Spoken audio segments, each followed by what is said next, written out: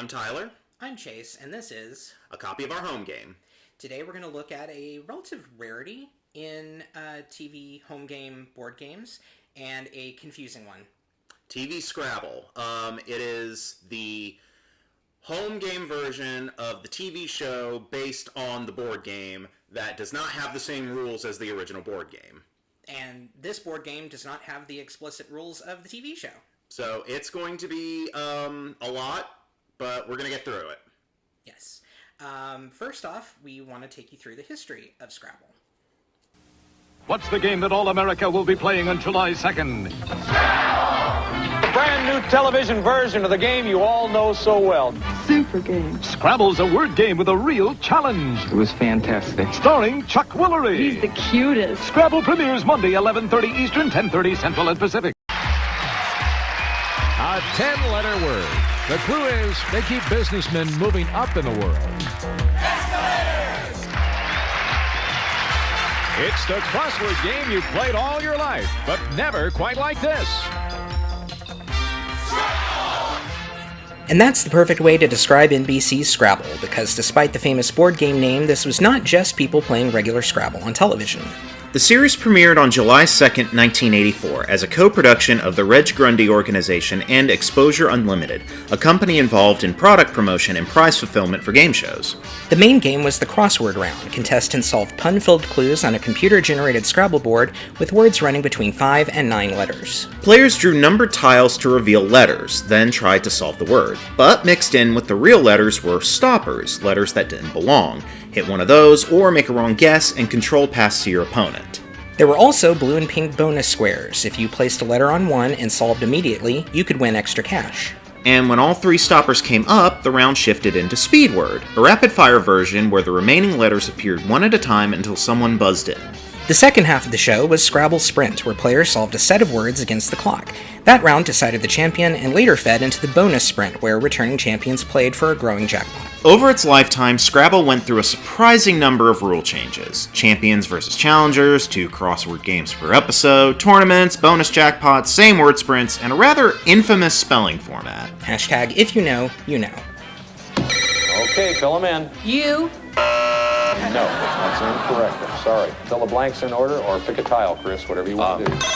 Okay, fill them in. I. No, sir, that's incorrect. Okay. Fill them in. A. Wrong. I've never had this happen. It's the first time. Chris? I know it. You know it? All right, fill it in. O. Yes. I. Yes. T. Yes. E. Yes, sir.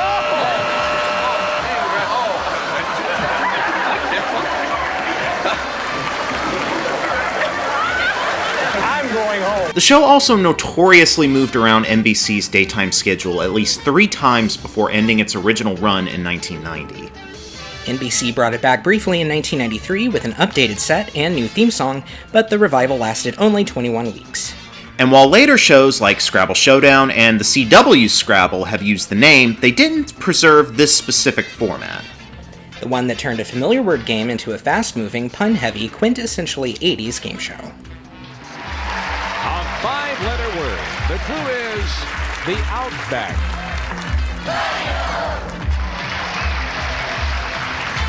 It's the crossword game you've played all your life, but never quite like this. So for the actual game itself, it comes with a bunch of different little gadgets and stuff. The main thing that we use is this little board here, which you can't, I doubt anything would actually show up on the camera, but what happens is you fold up these pages that have the sort of like little magic eye red screen sort of thing that reveals all the letters, the score numbers, the clues, everything you need to play a round of TV Scrabble. And it, you, one at a time, when you select letters, we'll play through it in a bit to show the exact rules, but you'll, when we select letters, we will partially lower the,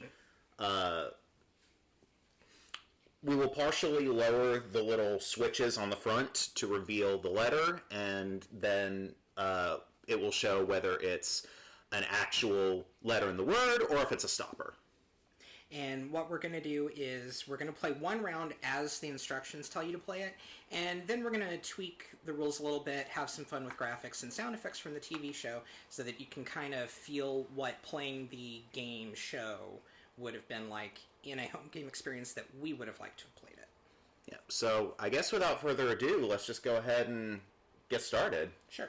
I'll go ahead and get a paper folded while you briefly go over the instructions. So each page basically constitutes an entire game. It's how many rounds? 5 rounds total. And then the 5th round constitutes the Scrabble sprint. The first thing we'll do is the rules say that we need to choose one player to be the champion and the other player to be the challenger. I figure since you are considerably better at crossword games than I am, you're the champion, I will be the challenger. I am not holding my breath. I'm going to win this, but we're going to try. Maybe I'll win. Every puzzle gives you a free letter. The first one is the letter that will go in the center square on the Scrabble board, and that one is the letter A. This first round has 8 letters total. The A is the second letter in the puzzle. Okay. All right, the clue is they go downstairs. They go downstairs. They go downstairs. So. All right, and because starting out, this is a champion round, we're going to start with you. Yes, so I will pick letter number 6.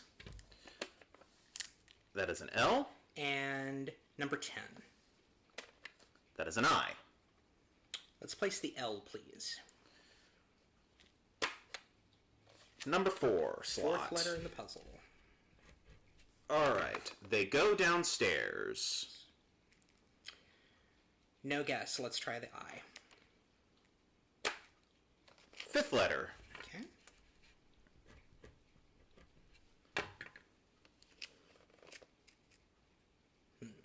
Still no guess. Number 3 and number 4. Okay. 3 is H. 4 is I. Try the H. Oh, stopper. All right. So that means play now moves over to The challenger. Yes. So I'll take that. You still have the I available. Pick one more. All right. Let's pick the 11. 11 is an R. So you have the I and the R. Let's do the R. R is first letter in the word. Ooh, okay. I guess I'm going to have to go for the I. 3rd letter. Ooh.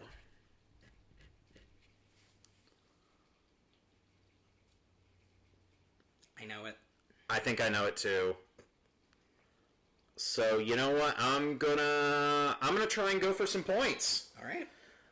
So let's see, there's 1 stopper left.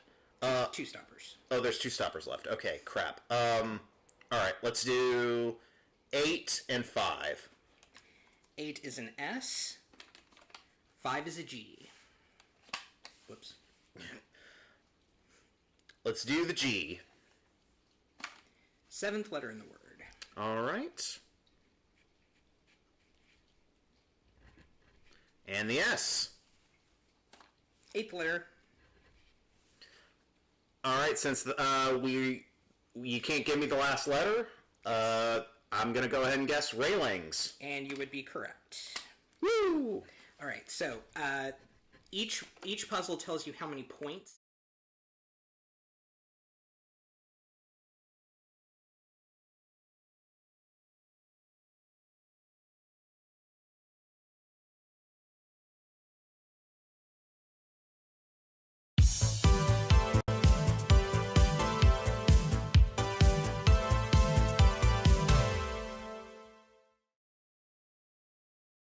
I'm Tyler. I'm Chase, and this is A copy of our home game. Today we're going to look at a relative rarity in TV home game board games, and a confusing one. TV Scrabble. It is the home game version of the TV show based on the board game that does not have the same rules as the original board game. And this board game does not have the explicit rules of the TV show. So it's going to be a lot, but we're going to get through it. Yes. First off, we want to take you through the history of Scrabble. What's the game that all America will be playing on July 2nd? The brand new television version of the game you all know so well. Super game. Scrabble's a word game with a real challenge. It was fantastic. Starring Chuck Willery. He's the cutest. Scrabble premieres Monday, 11:30 Eastern, 10:30 Central and Pacific. A 10-letter word. The clue is they keep businessmen moving up in the world. It's the crossword game you've played all your life, but never quite like this. And that's the perfect way to describe NBC's Scrabble, because despite the famous board game name, this was not just people playing regular Scrabble on television. The series premiered on July 2nd, 1984, as a co-production of the Reg Grundy Organization and Exposure Unlimited, a company involved in product promotion and prize fulfillment for game shows. The main game was the crossword round. Contestants solved pun-filled clues on a computer-generated Scrabble board with words running between 5 and 9 letters. Players drew numbered tiles to reveal letters, then tried to solve the word. But mixed in with the real letters were stoppers, letters that didn't belong. Hit one of those, or make a wrong guess and control pass to your opponent. There were also blue and pink bonus squares. If you placed a letter on one and solved immediately, you could win extra cash. And when all 3 stoppers came up, the round shifted into Speed Word, a rapid-fire version where the remaining letters appeared one at a time until someone buzzed in. The second half of the show was Scrabble Sprint, where players solved a set of words against the clock. That round decided the champion and later fed into the bonus sprint, where returning champions played for a growing jackpot. Over its lifetime, Scrabble went through a surprising number of rule changes. Champions versus challengers, 2 crossword games per episode, tournaments, bonus jackpots, same word sprints, and a rather infamous spelling format. Hashtag if you know, you know. Okay, fill them in. You. No, that's incorrect. I'm sorry. Fill the blanks in order or pick a tile, Chris, whatever you want to do. Okay, fill them in. I. No, sir, that's incorrect. Okay. Fill them in. A. Wrong. I've never had this happen. It's the first time. Chris? I know it. You know it? All right, fill it in. O. Yes. I. Yes. T. Yes. E. Yes, sir.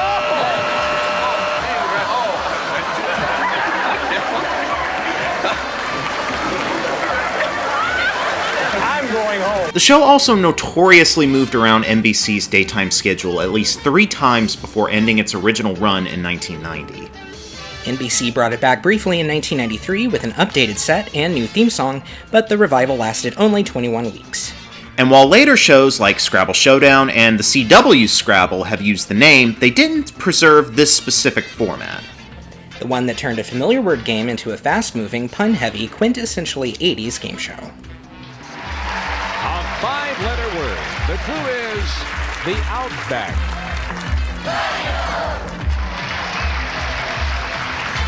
It's the crossword game you've played all your life, but never quite like this. So for the actual game itself, it comes with a bunch of different little gadgets and stuff. The main thing that we use is this little board here, which you can't, I doubt anything would actually show up on the camera, but what happens is you fold up these pages that have the sort of like little magic eye red screen sort of thing that reveals all the letters, the score numbers, the clues, everything you need to play a round of TV Scrabble. And it, you, one at a time, when you select letters, we'll play through it in a bit to show the exact rules, but you'll, when we select letters, we will partially lower the, little switches on the front to reveal the letter, and then it will show whether it's an actual letter in the word or if it's a stopper. And what we're going to do is we're going to play one round as the instructions tell you to play it, and then we're going to tweak the rules a little bit, have some fun with graphics and sound effects from the TV show so that you can kind of feel what playing the game show would have been like in a home game experience that we would have liked to have played it. Yeah, so I guess without further ado, let's just go ahead and get started. Sure. I'll go ahead and get a paper folded while you briefly go over the instructions. So each page basically constitutes an entire game. It's how many rounds? 5 rounds total. And then the 5th round constitutes the Scrabble sprint. The first thing we'll do is the rules say that we need to choose one player to be the champion and the other player to be the challenger. I figure since you are considerably better at crossword games than I am, you're the champion, I will be the challenger. I am not holding my breath. I'm going to win this, but we're going to try. Maybe I'll win. Every puzzle gives you a free letter. The first one is the letter that will go in the center square on the Scrabble board. And that one is the letter A. This first round has 8 letters total. The A is the second letter in the puzzle. Okay. All right. The clue is they go downstairs. They go downstairs. They go downstairs. So. All right.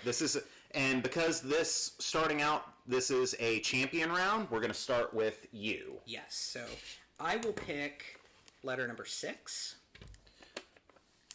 That is an L. And number 10. That is an I. Let's place the L, please. Number 4 slot. 4th letter in the puzzle. All right. They go downstairs. No guess. Let's try the I. 5th letter. Okay.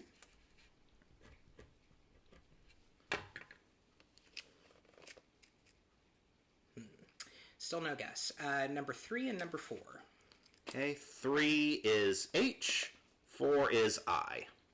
Try the H. Oh, stopper. All right. So that means play now moves over to The challenger. Yes. So I'll take that. You still have the I available. Pick one more. All right. Let's pick the 11. 11 is an R. So you have the I and the R.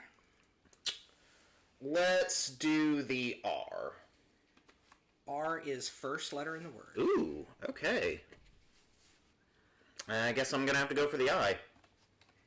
3rd letter. Ooh.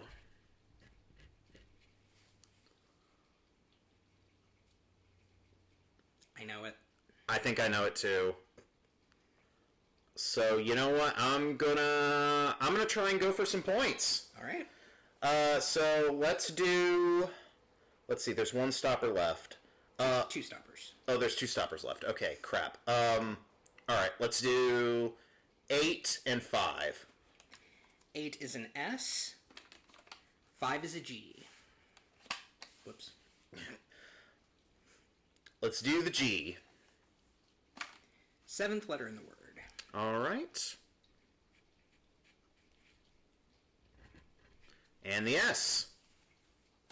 8th letter. All right, since you can't give me the last letter, I'm going to go ahead and guess railings. And you would be correct. Woo! All right, so each puzzle tells you how many points a word is, so you have 18 points. Okay, so that's 18. Oh, 18 total, because Yes. there was... Yeah. We didn't hit any bonus letters.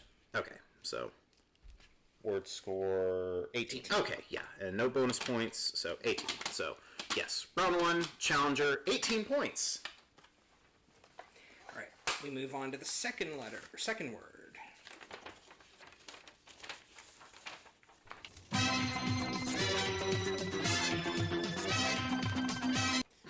Obviously, we'll be editing out all of the...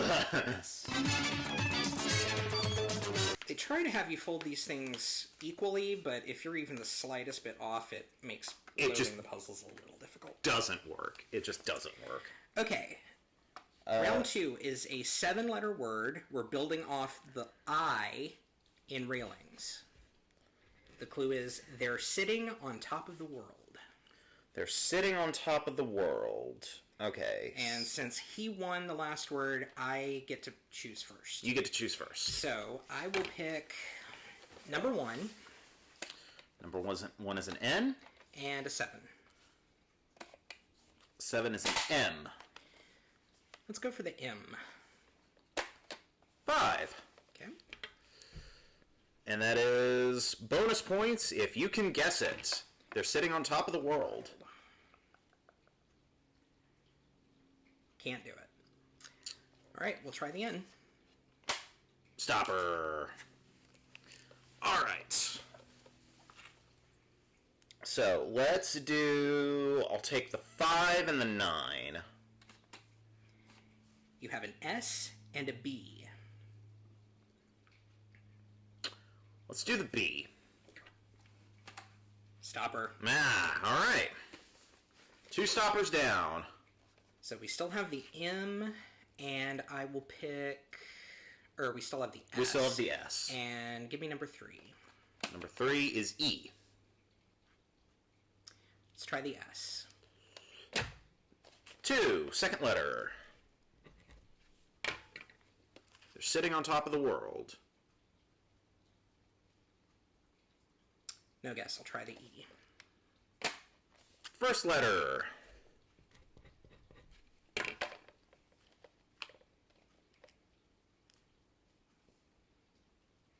Still no guess. Let's try the 2 and the 6. Okay, that's an S and an X. The S. 7th letter.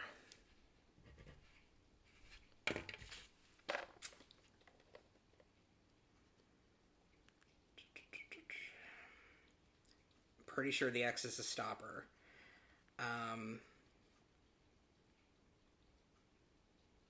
But I have no choice. Play it. All right. Yep, that's a stopper. So, all right. Now, all the stoppers have been done. That means technically we go into speed round. If this were the TV show. If this were the TV show. Let me see. And it looks like it just goes to me. Okay. Yeah, the last 2, 8 and 10, is an O and a K. So I'll go with the... I know what it is. Yeah. Can we say that? I don't know if we can say this. I mean... It was the 80s. It was acceptable in the 80s. Not so much today. You know what? I'm gonna go with the K. We don't mean anything by it. So I can get the bonus points for it. Eskimos. Correct. 13 points for you plus the bonus. It is... Light blue. It was a light blue, so that's 25 extra points. Ooh. Just as soon as that came out, I was like, oh no.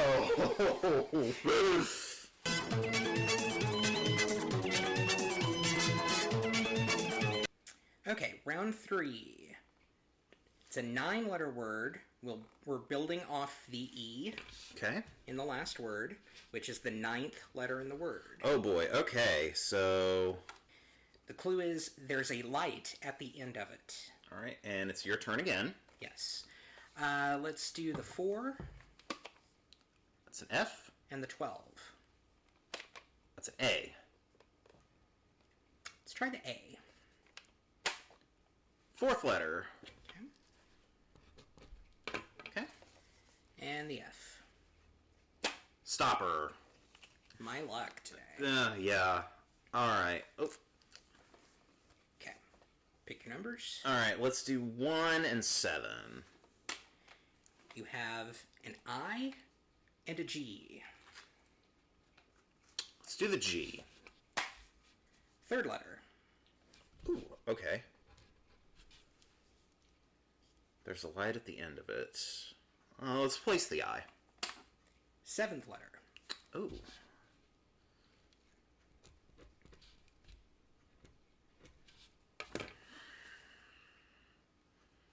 Yeah, I gotta go for it. Right. Yeah, I gotta guess, or pick more letters.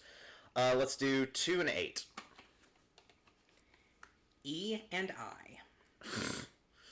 Let's try the E. 6th letter. Ooh, okay. And the I. 8th letter. You know what? That's not an I. That's a T. Oh, that's a T, and that's the 8th letter? Yes. There's a light at the end of it. I still don't know. And the 1 is also a T. Oh, well... It's because this thing is not aligned properly. Okay. I do know it. I might know it, but I don't know. Alright, let's do 10 and 11. M and S. Let's do the M. Stopper. Alright, control back to you. Yep, and there is 1 bonus square out here, and I'm hoping I get it when I pick number 5. Number 5 is... That is an I. That is an I, yes. Okay, I'll go ahead and place it. The I. 2nd letter. And I will go ahead and guess it. Cigarette. Oh, yeah, you know what? That is. How many points was that one? Alright, that was 12 points. 12 points. Alright, round 4 is a 6-letter word. Mm-hmm. We're building off the first E in cigarette. Okay. And that is the 5th letter. 2 dark blue bonus squares available in this one. So these are going to be 75 points if we can manage to snag them. Yes. Alright, the clue is Garment District. All right. And it is my turn. Yes. So, okay. Because I finally won one. Yes. Alright, Garment District. Yes. Okay. Let's do the 2 and the 8. You have a D and an R. Let's place the D. Stopper right off the bat. Immediately. Okay, cool. So now it's your turn. Yes, we still have the R available. Let's pick number 1. Number 1 is an O. Let's try the O. 3. 3rd letter.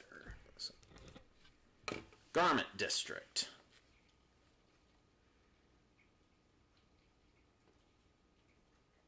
That R is a stopper.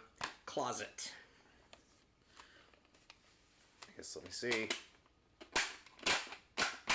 Yeah, it is. All right. Right? How much was the word? That was 8 points. 8 points. You are still way, way ahead of me. Yeah, all because of that bonus. Yes. Okay. This word has 5 letters. We're building off the C in closet. The clue is you can disappear without it. You can disappear without it. Okay. Alright. I'm going to do... Let's do 6 and 8. H and E. Let's place the H. Stopper. I know how I felt the first time. Yeah, I know. Okay, so we still have the E. Let's try number 5. Number 5. That's a K. You can disappear without it. Without it. Let's try the K. Stopper. Alright. 1 stopper left. Alright, give me the 1. 1 is an A. Alright, vowels. Let's place the A. 3rd letter. Okay. You can disappear without it. Let's place the C. The E. Or the E, yeah. Stopper. Okay, so, now I guess we just, reveal these one at a time. We go one at a time, we reveal whichever letter, and then we have a chance to guess. If we can't guess, we pass on to the other person. Works for me. Okay, so, since that was my stopper, you go first. Okay. We'll just reveal these in order. Yeah, so... The next letter is an R. That was the 2nd. 2nd letter. And it is a bonus if you can man it. You can disappear without it. Trace. There you go. Last letter E. First letter T. There we go. Trace. Okay, so the word itself was 7 points. plus 25. Yep. Yeah, you got one there. It's 32. Okay, so that's 52 points for me. And that is 56 for me. Okay. All right, so it's going to come down to the sprint between us. Yes. Isn't this exciting? All right, and so the sprint round here comes with this big, chunky plastic sprint meter, they call it. Basically, how this works is we'll be revealing the letters in each puzzle one at a time. When we think we know it, we have to hit our side of the button, which will move Tick the it over. pointer over to us. One by one. And I guess since you're the champion, you will start. In the crossword rounds, all the letters are scrambled on this device. In the sprint round, they are in the correct order, but this tells you what order to slide down each word so that it's still a puzzle. Mm-hmm. So, Sprint 1, they're in mint condition. It's a six-letter word. All right. Ready? Ready. J. S. Juleps. All right. So that was 15 points. 15 points for you. This is where I'm going to suffer. It should be noted, Scrabble is one of the 2 TV shows, along with Wheel of Fortune, that helped me learn how to read when I was 2 years old. So, He's in his wheelhouse right now. a little bit. Sprint number 2. 7-letter words. The clue is they go up in smoke. They go up in smoke. So Then you'll go first. I'll go first this time. Okay. K. S. T. T. O. Cookies. No, it's Nope, not. it's not. It's not. It's Okay. not, but that means I get to guess, You get a free guess, yes. which I'm going to say rockets. And that's it. So yay, I won one. That was 13 for Sprint 2. All right, final sprint. Final sprint. Here we go. 8-letter word. Alaskans have a big one. 8-letter word. I really hope this isn't another slur. I really don't want to have to say another one. All right, ready? All right, you start first.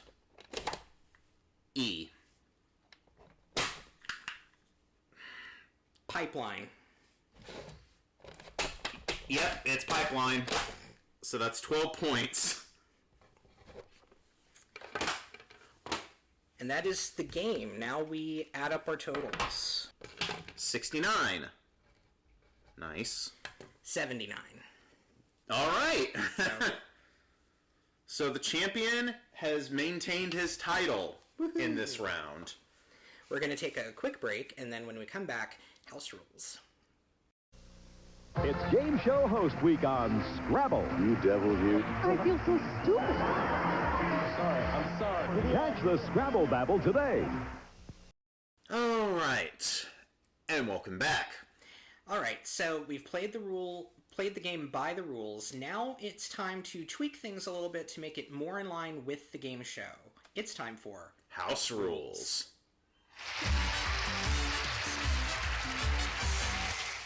All right, so the biggest difference between the game show board game and the actual game show is this game used all 4 different colors of bonus squares. The game show actually only used 2, pink and blue. So we're going to alter the scoring a little bit and more in line with the game show. Mm-hmm. So the way it's going to work is each word is, since we're doing this one at a time, each word is going to have a set point value that's going to reduce per how many letters have been chosen. While on the show, blue squares would be a $500 bonus and pink squares would be a $1,000 bonus. we're going to do a 50-point bonus for blue and a 100-point bonus for pink. Yes. So how this will work is I will calculate how much each word is worth. We're assigning 50 points per letter in the puzzle. Since the first letter is always revealed, that won't count against us when we play. But the points awarded will be based on how many letters remain in the word when you guess. Yeah. So, since this is going to be me, my game entirely, you'll be the scorekeeper and whatnot. So, and then once you've played all 8 clues in the game, we'll do one for me, and then we'll compare points at the end. All right. Sounds good. Well, right. This will be, this is my chance to redeem myself. I won't. Okay. We're building off the letter H. It is a 9-letter word. The H is the 4th letter. And just so you all know, I'm having to physically draw out each thing. I don't know if it's even visible, but... Which is why, through the magic of post-production, you're going to see the puzzle as it's revealed. Alright, the clue is, he takes little bites. He takes little bites. And this is worth 450 points if you can tell me what it is right now. No. Alright.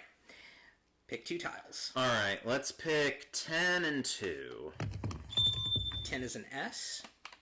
2 is an A. Let's pick the S. Stopper. Alright, well, since I'm just doing this myself, let's just pick the A. 6th. Alright. He takes little bites. Okay. Let's do 8 and 1. You have an I and a U. Let's pick the U. 8th letter. Ooh. And that is a bonus square. He takes little bites. I have no idea. I really have no idea. So let's just go with the I. The I. 3rd letter. Okay. I know it. Of course you do. Yeah, no. Gonna have to pick 2 more tiles. Okay. Let's do 12 and 11. You have an H and a U. He takes little bites. Let's try the H. 2nd letter. Okay. He takes little bites. I think I know it. Let's take the U. 5th letter. Alright, I'm gonna guess Chihuahua. You are correct. And there were how many letters remaining? 3. So 3 times 50 is 150 points. Alright, 2nd word. We're building off the I in Chihuahua. 7 letters. The I is the 2nd letter. The clue is, they fight inflation. They fight inflation. Okay. Let's do 8 and 5.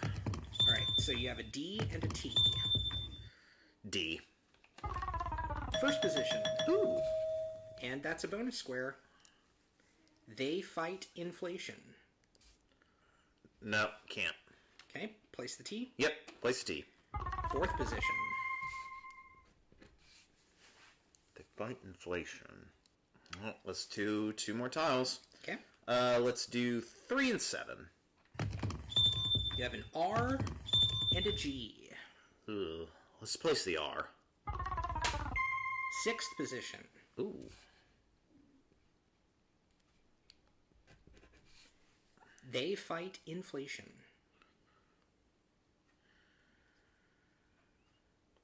I gotta place the G. Stopper. Stopper. Alright. 2 stoppers remaining. 2 stoppers remaining. Give me the 10 and the 1. You have an E and an E.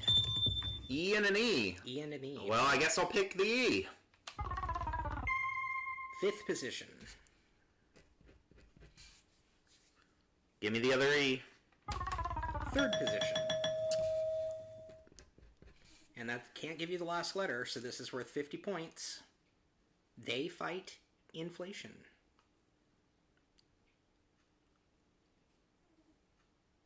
Dieter? Yeah. Dieters? Yeah, dieters. Oh, dieters. I'm sitting here. I think part of it's my handwriting, because I can't. Well, it couldn't have been an SNL reference. Dieter. I'm sitting here like, what is this word? Dieters. Okay, but hey, I got a bonus 50 points from that. The heck of it is, I'm on a diet right now. I've lost 15 pounds. Alright, so that was one letter left, 50 points plus 50 point bonus. Cool, 100. Well, it's better than nothing. Alright, third word. 8 letters. The third letter is the S. So it's worth 400 if you can tell me what it is right now. You can travel on it. You can travel on it. Nope. Alright, pick 2 tiles. Give me the 9 and the 2. You have an L and an N. Let's place the N. 5th position. And of course it's the bonus square. It's the bonus square. You can travel on it. Nope, gotta take the L. Stopper. Which is a stopper. So I took the L. Alright, let's do 5 and 11. You have a U and an S. Let's place the U. 2nd position. You can travel on it. I figured it out. I know that doesn't help. That doesn't help me at all. Yeah, let's do the S. 7th letter. Now, this is where I would deviate a little bit, because on the game show, if multiple of the same, this would be giving it away, except I just noticed he realizes what the word is.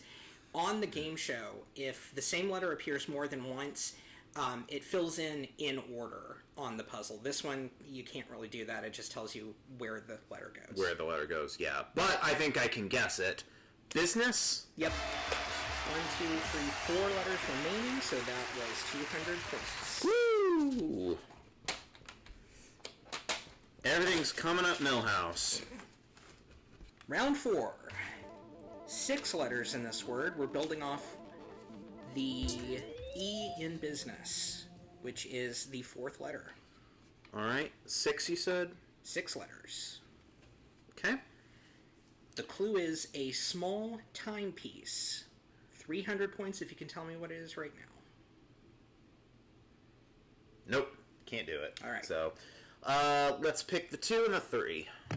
You have a J and a T. Let's take the T. 6th position. Okay, so... A small timepiece. Alright, let's go with the J. Stop. Okay. Oh, 1 and 8. M and M. M and M. Alright, let's just pick the M then. 3rd position. A small timepiece. I got it. Let me pick the other M. That's a good idea. 1st position. Moment. You got it. Woo! Alright, 2 letters left, so that was 100 points plus... Plus another 100. Was it 50 for blue or 100? Oh no, it was 100 for pink, so 50 for blue. Yes. So, yeah, that was 100 plus 50. Yes. 150. 150, cool. I really hope that showed up on the camera. His tongue stuck out. It might have. It might have. Because his head was... Yeah, fully up. Aww. Alright, last clue of the crossword round. Alright. It's a 5-letter word. We're building off the O in moment, which is the 2nd letter. Okay, 5 letters. Okay. Babies sometimes have them. 250 points if you can tell me what it is right now. You know what? I'll guess. I'll just guess. Okay. Tooth. No. Okay. So, we're just gonna play normally. Yes. Give me the 5 and the 8. You have a B and an O.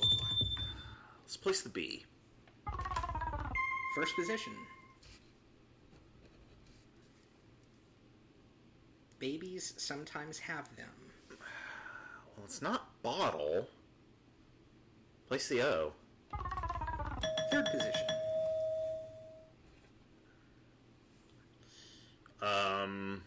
Could it? It couldn't be. Could it? Boots? No. Damn it. Okay. Alright, well. Crap. I guess let's do 3 and 7. 3 is a U. 7 is an M. Let's place the M. Fourth position. Booms? That's it. Baby boom. Oh. That was like the image of the math going through my head trying to figure that out. I hope you edit that in. All right, so that was what, 50 points? 50 points. Okay. All right, so my total count for the rounds is 650. All right, now we move into the sprint round. Now, on the TV show, there would be a timer involved, lots of technical things that we just can't do. So we're just going to play these 3 rounds like we would the others. You just tell me when you know it. You know what? I'll hit the thing to indicate. Okay. The first word has 5 letters. Sometimes it's found in sticks. Sometimes it's found in sticks. Ready? Ready. Go.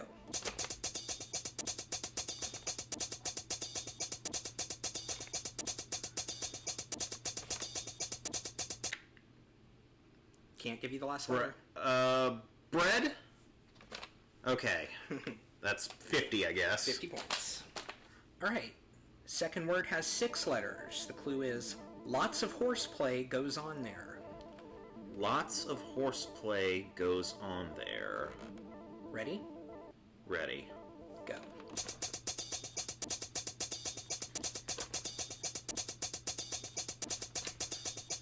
Lots of horseplay goes on there. Stalls? No. Continuing on. Alright. That's an E. Oh. Stable. Alright, well, none for me for that round. Alright, final word has 9 letters.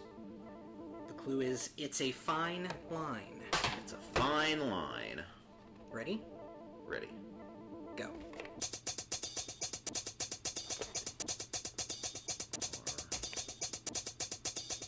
It's a fine line.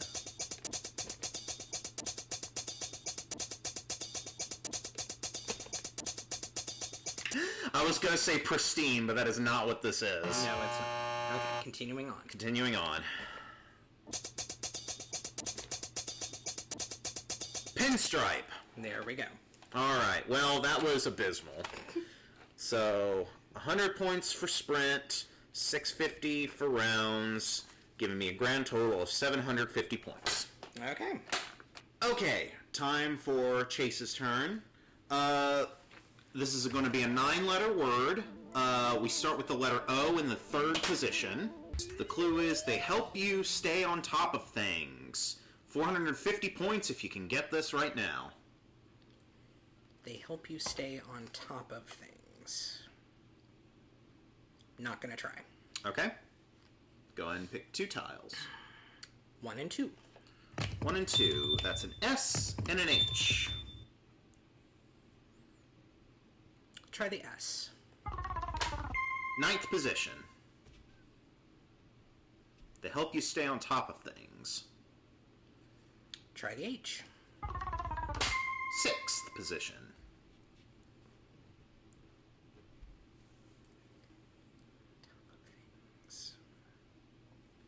Still no guess. 7. S. And 10. An O. Try the O. Seventh position. And 50 additional points if you can guess. They help you stay on top of things. Not gonna risk it. Place the S. Alright. First position.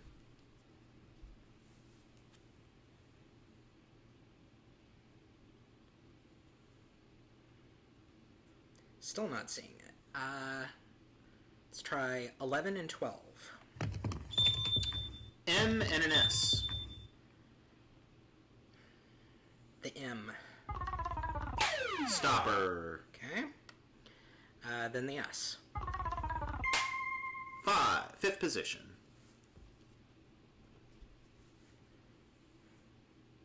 They help you stay on top of things. I think I know what it is.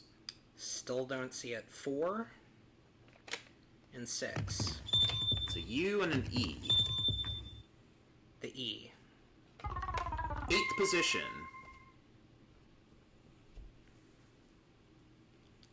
Something shoes. They help you stay on top of things. And I know the U is a stopper, but I have no choice, so play it. Yep, stopper. 8 and 9. T and a W. Okay, now I think I know what it is. Place the W. Fourth position. Snowshoes. Yep, you got it. So it's 50 points for me. 50 points. Alright. Building off the letter E in snowshoes. It's a 7-letter word. E is the 3rd letter. Alright, so that's... The clue is a showroom. Can you guess? No. Alright. Alright, number 7. E. And number 10. A. Try the A. 4. Fourth position. Bonus points. A showroom. No. Try the E. 6.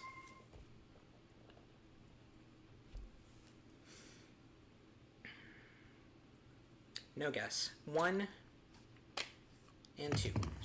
It's an R and a T. Let's try the T. 5th position. A showroom.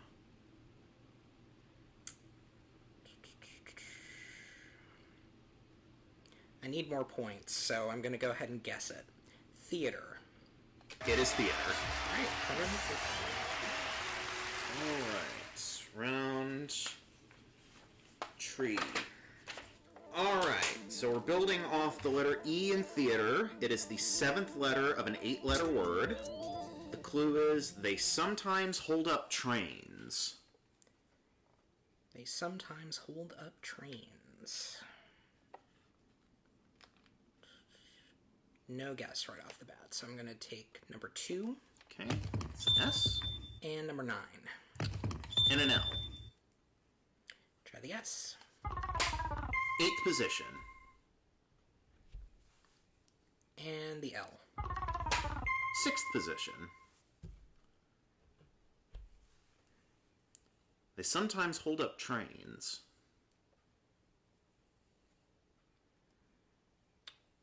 Right, no guess yet. 4. It's T. And 5. And an H. Try the T. 5th position.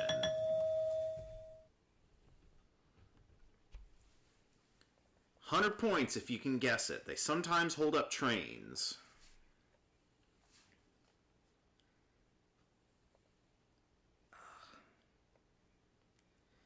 Can't do it. Place the H. Stopper. Okay. 10 and 11. A and an S. The S. Fourth position. We're just going backwards. Yes, we are. I think that's a stopper. I'm gonna guess trestles.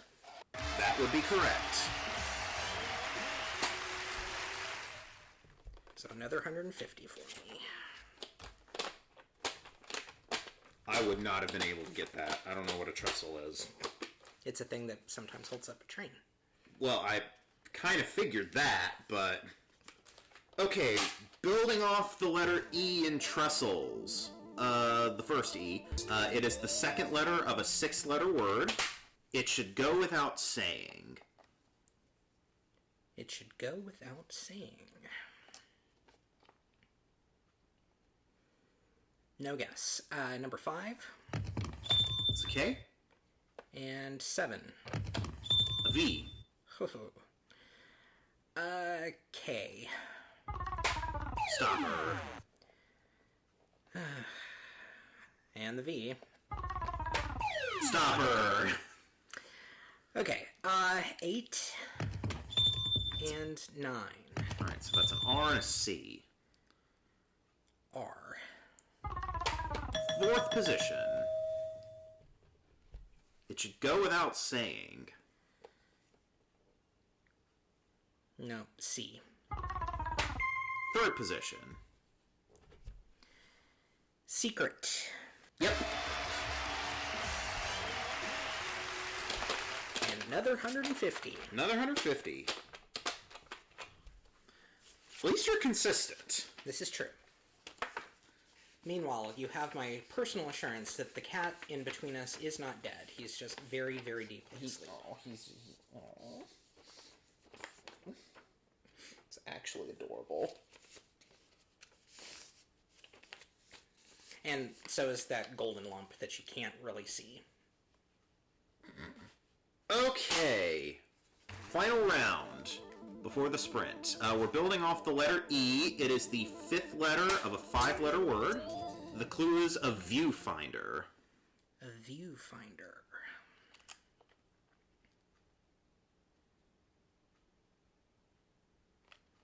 I think I can guess it right now. Okay. Scope. No. Damn. Okay.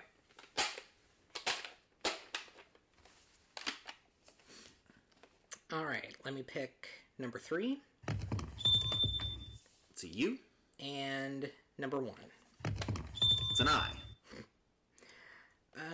The I. Third position. A viewfinder. And the U's probably a stopper, but go ahead.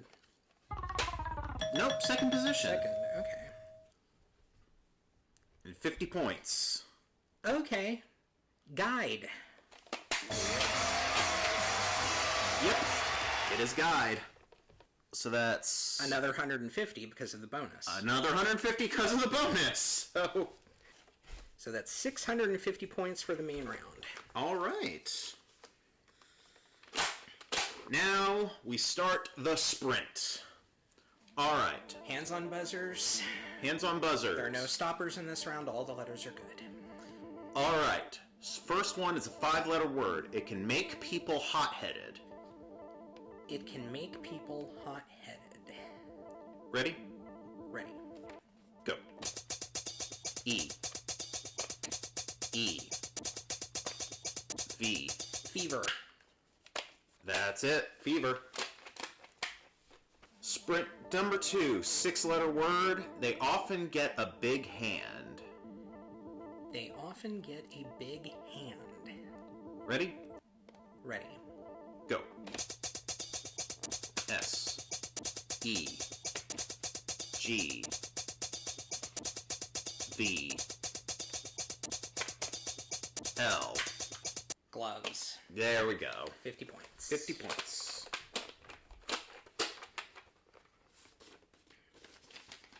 All right.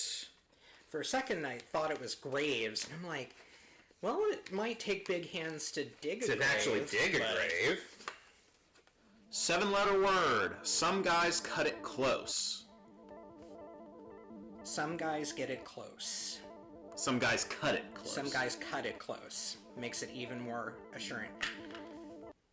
Barbers. No. Damn. Okay. Ready? Okay. Some guys cut it close.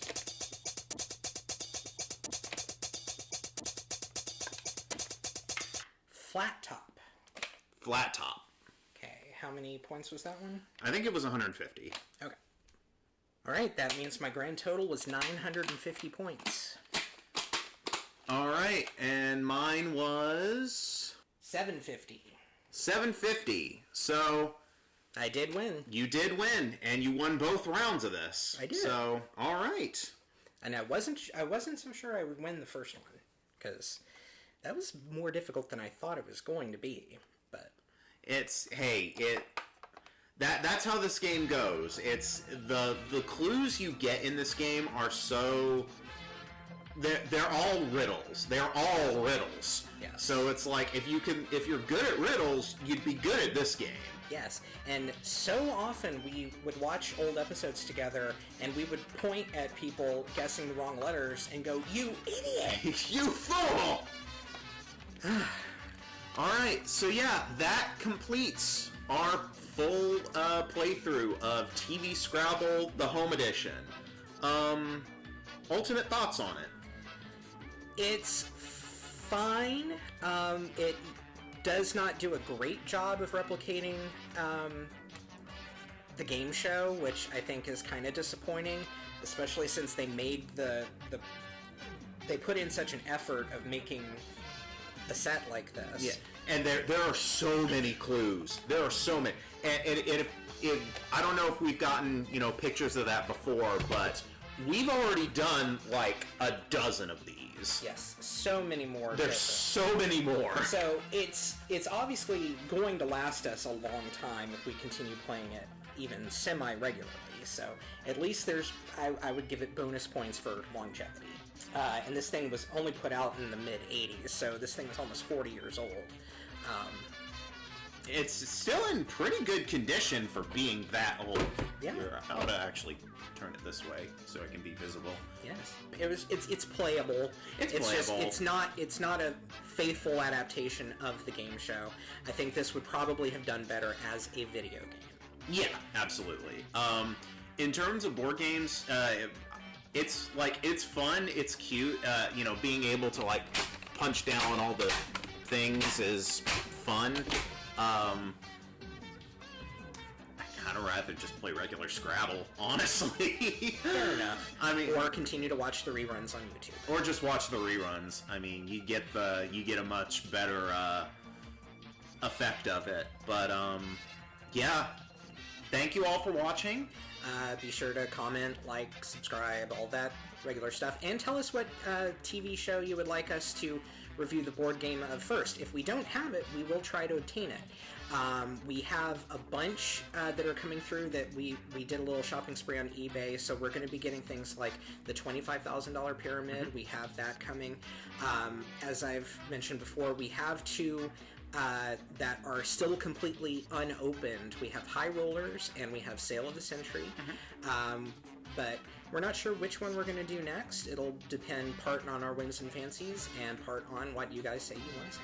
Yeah, so with that, again, this has been a copy of our home game. I've been Tyler. I've been Chase.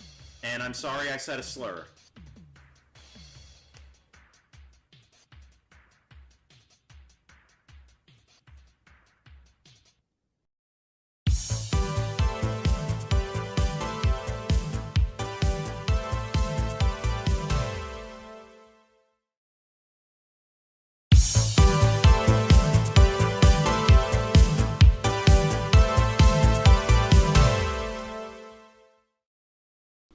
Hi, I'm Tyler. And that would make me Chase. And today we are talking about the game show Wipeout, unrelated to the most recent iteration with all of the obstacle courses over water and all that fun stuff. This is something from 88? Yep, 88. 88 to 89. If you're a U.S. Game show person, you may not be as familiar with it. It was much more popular in the U.K. But yeah, let's just kick straight up with our history segment. Today, when most people hear the name Wipeout, they probably think of contestants bouncing off giant red balls, getting smacked by foam-covered obstacles, and falling into pools of water. Besides, there's a much more entertaining show that did that first. Hashtag if you know, you know. And what is today's month? That's Fish Fudge from Filthy Pierre's Bait Barge. And there's environmentalist Adam Ansel. Oh! And that's our MXE Impact replay. He's got balloons on his head. Actually, Ken, those aren't balloons. They're scientifically designed sacks that let him recycle his own personal gas. Just one look and you'll be hooked on Wipeout. Exuberant. Game show lovers, get ready. This is the game show you'll love to play. It's Wipeout. You can win big. Yeah. And you can lose it all as fast as you can say Wipeout. Wipeout. Come on, see what all the excitement's about. Play along with America's freshest, fastest, and funniest new game show. It's Wipeout. Weekdays at 9:30 on Channel 21. The place to be. Wipeout, at least the one we'll talk about today, was a trivia game show that premiered in first-run syndication in September 1988 and aired until June 1989. It was hosted by Peter Tamarkin, who game show fans know best from Press Your Luck. The format was easy to understand. Contestants were given a category and shown a board of possible answers. The goal, uncover all the correct answers and avoid hitting the wrong answers, also known as wipeouts. In the first round, 3 contestants faced a 4x4 grid of 16 monitors. 11 answers were correct, and 5 were wipeouts. The contestant in control chose one answer at a time. Every correct answer added money to their score, starting at $25 and increasing by $25 with each correct answer found. But if they picked a wipeout, their score for the round dropped back to 0, and their turn ended. So the game was built around risk and strategy. Do you keep picking and build up your score, or do you pass control and make someone else deal with the board? The round ended when all 11 correct answers had been found, or when all 5 wipeouts had been uncovered. There was also a hidden bonus prize in this round called the Hotspot. But in order for a player to actually keep it, the contestant had to still have the token at the end of the round and have enough money to advance. And if they picked a wipeout while holding the hotspot, then the token was taken away and another answer became the hotspot. The 2 contestants with the highest scores kept their earnings and moved on, while the 3rd place contestant left with consolation prizes. Next up was the challenge round. Each category had a board of 12 answers, 8 correct answers, and 4 wipeouts. Instead of simply taking turns picking answers, the contestants bid against each other on how many correct answers they thought they could name without wiping out. Bidding continued until one contestant reached the maximum bid of 8 or challenged the other contestant to prove their bid. If the high bidder completed the bid, they won the board. But if they made a mistake, the opponent had a chance to steal by naming just one remaining correct answer. If the opponent couldn't steal, the original bidder got another chance to complete the bid. The challenge round was played best 2 out of 3. Whoever won became the day's champion and advanced to the bonus round. In the bonus round, the champion faced a grid of 12 monitors. 6 answers fit the category, and 6 did not. The champion had 60 seconds to find all 6 correct answers by touching the monitors to light them up. Once 6 monitors were lit, the champion ran to a buzzer to lock in the choices. If all 6 were correct, they won a car. If not, they were told how many were right, then had to go back, turn off wrong answers, make changes, and try again before time ran out. Overseas, Wipeout found a much longer life. In the United Kingdom, the format first aired on satellite television under the title One False Move. That version ran on Galaxy, later Sky One, from October 1990 to January 1992. Then in 1994, the show made its move to BBC One under the Wipeout name, being popular enough to stay on the daytime schedules until December 2002. With minor tweaks to the gameplay that helped avoid the awkward zero-score tiebreaks, the British version managed to amass more than 560 episodes over its more than a decade on the air. So there were a couple of reasons why Wipeout did not last as long here in the US. Most of the stations that carried the show scheduled it in the early morning, like 1 a.m., 12:30 at night. Even the major markets, LA and New York, didn't run it until sometimes 2 o'clock in the morning, so it didn't get a lot of eyeballs on it. But in the episodes that we've watched, we found that there's a bit of a mechanical problem with how the game works that kind of made it less interesting to watch? Yeah, so it was real easy for, if you hit a wipeout, to lose everything. And because of that, because the rounds would end when either all the wipeouts were selected or all the correct choices were selected, it was real easy for people to go on to the next stage without any winnings at all. Yeah, there were many cases in which the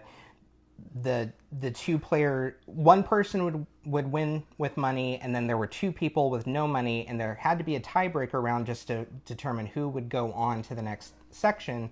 And so this person would move into round 2 with no money, no prizes, and nothing to show for it. And then if they happened to be eliminated in the middle, they would get some consolation prizes, but that was about it. Yeah, so it was mechanically not very thought out, but I think that was something they actually fixed for the overseas versions, didn't they? They did. The UK version specifically, the first round was actually multiple boards, not just one, in our version. And so it was like you played for points, not money. Not actual money. In the main game. But I think them tweaking it so that money was not as much of a factor in the first half of the show. Yeah, that definitely helped. Yeah. So that will lead us into what we're doing today, which is, it's not a board game specifically, because there wasn't actually a physical board game. There was never a physical Wipeout home game, but there was a computer game. It was released for, I think I've seen on eBay copies for the Commodore 64, the Apple II, and the Amiga. And I've played an emulator version that I found on archive.org. It's janky on my Apple. They tried to do a MIDI version of the theme song at the opening, but it didn't play very well on the emulator. So we've watched YouTube videos of other people playing the Wipeout computer game, and it's okay. One thing that's really weird is you only get, I think, 30 seconds in the bonus round, which makes it damn near impossible for you to win the bonus round on the computer game. Yeah. However, we do have something very interesting we came across. Someone on Etsy, you've got all the details on him. Yes. On Etsy, the account is called Game Show Studio.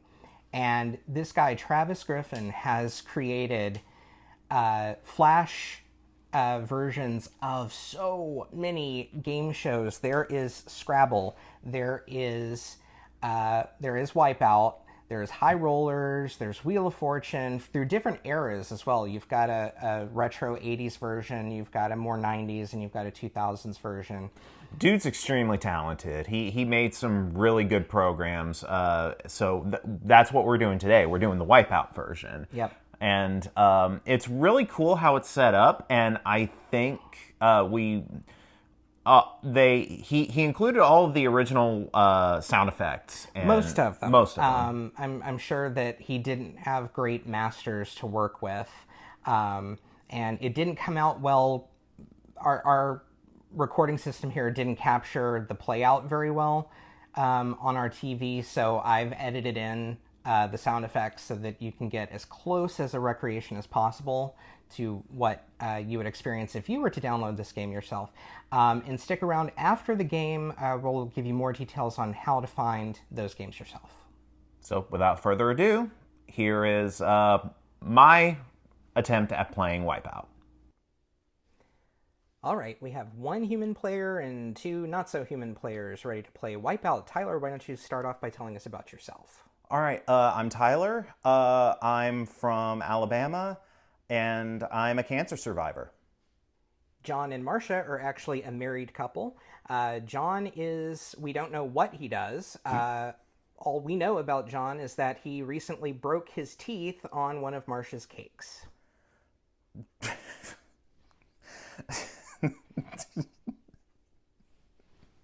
You know who I'm going to be using. Yeah. Okay. John! Marsha! All right, I'm ready to win some money. Good, some non-existent money. Some non-existent money. Let's do this. All right, let's get started with the first board. Okay. Brilliant but canceled. The Trio television network had a programming block called Brilliant but Canceled, in which they showed reruns of critically acclaimed but poorly watched series. 8 of these series were on that. 8 of the series titles you see in front of you were part of that series. The other 5 are Wipeouts. Your job is to get me the names of the correct series. And Tyler, since you're in first position, you get first check. Okay. Man, I'm gonna go with Cop Rock. I don't know if it was well received, but I know it did not last a full season. All right, was Cop Rock part of Brilliant but Canceled? Off to a great start. It's best to get those out of the way as early as possible. Yeah. So we haven't taken away anything from you, but control now goes over to John. What's John gonna pick? John is going to pick the Ernie Kovacs show. All right, $25 for John. Is he going to continue? No, he's going to pass control over to Marcia. Marcia is going to pick Central Park West. It's a wipeout for Marcia, but that means control now goes back over to Tyler. Back over to me. Okay, I'm gonna say God, the Devil, and Bob. God, the Devil, and Bob. Was it brilliant but canceled? Yay! All right, you now have $50. There are 1, 2, 3, 4, 5, 6, 7, 8, 9 correct answers left, and only 3 wipeouts. Okay. Let's do... Let's try Skag. Don't try Skag. All right. In that case, how about Bakersfield PD? You remember that one because we've played the credits several times. Yeah, we have. All right, does that mean I have told you once before that Bakersfield PD was on the series Brilliant but Canceled? Yay!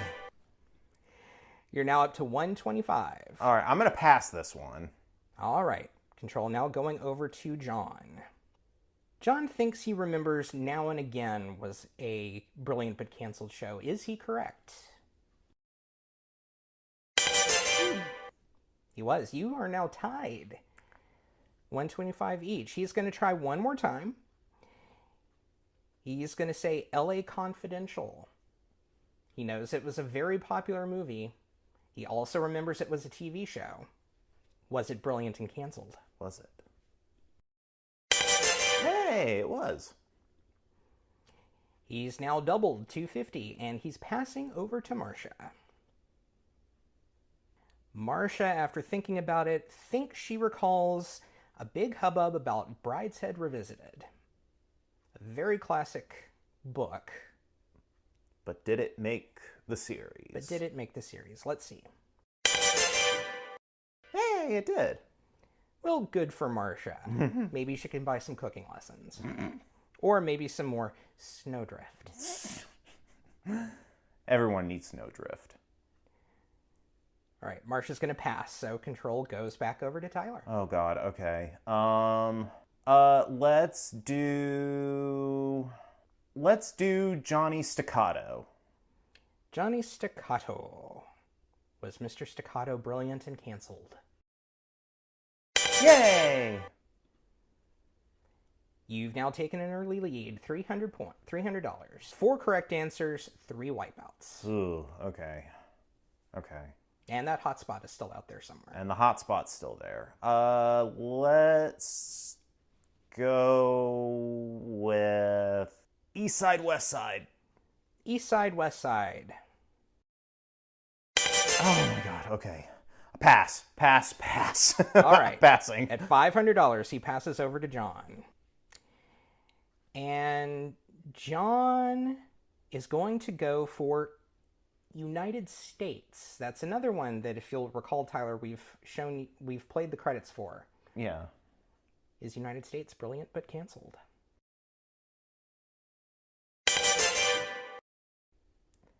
All right. He now trails you by $25, and he is going to pass to Marcia. Marcia seems to recall something about Skag. Oh. And away goes Marcia's 150 in her hopes of ever making a soft, pleasant cake. She's going to have to deal with making rock cakes. Exactly. All right, but that means the burden is now back to you. All right. 2 correct answers, including the hotspot. Ooh, okay. And 2 wipeouts. So it's a 50-50 shot here. Let's go with Fits and Bones. No, don't go for that. Let's go for Public Morals. Don't go for that one either. Let's go for Easy Streets. Hey! I actually hit the hot spot. Yes!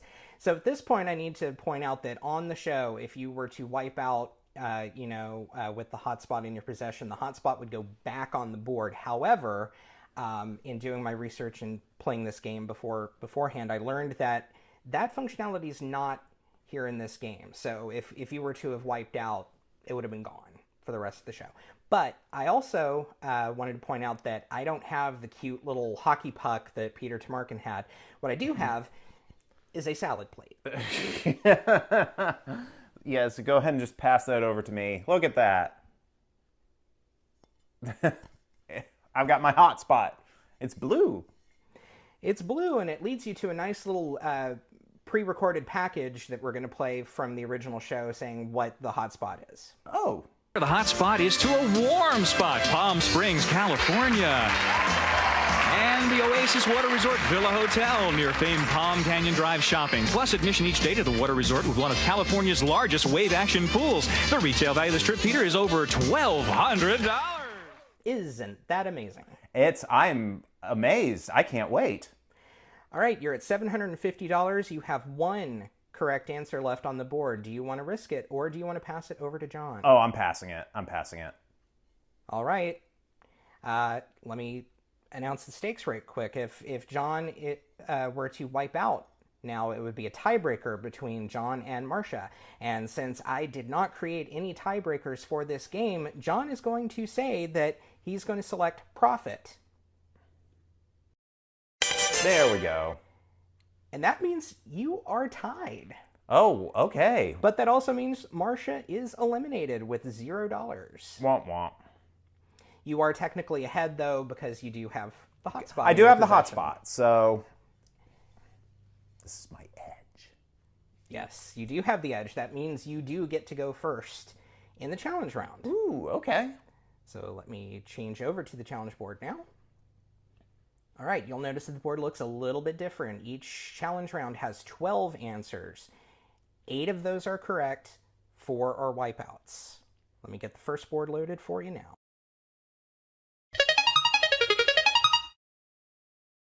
You and I are both fans of one legendary actor named Patrick Duffy. Of course. Of course. We all know he's from Dallas, so of course you know that show's not going to be on this. My challenge to you is to determine which of these shows has Patrick Duffy either guest starred in or been another regular cast member on. So how this works, you give me how many you think you can guess without wiping out. John will then have to either up the ante and bid 1 or more than that, or call you on it and force you to have to make the decisions. Right. We'll start low. I'm going to say 2. All right. Tyler bids 2. John thinks he can name 3. So it's back to you. Do you want to call him on 3, or do you want to try and go for 4? I'll try to go for 4.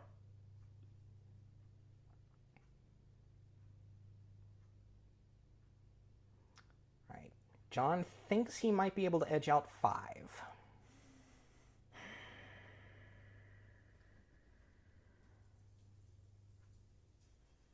You know, I'll go for it. I'll go for 6. All right. Tyler goes for 6. John says, do it. Okay. So, it's now up to you. Give me one of those correct answers. Okay. I'm pretty sure Duffy was on Touched by an Angel. Touched by an Angel. Did Duffy do it? Nice. Okay. As a matter of fact, he was on the last ever episode. Oh, okay. All right. 1 down, 5 to go. 1 down, 5 to go. Let's say Diagnosis Murder. Was Patrick Duffy on Diagnosis Murder? Whew. All right.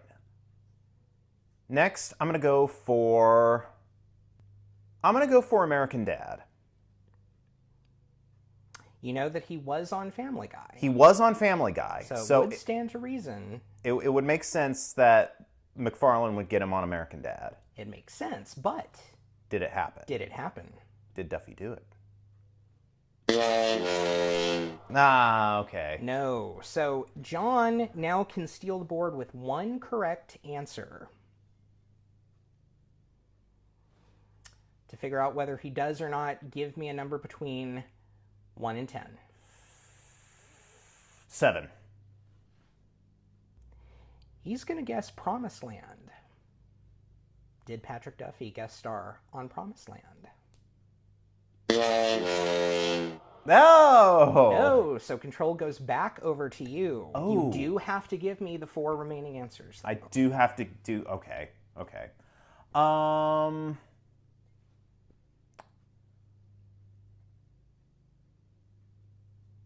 I want to say he did Bold and the Beautiful. Did Patrick Duffy, in fact, have a regular role on The Bold and the Beautiful? Hey, okay.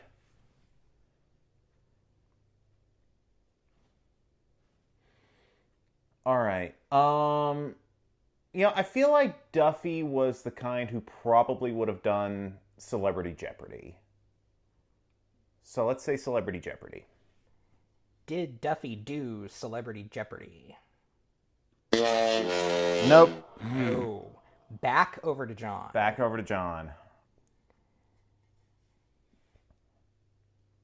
He is going to remember quite vividly that Patrick Duffy played a therapist who Barbara Jean fell in love with on Reba. Oh my... That's right. I completely forgot about that. All right, so that means that John has 1. It takes 2 to win, so we're going into board number 2. All right.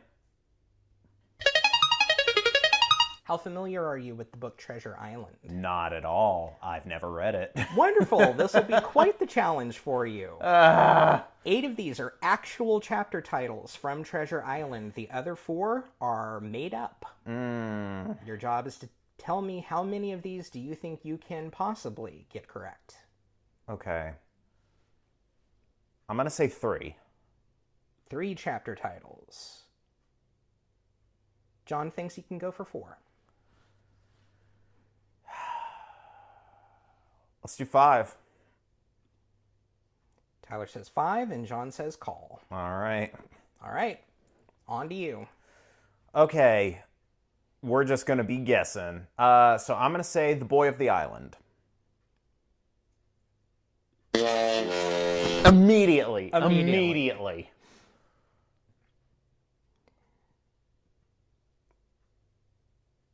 All right, he can steal with just the 1. So I need you to, again, give me a number between 1 and 10. Let's do 3. He's going to say The Captain's Men. Wow, okay. Back over to you. Okay. Let's do Black Dog. Was Black Dog the name of a chapter in Treasure Island? Whew, okay. 4 to go. The odds are somewhat on my side. How about Pieces of 8? Pieces of 8. That's right. We're referencing a Monty Python sketch if you weren't familiar. I hope you'll put a clip of that in. If I can find one. Anyway. Is it Pieces of 8? Is it Pieces of 8? Whew, okay. Let's try The Last of the Blind Man. The Last of the Blind Man. Very wordy. That seems like it would be. Hey! And it was. Okay. Perhaps that's a clue.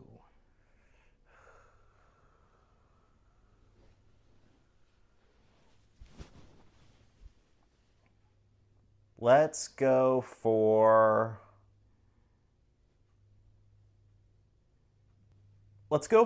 On Parole. Goddamn son of a bitch.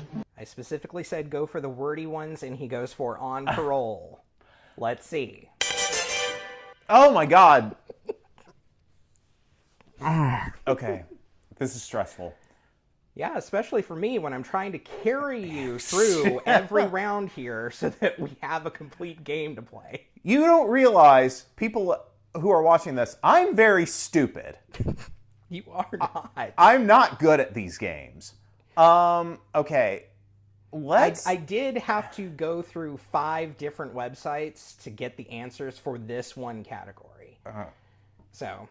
We don't own a copy of Treasure Island. No. This is why this is the only non-TV related category you're gonna see in this game. Yeah. All right.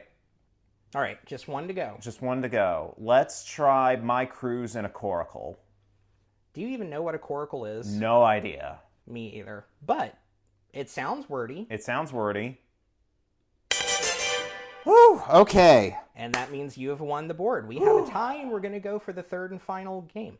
Real quick, What I Heard in the Apple Barrel. Okay. The Black Spot. Okay. And A Fond Farewell. Okay. Those were also the correct ones. All right. I knew it wasn't My Dinner with Andre, because that's a movie with Wallace Shawn. I was very, very silently praying that you would not select that one. I'm at least smart enough not to pick My Dinner with Andre. All right. I somehow think you're going to do fine with this next one.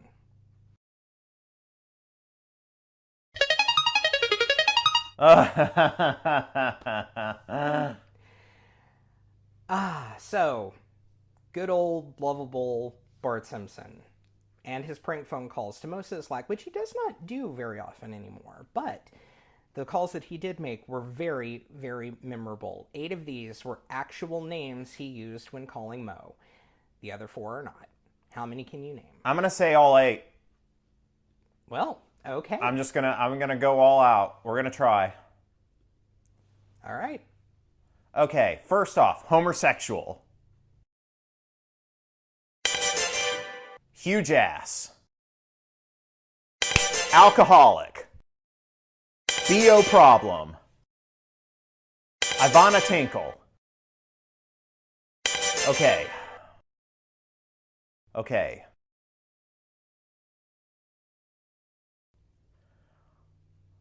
I know my enormous butt is a wipeout because it's Maya Butt Reeks. I remember that. I'm gonna say... Let's go with Joe Mama.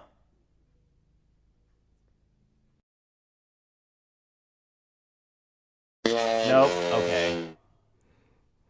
Fortunately for you, John was stuck in the 50s. So he has never seen an episode of The Simpsons. He's never seen The Simpsons. And he's going to think that Our Soul sounds like the name of a crank call.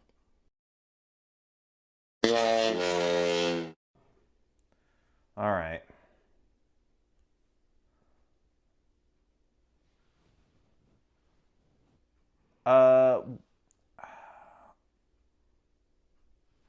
So you kind of have to get these. I kind of have to get these. Let's go with Barth Bag. How about you don't, and you go for Maya, because he did He did 2.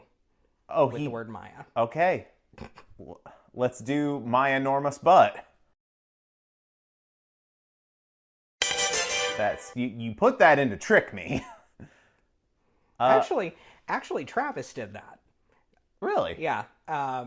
This is one of the ones that he included in the draft. I changed 2 of the wipeouts because I wasn't comfortable with either of us saying the words.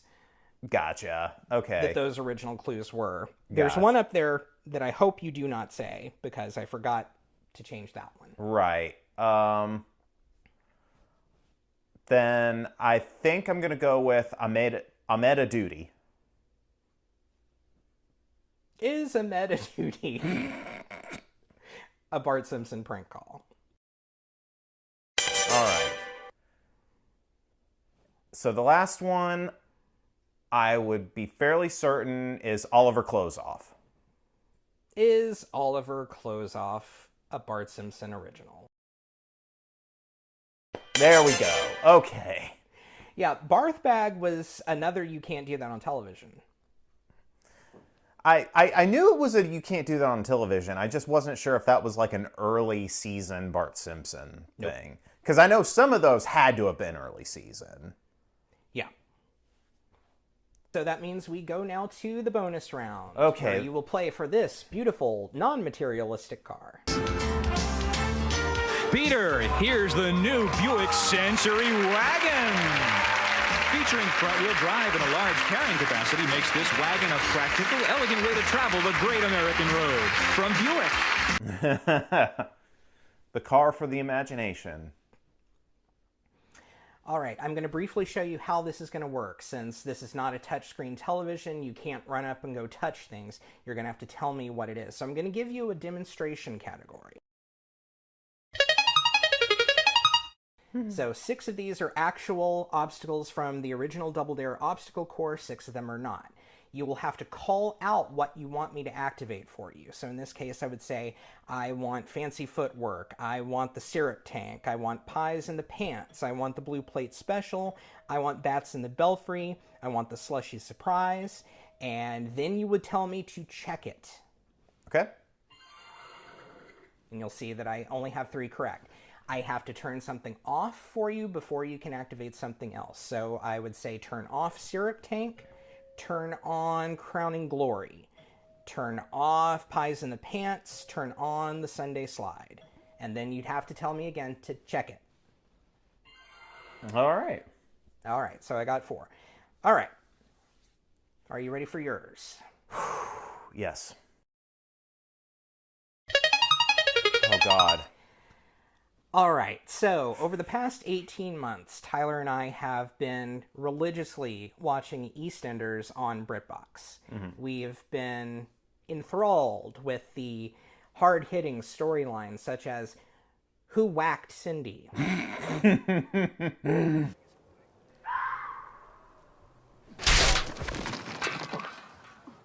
And Who Slapped Cindy? What? Once a slapper? Always a slapper. And Who Pushed Cindy Down the Stairs? You are over! And Who Rammed into Cindy and caused her to be trapped inside a burning car?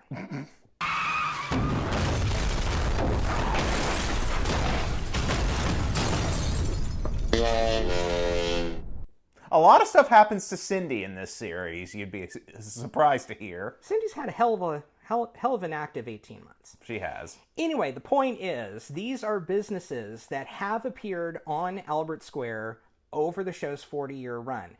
6 of them are current businesses, 6 of them are not. You need to tell me the current businesses in 60 seconds or less. Oh, God. Okay. Are you ready? Yes. Let's begin. McClunky's. Walford East.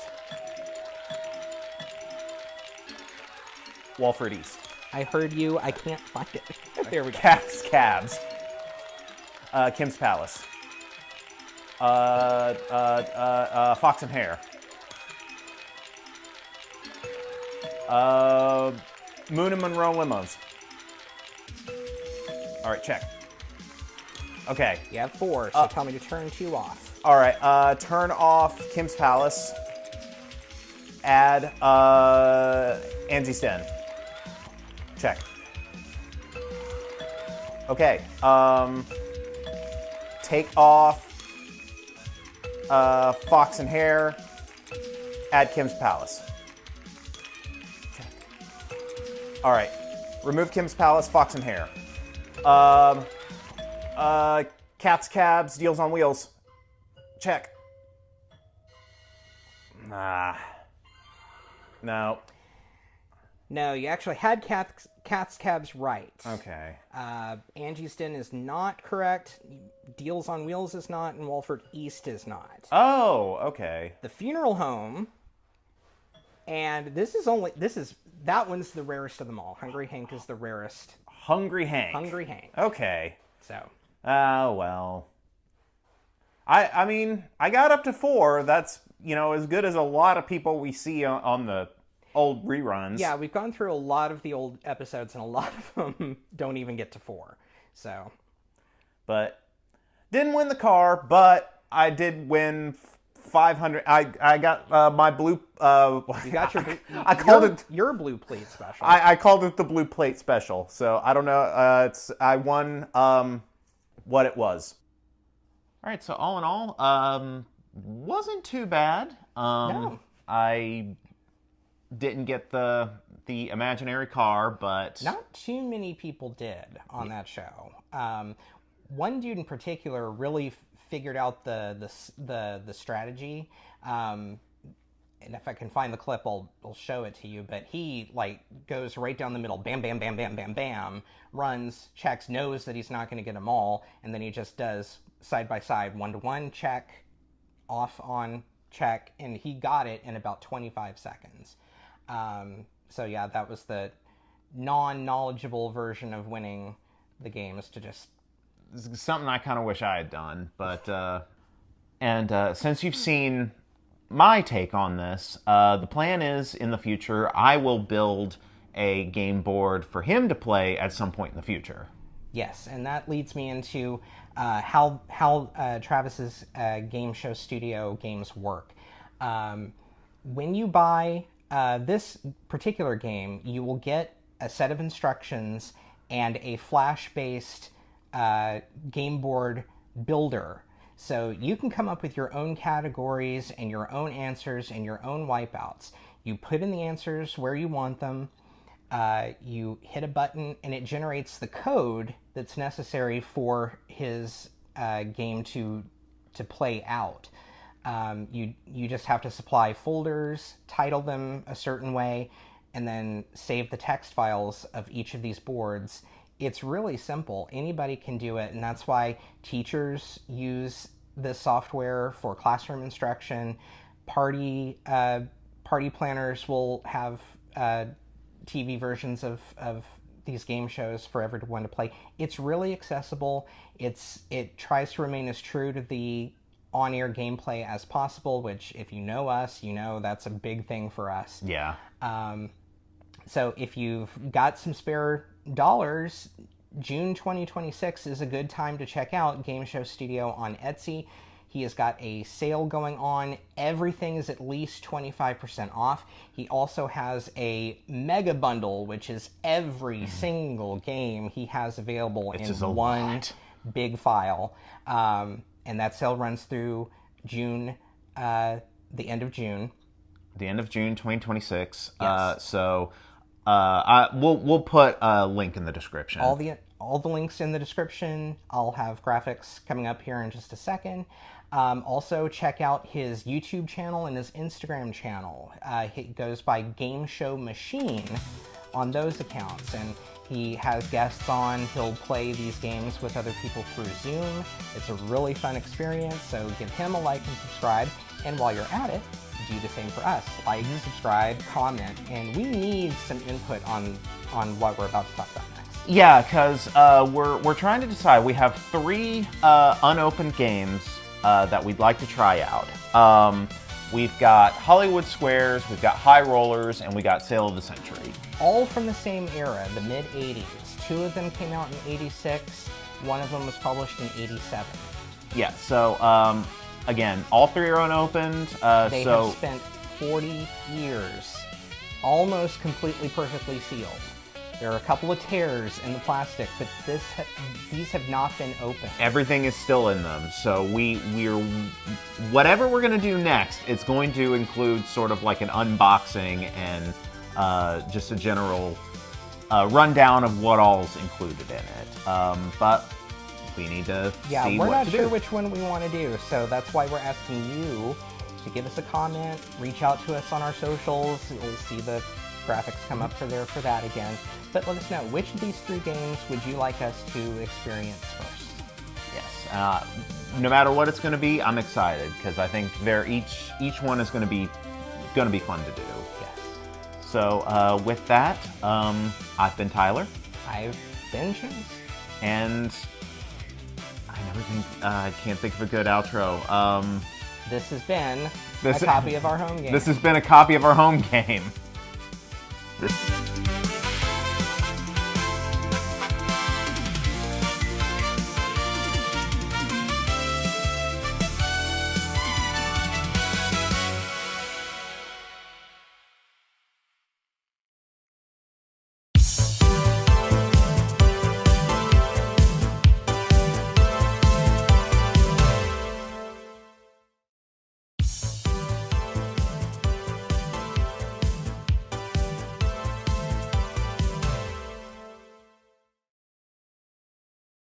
Hi, I'm Tyler. I'm Chase. And welcome to a copy of our home game. And today we've got our first unopened board game to play. Yes, I'm quite excited about this. I remember vaguely seeing a copy of this game at a neighbor's home back when I lived in the Texas Panhandle in the late 80s, and I was like, that looked cool, but for the life of me, I was 3 years old. I couldn't understand a word that was on the box. It just looked cool. But yeah. Now I've got a copy of it. Yeah, and it comes with an interesting little buzzer contraption known as Quizzard. Yes. So we'll get a better look at that once we actually unbox the whole thing. Yes, but first we need to tell you about the game that we're playing. So here's a quick history lesson about Sale of the Century. Sale of the Century originally aired on NBC from 1969 to 1974, but like many daytime shows of the era, much of that version has been wiped from existence. The version most people remember came after Australian television mogul Reg Grundy purchased the rights in 1980. Grundy had produced a similar show called Great Temptation in the 1970s, then launched a new Australian version of Sale of the Century. That updated format was then adopted for American television, with a revived Sale of the Century premiering on NBC on January 3rd, 1983, hosted by Jim Perry. Playing Sale of the Century is no piece of cake. No pie either. $100,000 in cash and prizes up for grabs. Take the Sale of the Century challenge. I think I'm ready. Hoping to build enough money for even bigger prizes, including cars, cash jackpots, and the lot, which is everything on offer. And of course, they risk losing to a new champion the next time round. The 1980s American version ran multiple forms, including a first-run syndication edition, before the NBC daytime version concluded in 1989. Only one other major attempt has been made to revive Sale in the Americas. Temptation, a syndicated update that aired during the 2007 television season after a preview on My Network TV. But internationally, the format had a much longer life. The Aussie Sale of the Century ran from 1980 to 2001. And in the United Kingdom, Sale of the Century aired across 3 networks for a total of 14 seasons between 1971 and 1998, also giving birth to the scourge that is Simon Cowell. Hashtag, if you know, you know. Simon, go-kart racing. Is it fun? Fantastic. Is it dangerous? Not really, no. Are you sure about that? Positive. And now we're getting into the unboxing of this still sealed copy of Sale of the Century. Absolutely 40 years sealed. No one has ever played this. We bought this on eBay just a few weeks ago for about $30 some odd. And we had a look through, around the box. It's in pretty good shape. There are a few dents, a Couple stains. They tore off the original Toys R Us price sticker, so I don't know how much it originally sold for, but I think 30 some odd bucks for a completely still sealed. That's not a bad deal. Not a bad deal at all. So, without further ado, let's just get right into this. Let's try to. It's kind of accumulated from the little holes in the plastic here. It's like you can see on the back here, there's a little bit of dirt stain and a little bit of warping too. But I mean, it's not terrible. It's not terrible. As long as everything inside is fine. Yes, my big fear is that a big spider found its way in there and Okay. No spiders. So far, no. Okay, so we've got the main board, which we will go ahead and show that off. Yes. Okay. So from what I know about this, the electronic Quizzard setup installs into this board. And Quizzard, from my basic research, was a standalone quiz electronic toy. It came with its own quiz books, and it was a whole standalone thing before Sale of the Century even came into the picture here. But this incorporates its own Quizzard unit. Yeah, and just for reference, the game board says for 3 to 7 players. And we've got a bunch of prize cards here for that need to be removed before play. Instant bargain cards, prize cards. What did the front of yours say? These are Fame Game. Instant bargain and Fame Game. Instant bargain and Fame Game. So those are the prizes for those. And these are actual name brand products. These aren't fake. Oh yeah, there's like Canon, and we got Bohemia Crystal, and a Sunfish sailboat. So it's like they went ahead and just got all the actual product names. A Neiman Marcus shopping spree valued at $2,000. Even in today's market, that's a pretty good price. That's a pretty good deal. We have winner prize cards, which are all of our... Okay, I want that, and I want that. I know. Look at all that. Take me away, Calgon. Oh, gotta love those 1980s prices for things. Okay. Cash. We got cards for the Fame Game. Cash cards here. We've got a $50,000. $50,000. That's the only like major money card I can see. All right, we have the rules and question book, and it says Volume 1. Volume 1. That kind of worries me. Well, it makes me think that they intended to do more, like expansions, like the Quizzard system had its own expansion books. They probably... Yeah, they probably wanted to do more. I don't know if they actually did. We'll do some research and... We'll post a thing here to say if they did or not. And speaking of the Quizzard, are we ready? Go ahead. Look at that. Oh, yeah. Buzzers for every player. And, okay, yeah, that's kind of cool how that works. And it takes 4 AA batteries, which we have underneath the lid here. Oh, gosh, can I open this?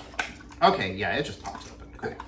A plastic tray to hold all the various cards and prize cards there. I think we got a little bit of mold there. Oh, joy. So that's... Well, we don't need to keep that. We don't need to keep that, thankfully. So, cut to when we actually have everything set up and have gone over the rules. Which will happen right about now. All right, setting up the game was fine. For the most part, the little buzzers for the Quizzard don't fully fit into the holes. Some of them are very, very loose, and it kind of like bulges up at the sides here. I don't know if you can entirely tell, but it's like the game board doesn't lay flat. Yeah, which is not how it is pictured in the front of that very, very elegant... Yeah, this is almost like a Renaissance painting. I love it. It's so... I've never been this excited playing a board game, I don't think. I will have a nightmare tonight, guaranteed, of the mom and dad from Alf and an uninterested third party, or a very, very interested third party, judging from the look of it, playing this game. Yeah, it's unreal, but we reviewed the rules. We got everything separated and shuffled. So, as I said earlier, the box says it is for 3 to 7 players. There's only 2 of us here, so that means it's time to play House Rules. Oh, another thing I should mention is when we were setting up the board, you had to punch out these hexagons to make room for the Quizzard buzzers, and then we threw them away, not realizing that you then use these hexagons that you've punched out to keep your score. They're the actual game markers, so... So, if this one in particular looks a little rough, that's because we had to salvage it from the trash. But yeah, you keep the hexagons that you punch out to keep your score. Yeah, so without further ado, I think we can go ahead and get started. How are we going to... Tell them how we're going to do the house. According to the rules, you can play as many rounds as game as you want. It's really just dependent on who's playing and what they feel like doing. In a standard game, they recommend you go through 6 pages. Each page constitutes 1 round of gameplay. So 6 rounds in a full party game. Mm-hmm. We're just going to do just 1? I was thinking just 1, but I mean, if 1 page is just one singular round, we may do a couple more just to kind of give us a little more breathing room, allow us to earn a little bit more money and earn some prizes. How about 2 rounds apiece? 2 rounds apiece. I like that. Okay, and we also talked about what happens if we genuinely don't know the answer to a question. Do we want to get penalized for not knowing? So we decided that the only answers that will count are the ones that you give once you hit the buzzer. And give an answer. Which, by the way, it is very cute how the little buzzer works. So let's both try to hit it at the same time. Okay, that one went to me. So, yes. Yeah, it's a very cute little thing here. So, yeah, do you want to go first, or do you want me to go first for actual playing? I would say let's flip a hexagon, but they're black on both sides. So, however you want to do it. All right. You know what? I've got a dice app on my phone I can use. We'll just use... Always full of surprises, isn't he? 1 through... even or odd? Even. All right, rolling a d6. That's a 6. So, yep, we are going to start with you. Okay. All right, so the book recommends just flipping to a random page to play. Yes, and just like on the TV show, the player starts with $20. All right. Are we ready to play Sale of the Century? Just get on with it. All right. All right. First question. What Olympic foot race is named after an ancient city? Foot race.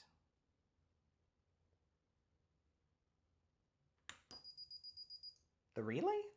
Marathon. Okay. So, unfortunately, you lose $5. Okay, so I'm down to 15. Down to 15. But there's plenty more questions. All right. The man who created the characters Woody Woodpecker and Daffy Duck is Walter... We have been watching the documentaries on YouTube. On YouTube. Say the name again. Walter... something. It's escaping me, so I'm not going to try to buzz in at this point. All right, it is Walter Lantz. Lance, okay. All right, this is a multiple choice question. Okay, so there is a chance. All right, Dr. Christian Barnard performed the world's first heart transplant in South Africa, Canada, or England?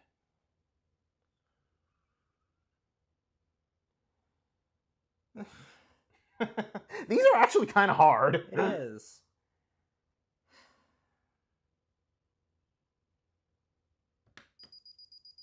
Canada? South Africa.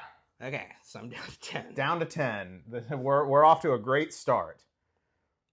All right, hopefully this should be a little bit better. Which sign of the zodiac is also called the water bearer? Aquarius. Aquarius. So that is the correct answer. You're back up to 15. Up to 15. All right. What Shakespearean character pondered his problems and wondered to be or not to be?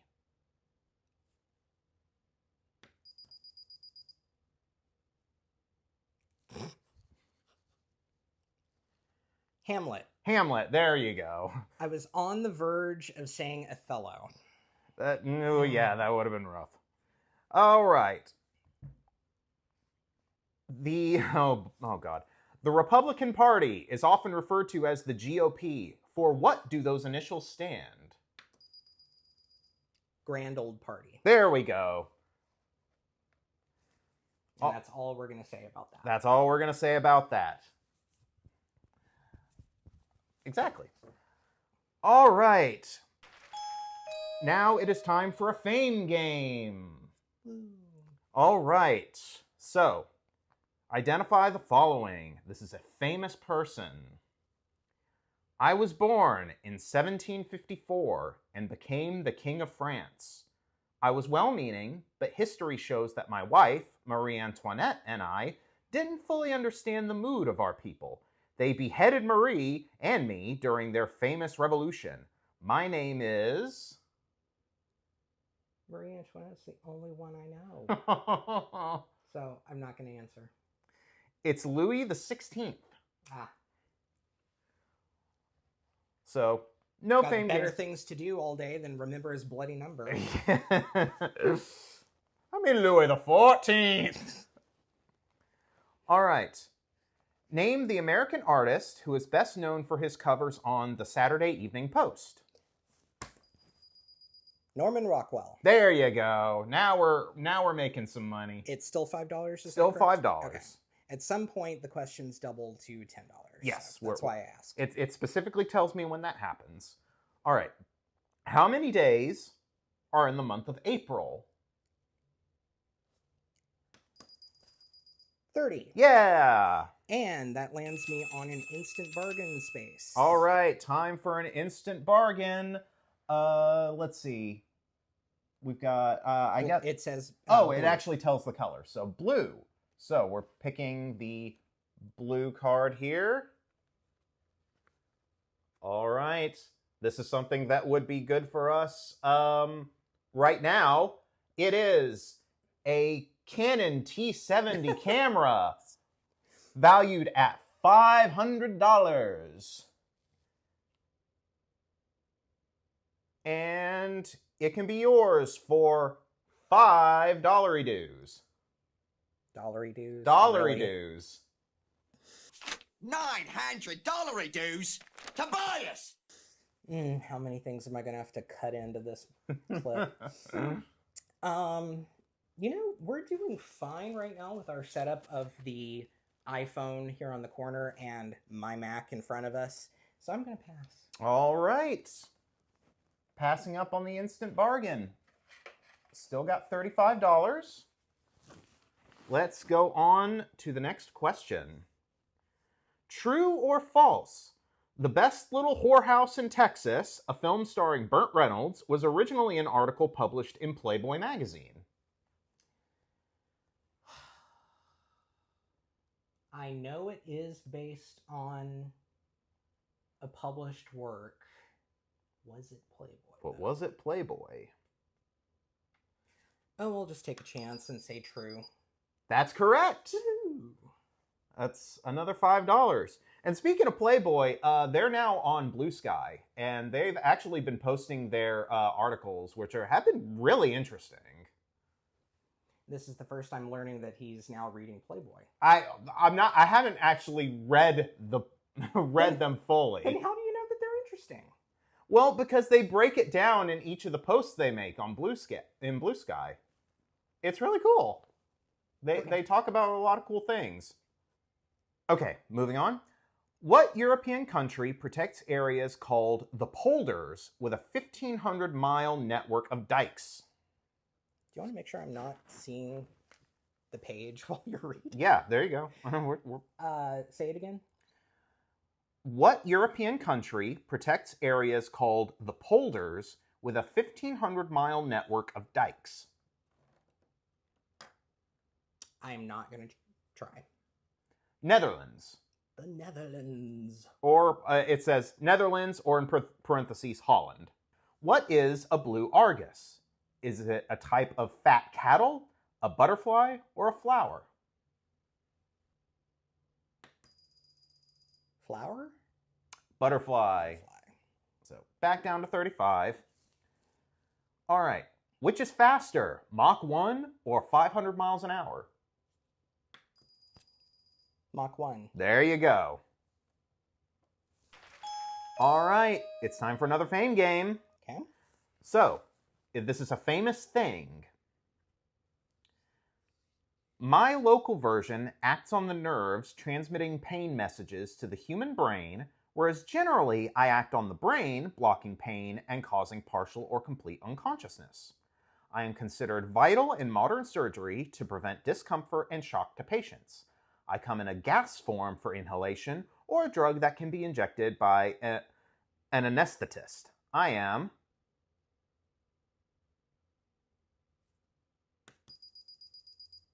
Anesthetic? Exactly. I was about to say, think about the word I just used, anesthetist. It's like sometimes those clues can be intentionally tricky, and sometimes they do. They're just straight up. And it did land me on another instant bargain. We're on another instant bargain. Orange so this time. It's orange. What have we got? Oh, look at that. We have a beautiful diamond necklace valued at $2,000, and it can be all yours for just $10. Geez, diamonds look so pretty on me, too. No. All right. And of course, on the show, he does going once, going twice. It usually kind of goes up to everyone on the... It goes up, yeah, and... well, no, it's generally for the person in the lead, and if there are more than one person in the... then they both... Okay. Then it's the first person who buzzes in. And then sometimes he'll even sweeten the deal by lowering the price a little bit. But it doesn't say anything in the instructions that we can do that. So I mean, I guess I could. There's nothing stopping us. There's nothing stopping us. We can play as much Sale of the Century as we want. Yeah, I'm not buying the damn necklace, though, so we can just move on from All right. So, the next round of questions, they are worth $10. Okay. So, what part of your body is the same as a coconut tree?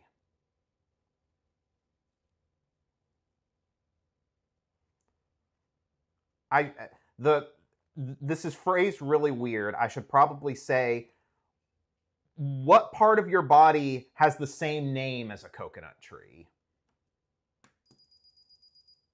The limb? Palm. Palm, yeah. Palm. Trees have limbs. Trees do have limbs, but not palm trees. So back down to back 35. down to 35. Okay. All right. Okay, we just saw this question on an episode we watched the other day. Oh, okay. So, by what better-known name do we know the American bison? Buffalo. Go back up $10. That was going to be a question I had. Is I wonder if this quiz booklet used actual questions from the show. I think that's our answer. Yep. All right, and you also better get this one. Which American state has a capital city named for the pioneer settler Stephen Fuller Austin? Say that again. Which American state has a capital city? There you go, Texas. Okay. I wanted to make sure. I don't want to be that person that answers a question asking what city with the name of the state or what is the name of the state and say, Austin! Austin! Yeah, there you go. So. All right. Who was president when... Do I... Oh, you go up $10.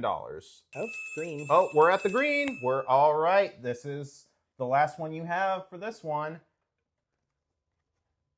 Ooh, this is a good one. We have a Zodiac motorboat valued at $2,500, and it can be yours for $15.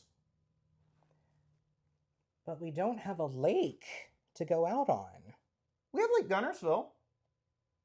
But we've never been to Lake Gunnersville. No, in part but it's because we've never had a boat. We've never had a boat, but we could go. It's only like, what, an hour away from us? Hour and a half? something like that. Something like that. Do I want to spend $15 on a boat that we're not actually going to get?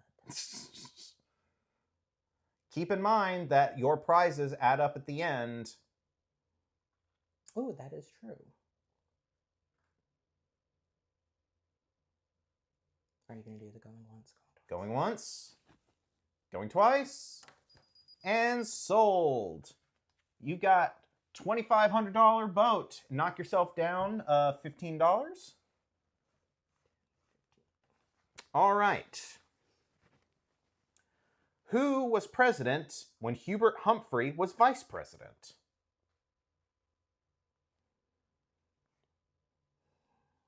I'm not going to try. Lyndon B. Johnson. I didn't realize that was his vice president. All right, next one. What famous explorer was born in the year 1451 at Genoa, Italy?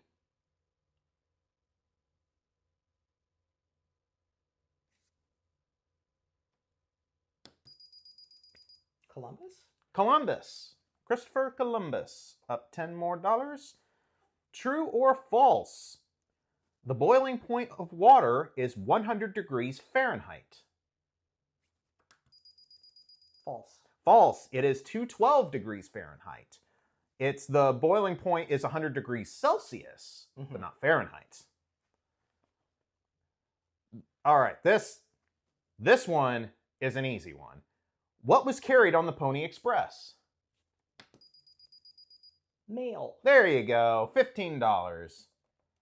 It's 15? No, $10. I'm sorry. All right.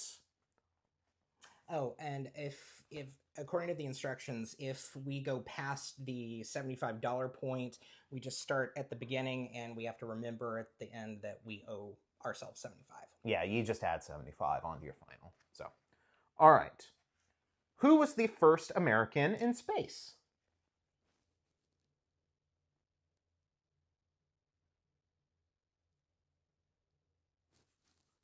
Alan Shepard. Okay, yeah. I thought it was Glenn, but I knew it was not John Glenn. Okay. That was the only name that was coming out at me. So yeah, that's right, because John Glenn was the first one who actually did a full orbit. Yes. He was not the first person in space. All right, that is the end of the first game. Go ahead and go on back to 20. Okay, back to 20. All right, and I'm just going to do the opposite side of the page I was reading off of. Okay. What food are you making if you are preparing pilaf? Rice. $5. I like rice. I like rice. I'm turning them into I like rice. Rice-loving lunatics. Sister and partner to Richard, what young pop singer's death was partially attributed to anorexia nervosa?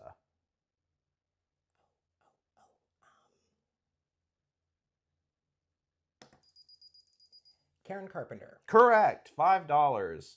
That's just a really uplifting question there. What, according to the Bible, what sea did Moses part?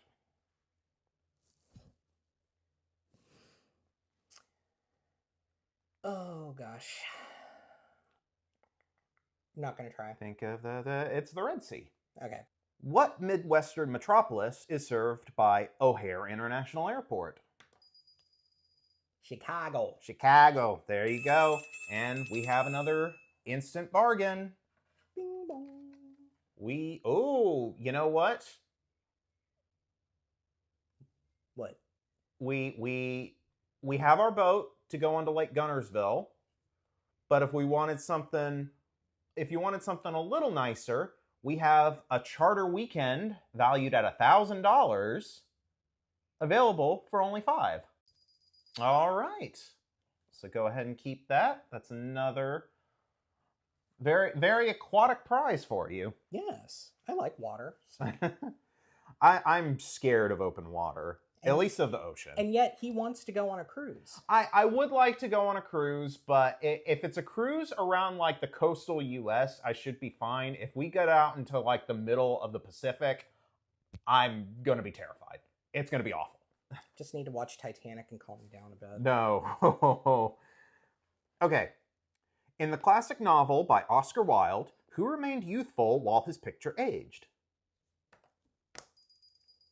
Dorian Gray. There you go. Back up to 35.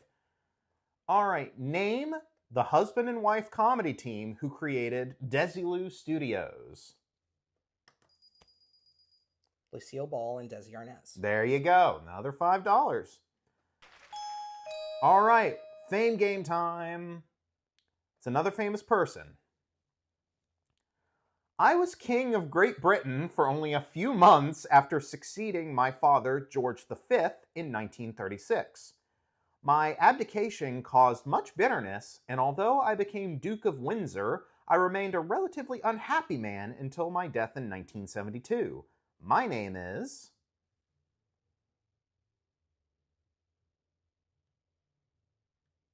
It's escaping me. Edward VIII. Edward VIII. Okay.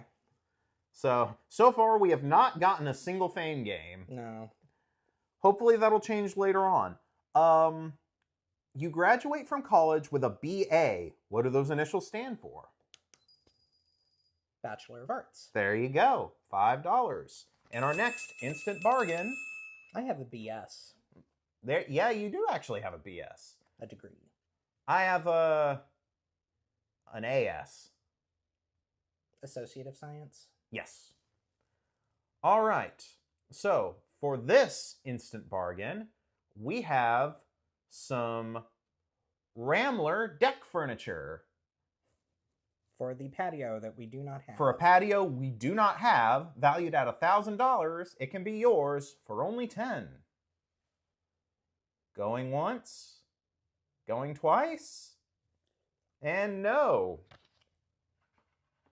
No patio furniture for us. Probably for the best. Let's see, where was I? Here we go. All right, this is definitely an out-of-date question. Because this was the 80s. What is the only country with a population in excess of 1 billion? So try to think of what that would be in 1986. Country? Country. I'm not going to try. China. Okay, well, that was what I was going to answer. Yeah, but it's very much not true now. All right, true or false? The film of Hemingway's For Whom the Bell Tolls starred Ingrid Bergman and Cary Grant as lovers. Haven't watched it. Not going to try. All right, it was false. It was Ingrid Bergman and Gary Cooper. Ah. In which U.S. state could you see the sun rise over Cape Cod? Massachusetts. Massachusetts. All right. What is a perfect score in gymnastics? Does it look like I've ever flipped a board in my life? No. It's 10. Okay. What season has the shortest days? Winter. Yes. Still at 5? Still at 5. And that brings us to the green card. That is our final instant bargain. Well, we were just talking about it.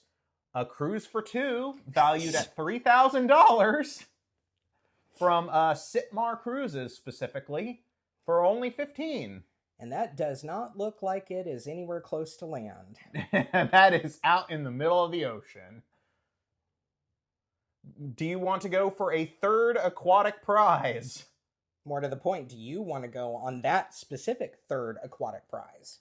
You know, that is not a... for a boat that old, probably not. All right. We're putting you out on the water. All right, so down 15. Down to 40. Yes. All right. We have another fame game. You should be able to get this. He says confidently. This is a famous thing. We are large structures, which can be found in several parts of the world. The most famous of us date back about 4,500 years. Scholars believe our distinctive shape had a religious meaning, and that our sloping sides represent the slanting rays of the sun. The ruins of 30 pyramids. There we go. Let's see what you won from the Fame game. You get an additional $15. Woo-hoo. So you go right back up to 55 because you were sitting at 40. Oh, right. Huh. Oh, God. Okay. Whose stories featured the wily Brer Rabbit? Aesop. Nope. Uncle Remus. Oh. Yeah. Was this a $10? This was a $10, yes. Okay. Which part of the body contains a bone called the femur? The arm? The leg. The leg. Down another 10. What was the name of Gene Autry's horse? I think I know, but I'm not going to try. Champion. I would not have been right. Yeah, what were you going to say? Trigger. Ah, okay, yeah. That was the Lone Rangers. No, it was Silver. Silver was the Lone Ranger's horse. Who the hell was Trigger? I don't know. I don't know. In the movie The Wizard of Oz, Munchkinland is where what road begins? The Yellow Brick Road. There you go, another 10. What color is the Incredible Hulk? Green. There you go, another 10. The animal that gives up its hair to make the fabric mohair is the Angora... Rabbit. Goat. Goat. Oh, yeah. So, back down 10. All right. Which man of the cloth was also one of Robin's merry men? Friar Tuck. Yes, Friar Tuck. All right. Final question. Who made the role of Inspector Clouseau famous? Peter Sellers. There you go. All right. Okay, so at the end of your second game, you have $6,500 in prizes and $140 in banked scoring money. Yes. So, not too bad. Not too shabby. Now... When can I expect delivery on my boats? We can take that up with Reg Grundy. Okay. Reg Grundy, we expect our boats. Reg Grundy's been dead for quite some time now. I still expect my boats.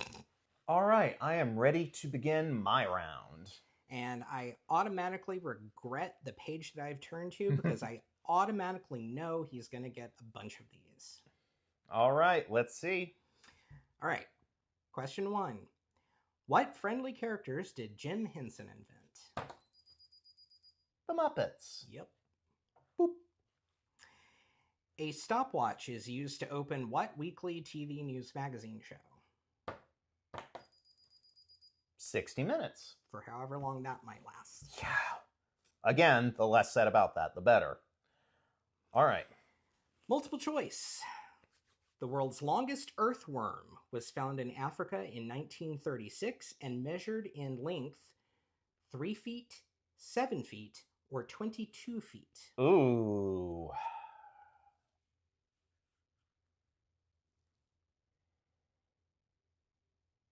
Three feet, 7 feet, 22 feet.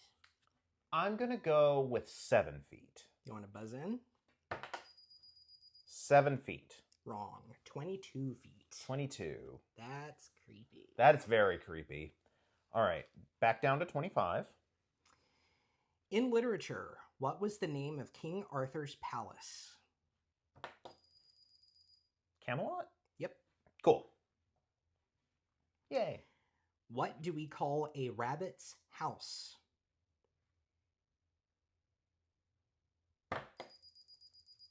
A hutch. A warren. Dang it. Okay. All right. Well, I'm hovering around 25 and 30, so this may not... Our first vice president went on to become our second president. Name him. Jefferson. John Adams. Son of a... Okay. I'm not good. I don't remember history. All right. Fame game time. All right. Identify the following famous person. I am a French structural engineer whose works include the Panama Canal and the Statue of Liberty. However, I am best known for the Paris Tower that bears my name. My name is... Eiffel? Alexandre Gustave Eiffel. Okay. Yep. So. That means Fame Game prize. Yep. And you are the lucky possessor of a $3,000 pool of carpet. Oh! 15 yards of carpeting. 15 yards of carpeting. The Casbah 2 100% pure wool Berber. From Felix International Designer Collection. Feltex. I'd rather have the dagger. Can I get the dagger? You cannot have the dagger. Well, I guess I'll get carpet. All right, moving on. What do the initials CBC stand for? There's only one CBC I know of, and I don't know if it's right. Canadian Broadcasting Corporation? That's exactly right. Oh, good. Okay. In what film did Roger Moore first appear as James Bond? Oh, hell. God. I'm not even going to guess. Live and Let Die. Okay. The only James Bond movies I have watched have been, like, I think 3 of the Daniel Craig ones. I have watched none of them. So if this had come out, if that question was about Daniel Craig, 20 years before he became James Bond, I might have gotten it. But it's not, so you didn't. Nope. Moving on. True or false? Elizabeth Taylor married Conrad Hilton, the hotelier, when she was only 18 years old. I'm going to say true. It is true. Okay. Right. And we actually move it one more spot because we're at the... Oh, we're at the $10 mark We're at the now. $10 mark now. All right. That means I get my first bargain card final. Oh. Yes. Your very first instant bargain. I've not been doing well. What is with this game and things on water? It's a sunfish wakeboard for $1,250. Ooh. And it can be yours on sale this entry for only $5.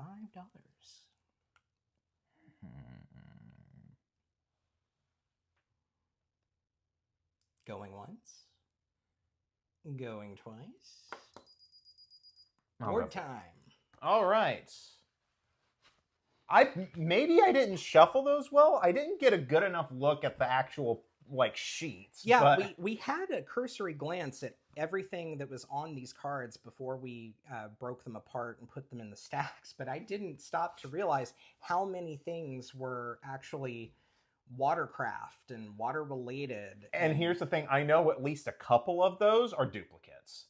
Oh, really? Yeah, I saw the same boat image at least twice. Oh, great. So they just loved their watercraft, apparently. They do. All right. According to the old saying, what never strikes twice in the same place? Lightning. Go ahead. And now I'm up to orange. The orange instant bargain? Orange instant bargain. Okay. Okay, this time we have a Joyce Serene Night mattress set, winner of the Australian Design Award. Valued at $750, yours for only $10. We literally just replaced our mattress. We just got a new mattress. Thanks, IKEA. Well, another mattress for the guest room that is currently occupied by all of our cat's litter boxes. Yeah, so it would be the cat's bed. The cat's bed. Going once. Going twice. You know what? I will actually lower the price of this. Yours for another $5. Oh, you're mixing it up for me. I'm mixing it up for you. Okay. $750 mattress for just $5. Going once. Going twice. Sold for $5. Sure, why not? Why not at this point? All right, so move your marker down to 5. Down 5. Okay. All right. Name the best-selling author of Tough Guys Don't Dance and The Executioner Song. I've never heard of either of those books. I've heard of the author, but not the books. Not even because I'm not that familiar with his works. I'm not going to guess. Norman Mailer. Oh, okay. Yeah, I don't know anything about his work. I just know the name. What western state has 2 large cities named Spokane and Seattle? Washington. I didn't even need you to confirm that for me. Fame game time once again. All right. Identify the following famous place. Okay. One of the holiest places in the world. I am the simple remains of King Herod's great temple in Jerusalem. The Romans destroyed the temple in 70 AD, leaving only me, the Western Wall, known today as... Oh, God. Oh, what is that? Oh, crap. What is that wall? I don't remember. I know what you're talking about, but I don't know the name. It escapes me. It's the Wailing Wall. Oh, okay. And I just now noticed that it's printed here. At this point, I was supposed to start giving you double credit. Oh. Not earlier. Oops. So, it's fine. We're playing fast and loose, obviously. Yeah. All right. According to the book, who was the father of Rosemary's Baby? The devil. The devil. Now I go up 10. Yes, you go up 10. We're not going to do any adjustments here. I mean, we're not getting any real cash. We're not getting these prizes. We're barely keeping track of score. Yeah. So it's... All right. Complete the next line. Mirror, mirror on the wall. Who is the fairest one of all? I'll give it to you. Okay. It's who's the fairest of them all. Oh. But we're talking prepositions and... Okay, yeah, it's... All right, that takes me up to 70. We did pass the green one, so... Yep. So for the final instant bargain of this round... It's another water thing, isn't it? No, it's the carpet again. It's the It's another 15 yards of Casbah 2 carpet from Feltex. We can carpet the whole house. We can 15 yards times 2. That's 30 yards. Is maybe half the house. Certainly. Just another stuff for the 3 cats to pull up. Yeah, the cats are just going to rip up all that nice wool cashmere. Anyway, do you want more carpet for $15? Sure. So that takes me down to 55. But you now have $6,000 in carpeting. I have $6,000 in carpeting. Oh, my stars. Moving on. What writing duo created the Pirates of Penzance? I don't know. I really don't know. Gilbert and Sullivan. Oh, okay. 3 little maids from school are we. Prettiest schoolgirl well can be, filled to the brim with girlish glee. 3 little girls from school. Okay, yeah, there we go. Which of our presidents said the greatest mistake of his administration was the Bay of Pigs?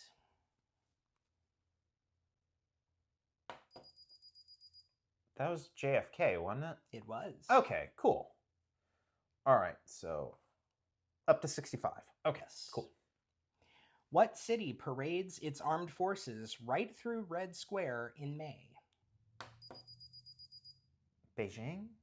Moscow. Moscow! No, I'm thinking of Tiananmen Square. Red Square is Moscow. Yeah. Yes.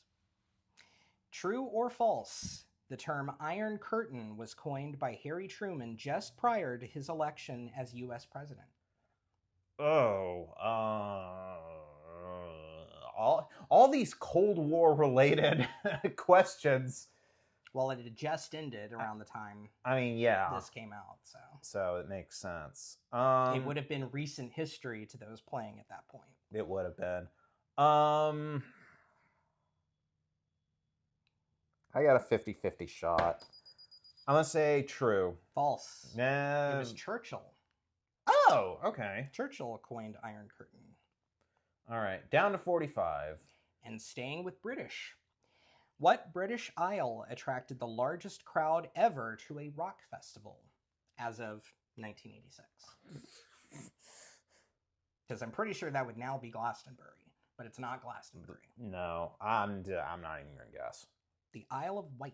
Oh, okay, cool. Does it say what the concert was? Nope. All right, well, I guess whatever that was. Giving you more work. Final question for round one. Okay, I gotta redeem myself. What two countries share the area, the Tyrol? Tyrol. The Tyrol. I've never heard of that. So I reckon you're not gonna risk it. I'm gonna pass. Austria and Italy. Okay, I'll take its word for it. You've already won. Right, I've got, because I got $6,000 worth of carpet. Plus a $1,250 watercraft and a $750 mattress. So we're and $45. All right, so I guess, I mean, we could do a second round just for the fun of it. Might as well. I mean, show everybody how bad you're gonna whip me in this. I mean, I'm not even gonna keep track anymore because it's like, how, yeah. Okay. Okay, $5 per question. All right, here we go. In what classic adventure? Things just keep coming back. In what classic adventure story does young Jim Hawkins feature? Treasure Island. Yes. I almost said Treasure Planet. The book that you have not read. The book I haven't read that had all those stupid chapter titles that we did in the Wipeout episode. Please watch if you haven't already. Everything goes back to Treasure Island. I keep wanting to say Treasure Planet. I should watch that movie again. That was a good movie. In what country is Bastille Day a national holiday? France. France. All right, up to 30. Multiple choice. George McGovern, who was clobbered by Nixon in 1972, represented what state? Alabama, South Dakota, or New Hampshire? It was, what were the other two? South Dakota, New Hampshire. I'm going to say New Hampshire. South Dakota. South Dakota, okay. What kooky comedian achieved stellar status by playing Mork from Ork? Robin Williams. Move it up. Move it up.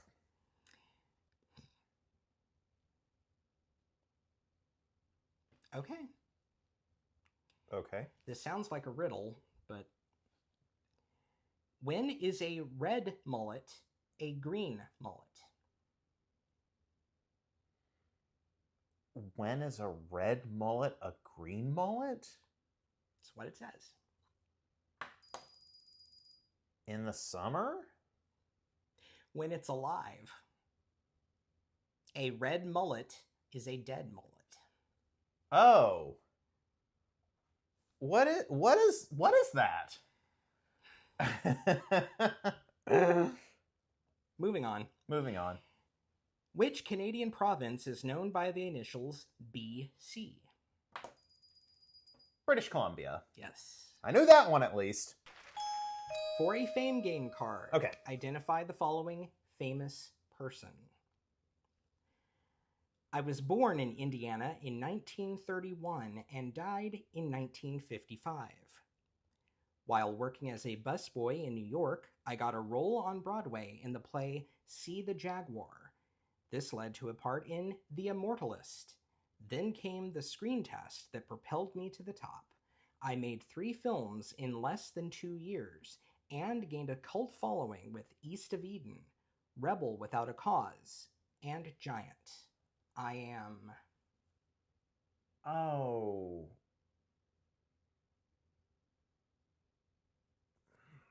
I don't know. James Dean. James Dean. Okay. That was my first instinct, but I was gonna say he didn't live very long. I thought he lived longer than 30 something. Nope. All right. Damn. Okay. All right, moving on. And we're still at $5 now that I... Still at $5. What did the initials AA stand for? Alcoholics Anonymous. Bingo. There we go. And time for an instant bargain. Instant bargain. Give me something not water or carpet. How about another mattress? Another Joyce Serene Night Australian Design Award winner mattress. $750 for $5. We could reenact The Princess and the Pea. Just keep stacking mattresses. Up the mattresses.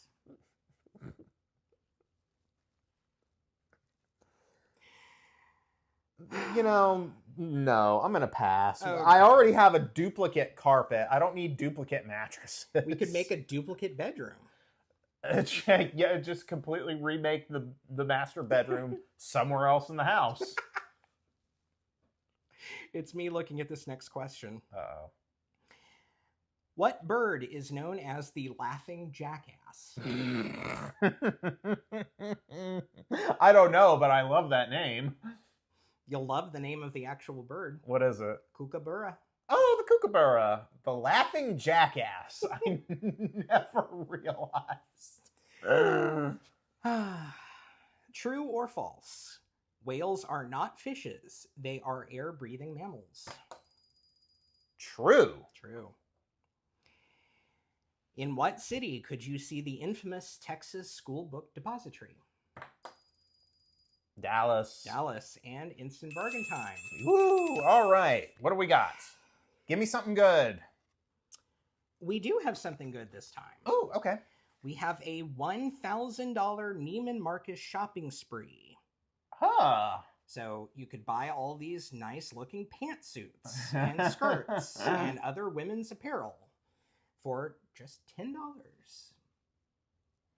You know what? Why not? I'll get some ladies sport coats. And that shopping spree is now yours. For $1,000. For $1,000. For nowadays, that would be 2 suits, probably. Possibly. At Neiman's, yeah. At Neiman's. Go ahead and move your marker down. Oh, yeah. Down 10. Down 10. Okay. In the classic Poe story, what was the only word spoken by the raven? Nevermore. Nevermore. Nevermore. Nevermore. Nevermore.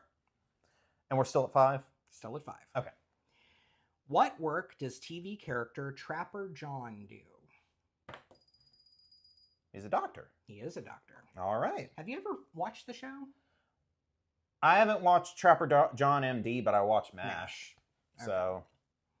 I've shown you the opening credits to Trapper John. Yeah, you've shown me the opening credits to Trapper John, but yeah, I'm a little more familiar with MASH, and by that I mean only slightly. It was on a couple times when we used to work at a TV station. Yep. All right, last fame game. All right. All right, for a fame game card, identify the following famous thing. Okay. And you could probably get this one too. Okay, cool.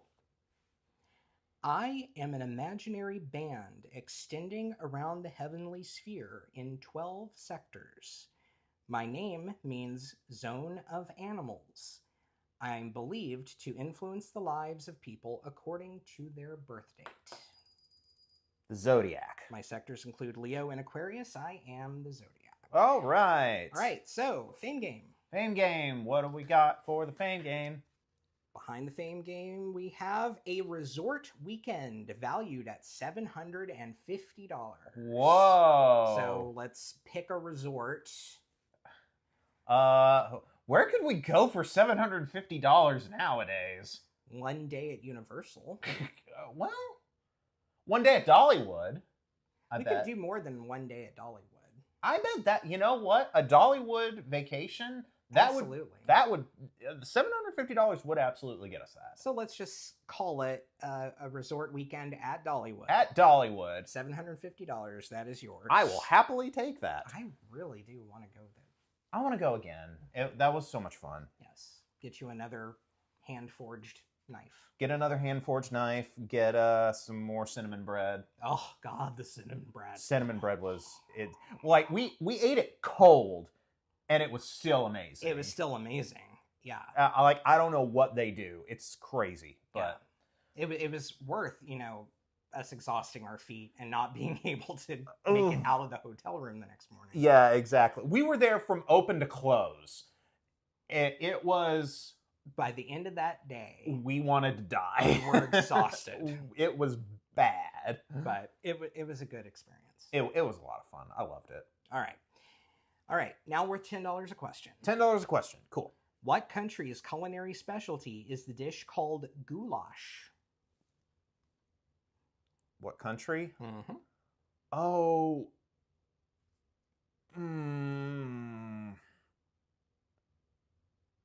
This is a guess, but I hope it's right. Hungary? It is Hungary. Holy crap, I can't believe I got that. All right. Instant bargain time. Oh, okay. Final instant bargain. Okay. All right. Time for you to look swanky after your shopping spree at Neiman's. Oh. We have a diamond and emerald pendant valued at $2,500. Jeez. Yours on sale of the century for only $15. That, I'm not going to lie, that actually looks kind of sick. I will take it. I cannot, for the life of me, imagine you wearing that pendant. Well, here's the thing. I probably wouldn't wear it normally. I would immediately depreciate the value by putting it into some weird nerdy-ass cosplay thing and make just some kind of like weird magical amulet-looking thing. Amulets are always cool. They are, and I would just immediately ruin it. But down 15? 15. Okay, down to 40. Yes. But you're still whooping me. I mean, yeah, it's like I've got... Just on the prizes alone. In what month do we celebrate Groundhog Day? Oh, crap. I was going to say it helps that he gets all the easy-ass questions. But this one seems to have stumbled him. February? Is the correct answer. Okay, cool. Up 10. It was her first hit and became her theme song. No one sings people like... Oh, I know the song, but I don't know who sings it.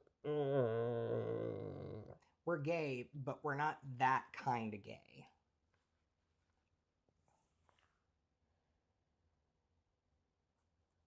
I don't know. Barbra Streisand. Barbra Streisand. Okay. I'm going to be real. I have not listened to a single Barbra Streisand song all the way through. I have heard clips of Barbra Streisand songs. I've heard clips, but I've not patently... I have not sat down and listened to Barbra Streisand. And I've not watched a Barbra Streisand film. I know nothing about the woman. All I know is the Streisand effect, where she got real mad at the internet for posting pictures of her house, and she said, "Stop posting pictures of my house," and they kept doing it. And that's called the Streisand effect, where you try to tell the internet to stop doing something, and they do it anyway. Moving on. Multiple choice. What actress played Eva Peron in the TV movie Evita First Lady? Angie Dickinson, Faye Dunaway, or Joan Collins? I'm just going to take a stab at it. Angie Dickinson. Faye Dunaway. Faye Dunaway. Whoop. What unusual animal lives in the Andes and is noted for its wool? Oh.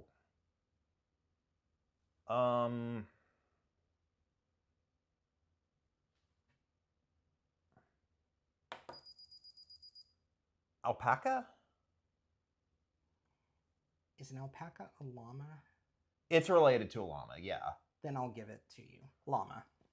Alpacas are visually and genetically similar to and often confused with a relative species, the llama. However, alpacas are visibly shorter and predominantly bred for their wool, while llamas have long been more highly prized as livestock guardians and as a pack animal. So, technically, I got it wrong. Okay. If we want to be technical. Not that it's affecting the outcome of this game any. Yeah, so... So you're back down to the start. I'm back down to the start. $20. True or false? Captain Cook was killed at the Sandwich Islands. False? True. Down to $10. Who won a Pulitzer Prize, lost his son to kidnappers, but was best known for his solo flight over the Atlantic? Lindbergh. Yes. Charles Lindbergh. Final question. All right, final question. What was automatic, sexy, topless, pink, and a glamour toy to Elvis?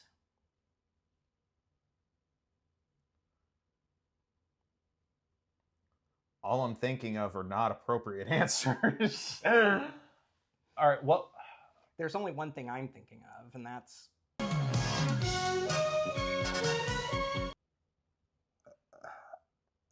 Okay, so topless, sexy, pink, and a glamour toy. And a glamour toy. Hone in on the word pink. And then think about what thing do you know of that could be pink and is automatic as opposed to a stick shift?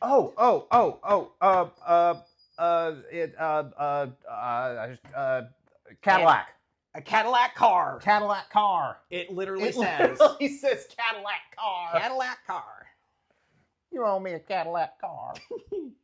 Okay. All right, we reached the end of my second round, including cash and prizes. My total is 12,350, and yours was 6,640. Yep, you totally won on that one. So, winning is a very subjective thing. Very subjective thing, considering that we just kind of winged it for just the two of us. But yeah, we'll clean this up and then we'll give you our final thoughts right now. All right, so we finished our full playthrough. Now it's time for final thoughts. What do you think? It obviously would have played better with the recommended 3 to 7 players. Yeah, we were kind of playing fast and loose, so it was a little... I think if we had at least one other person, the stakes would probably be a little bit higher and we could get a little more accurate scoring done. But by and large, I think it was a pretty decent game. It was good. The questions weren't too out of date for us to not be able to have a good shot at answering. They were general history questions. General history, yeah. There were a couple that were, but by and large, it was stuff that's still accurate today. And the Quizzard, I actually really like just how tactile the button pressing is and the sound effects. I thought that was really fun. Yeah, Quizzard seems like it would have been a very good party quiz game. I'm not sure how popular Quizzard was in the 80s when this version was brought out. I need to do a bit more history research about Quizzard, but it seems like it was a decent idea. Mm-hmm. It makes me think of there have been a few different buzzer related toys and games, and I don't know if this was the first incarnation of something like that or what, but for what it was a fun little thing to do. It was nice. The only thing that I didn't like was that it upset literally upset the balance of the board. That thing was wobbly. Yeah, like I can't imagine playing that with 7 people the way it is currently, because especially if you got someone who likes to slam down their hand on the buzzer. Yeah, everything's just gonna get knocked out. Everything's gonna get knocked out of place, and those things didn't stay in the slots very not well. by a long shot. So not like that wonderfully disturbed image on the pamphlet, which is just so. I hope one day to be that excited about some sort of board game. That would be nice. I don't know what it would be, but I hope one day it will happen. And to that point, we have a lot more games to play, including a few more that are still unopened. So if you have any suggestions as to what you want to see us open next, we now have an email address that's coming up at the bottom of the screen right now. You can also reach out to us on our socials. Of course, we'll have those up. And also want to give a shout out to SkaterMade on YouTube, who recommended that we do Sale of the Century for this video. So yes, thank you for so that. Much. Next time around, the other 2 unopened ones we were looking at were High Rollers and Hollywood Squares. Yes. We don't have to do those. We've got several others just right here in front of me that we could do, but we'll play around with our options a little bit. Maybe we'll post up like a social thing to see a poll or something. But I have my eyes set for the next one on one of our foreign board games. We have the Australian version of Deal or No Deal, which we've been watching the episodes of that. The host of that show, Grant Denyer, is phenomenal. He's wonderful. And we've actually played the Deal or No Deal home game yes, on our own time. It comes with an app that you don't have to use, but it comes with the sound effects. And if you know anything about us, we like our genuine sound effects. We like the sound effects. Those aspects. And then we also have a game called the £1 Million Drop, which we've played that before, and we find it really fun and challenging. It's really cute, and it's another one of those games that's very... a lot of setup goes into it, but the way just being able to actually drop the little plastic things of money in it is a lot of fun. It's the next best thing to actually playing that game. Yeah, so I think, one of those would be a good one, but obviously... We've got a whole plethora of games to look at. We'll put the feelers out, see what people are interested in, and if we don't get any response, we'll just see what our fancy tickles. Yes. Thanks to all of you that have liked, commented, subscribed. Yes. Do that again with this one. Share it. That's the way these videos get seen. Yes. Thank you again for everyone who's watching. It's so nice being able to make something and see that, people are actually paying attention to it. So again, thank you all very much. We promise we're gonna do more of these weird, obscure games, and you get to see just how deep our collection runs. Yes. So until next time, he's Ken, I'm Rocco, apparently. We'll see you next time on a copy of our home game. I messed it up. It's fine. It's fine.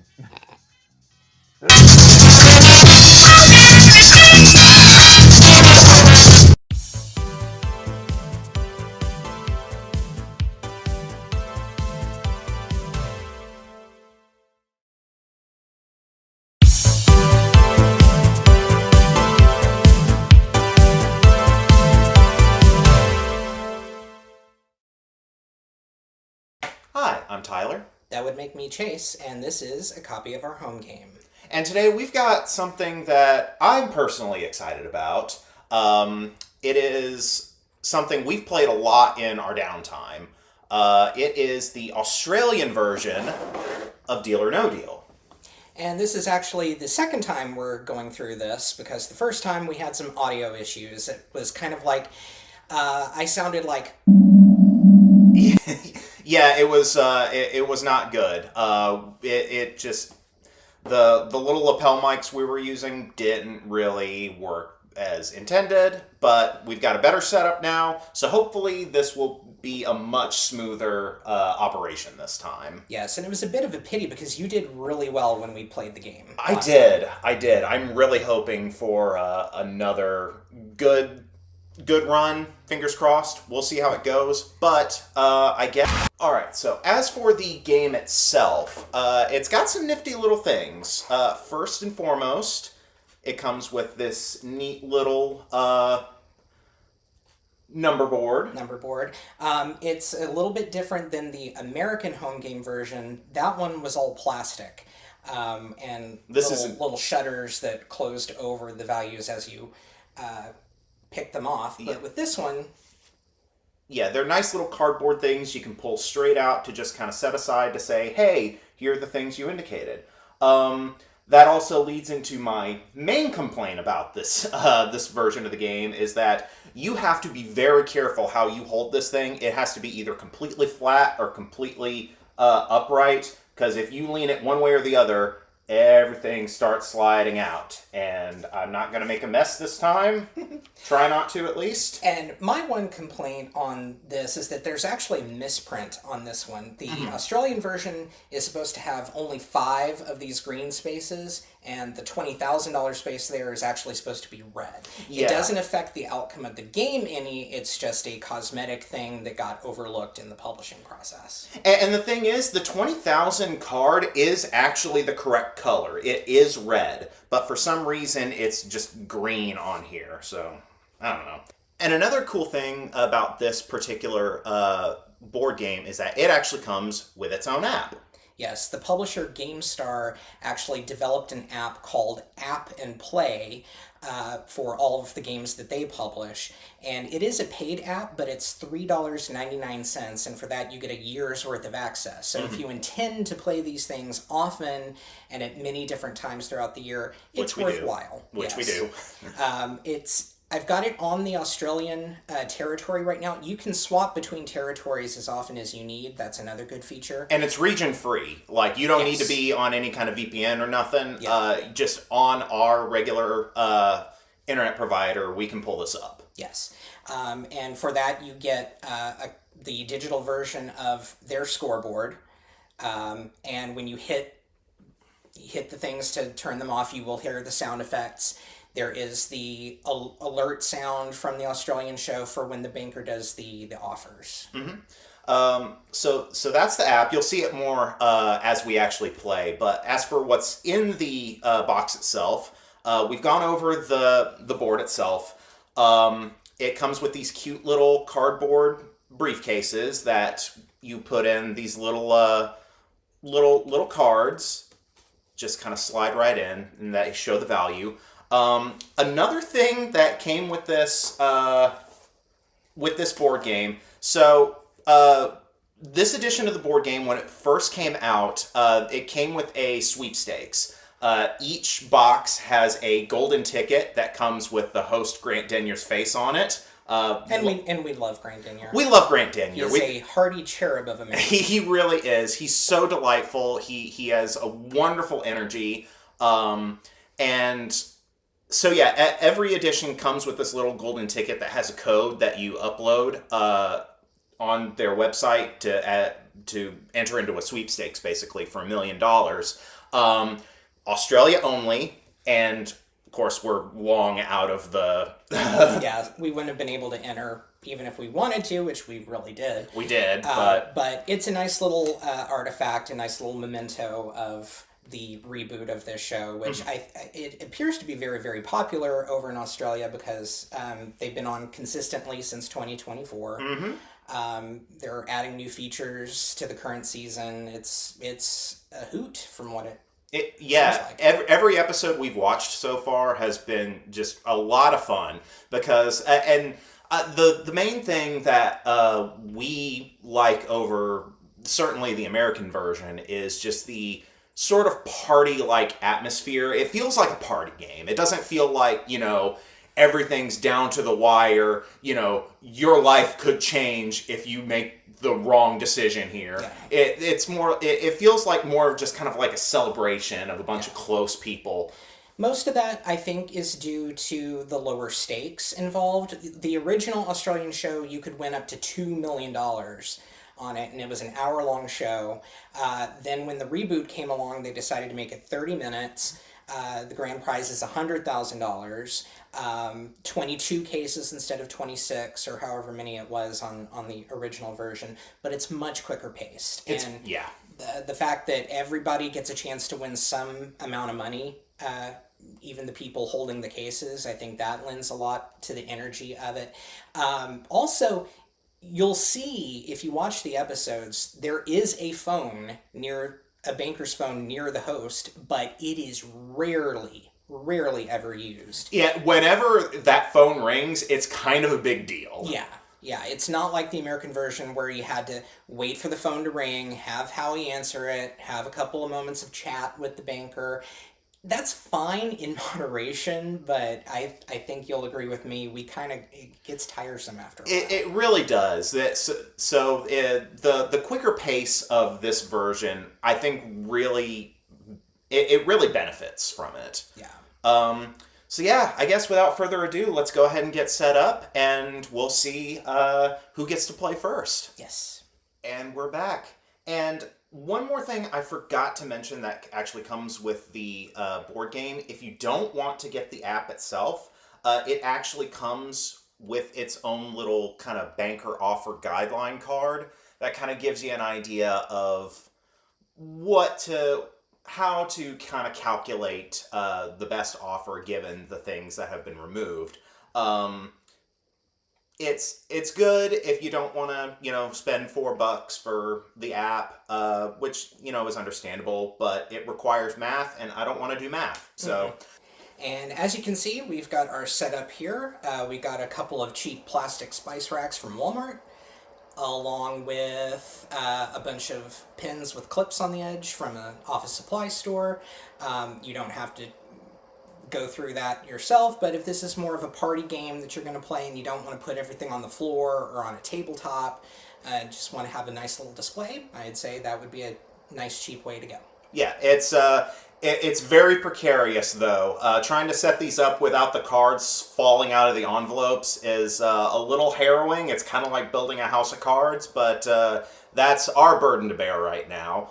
So you can just sit back and enjoy while he gets to go first. Yes, Tyler shuffled and distributed all the prize amounts amongst these 22 cases. I don't know what's on any of them. I don't either. So yeah, I will start by picking the one closest to me, which is number 2. Case number 2. Yes. Does case number 2 contain the $100,000? Let's find out. So, 6 cases to open.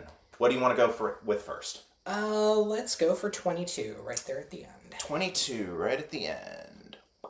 All right. And do you want to... yeah, I'll go ahead and operate the app here. 22... $250! Okay. Right off the bat, a blue. Much better than the last time, because I think at some point during my first round, I knocked out... You knocked out the $100,000 almost immediately. Yeah. So... Which is, again, it's not how it normally is when we play this at home. Normally, he is the one that wipes out.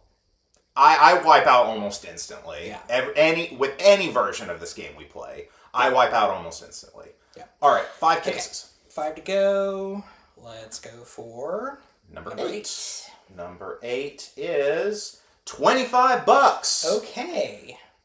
Off to a fantastic start so far. Yes, don't jinx me. Don't bork it up. Don't bork it up. Bork it up. 4 more cases. In the interest of clearing this top row, this precariously set. Top row. Number 1. Number 1. $5. Holy cow. All right. Stella's got her groove back. So. All right. 3 more cases. Okay. 19. Number 19. All right. All right. Let's see what number 19 is. 10,000. So it's the one of the larger reds, but still not too bad. Could absolutely be worse. It could absolutely be worse. I'm so glad I deleted the footage from the last recording. Because it was bad for me. I ended up with $25. You got $25. Yeah. That was it. I went all the way. I didn't accept any of the offers. Wound up with $25 in my case. Let's hope that doesn't repeat this time. All right, 2 more cases. I still don't believe in lucky or unlucky numbers, so go ahead and knock 13 out. All right.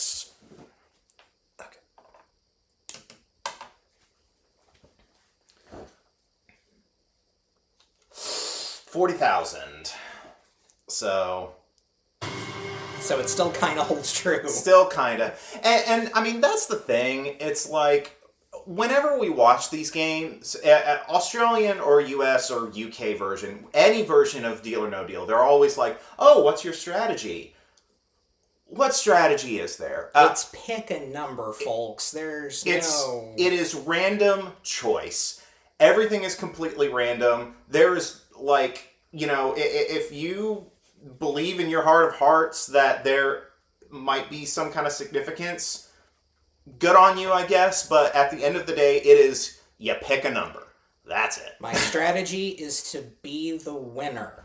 Well, that was your fatal flaw. You went out to be the winner, but you were in fact the loser. So, yes. All right, one more case this round.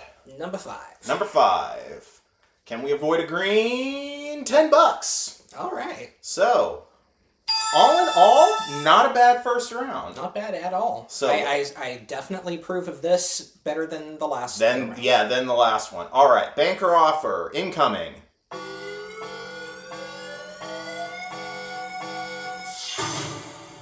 $2,740. And I love the fact that it calculates to the $10 point. I never really... The American version had always rounded up, and I didn't really like that.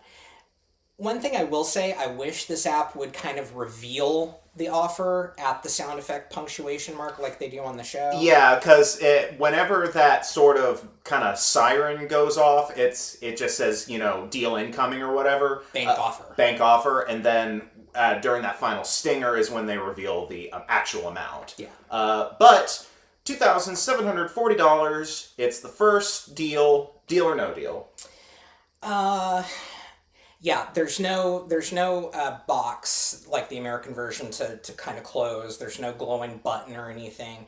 The Australian one's a little unique in that they have people do this when they want a no deal, or when they want to deal, they do this. They do that. And personally, I'm not a fan of that. I'm much more of a fan of having a button to push and a thing to, like, actually interact with. But that's just me. It's kind of grown on me the more we've watched the show. It's charming. It's a little bit of local flavor. It's cute. It's cute. It goes in line with that party atmosphere that we kind of talked about. With that being said, no deal. All right.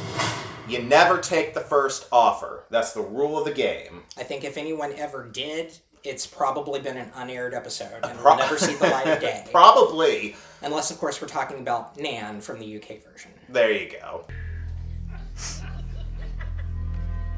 Deal! There's so much more in the game. Darling, that's bunts for me, sweetheart, because there's only £50 in there, it's 50 quid in there. So what do I want to be walking home with that for? But you can't be sure, Nan. Nan, there could be... Darling, there's £50 in there, I know, because I had a look earlier.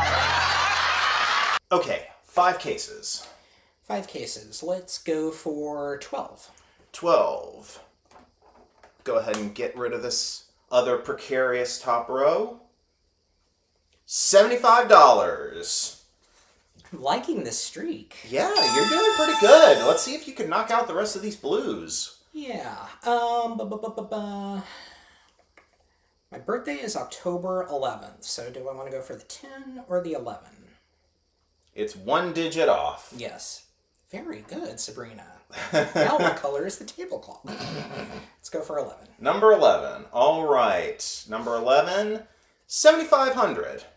So, not too bad. Not too bad. Not at all. What was it you had mentioned before about clusters? Yeah, if I were to do anything, I like seeing clusters that remain after we go into the second or third round. Like right now there's a cluster of reds, 1,000, 2,500, 5,000. And of course the top three, 50K, 75K, 100K.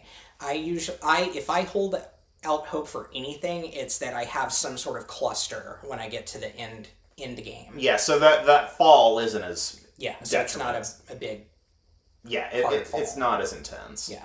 That being said, I've kind of knocked out a cluster of blues, the 5, 10, 25, so I'm hoping to keep that streak going. Here's hoping. Yeah, so let's go for 16. 16. Okay, no, we're fine. Everything's fine. Close to a Jenga. Almost. 5,000. Okay. 5,000, not bad.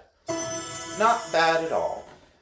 All right, 2 more cases. Yes. Another thing I'm happy for with the app is that it does let you know how many cases. Remember, I am hopeless at keeping track of what round, how many cases, how many are left to go per round. So I'm glad there's something to keep track of that for me. We'll let the computer app keep track of all the math. Yes. We'll go for 9. Number 9. Let's see. Number 9. 2,500. All right, you're getting rid of all them reds. Yes. I like to see it. All right, one more. One more to go. Let's end this on a high note. Let's go for 14. Number 14. When we're playing the electronic games, my eyes will lock onto a number, and I'm like, that's what it's telling me to go for. That's what I'm being told to go for. I don't get that when we're playing the card game versions, and I don't know why that is. Probably because it's harder to have everything like nice and uniform. Everything's just kind of like higgledy-piggledy. Maybe. I mean, certainly from the angle we're looking at, we can't really look at the numbers. We're having to just kind of guess. But number 14... 30,000. It's the lowest of the greens. It's the lowest of the greens. And there is still that cluster. There's still that cluster of the 50, 75, and the 100. Yep. So, banker offer incoming. I screwed that up. That was a no deal. I don't know what that was. So I'm sorry about that. Through the magic of post-production, I'll be able to freeze frame on what it was, and I'll maybe put it there at the bottom of the screen. But no matter. I wasn't going to take it anyway. You weren't going to take it anyway, so. So, moving on. 3 to pick, so we'll go for 4. We'll start with number 4. Number 4, $50. All right. Not bad at all. All right, 2 more cases. And I want to knock out the 50 cents and $1. We got to get rid of those. Gotta get rid of the $1. Get rid of the $1. Don't bork it up. 20. 20. What's number 20? $500. Okay. So, another blue out of the way. One more. Can you get one more blue? Let's hope it is in number 3. All right, number 3. 75,000. So...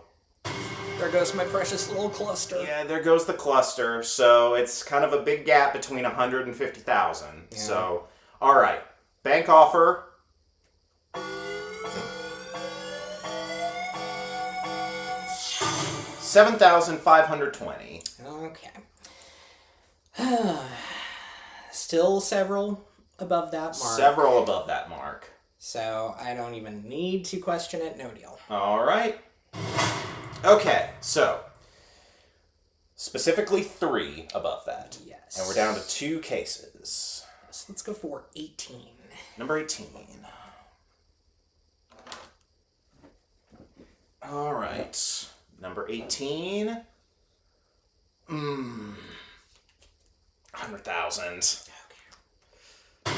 Ugh. That was rough. So now you got to aim for either the 20K or the 50K. Yes. Let's see. Still have the 10, so go for 10. All right, we'll go for 10. $1. Woo. All right. It wasn't a complete wash. All right. Banker offer.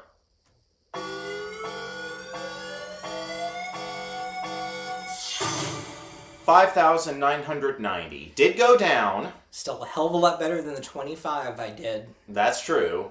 But one time. $5,990. Deal or no deal? No deal. All right. 2 cases to pick now. Gonna get rid of the last even number, so I'm gonna take out the 6. All right, there goes the 6.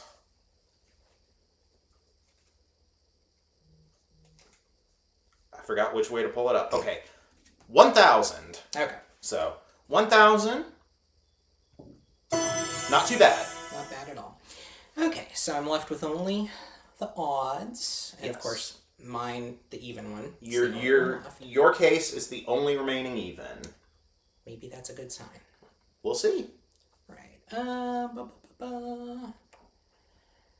15. Number 15. Let's see. 50 cents, baby. Woo! All right. So that was good. We got rid of that one. Yes. That's the main thing that matters. Yes. Let's see what the offer is. Ooh. $12,400. Finally hit 5 figures. That's a pretty big jump from the last offer. Yes. All right. So I believe we've still got the 20,000 and the 50,000 in play. Yeah. So, deal or no deal? No deal. All right. We are down to picking one case at a time. Yes. 17. Number 17. Leave one on either side. Yeah. Make it all symmetrical like. Nice and symmetrical. $750. Okay. Fantastic. Excellent choice. Now that's definitely going to up that offer. Yes. Woo! $21,030. Now we're reaching the point where we've discussed this at length. If we were actually on a version of Deal or No Deal, what would be you call it the price of admission? Yes.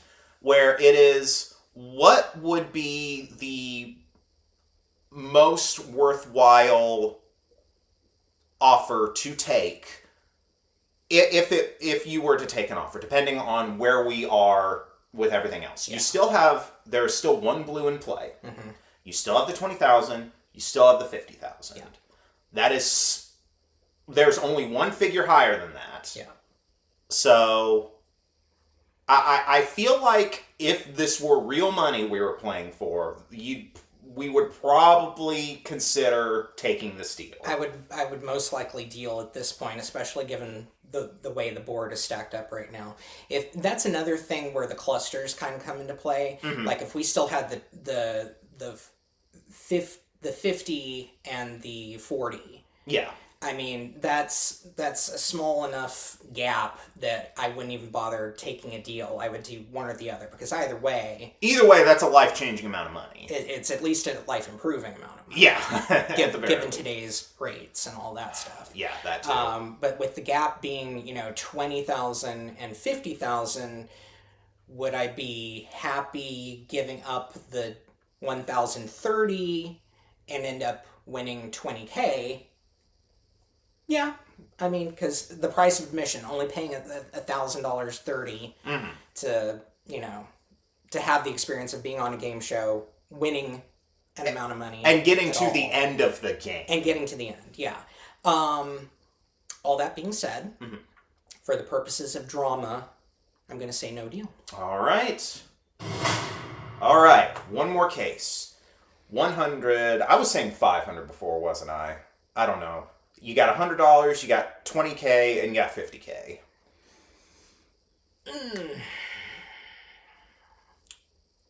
21. All right. It's your side. That's my side. Let's see. 50,000. That's rough. So let's see what the offer is.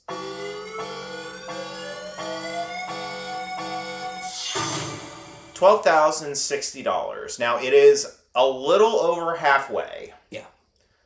That's another thing to factor in when these deals come in, is like how beyond the halfway mark between your two remaining choices there is. Yeah. And of course, it's a long way to fall. It is a very long way to fall.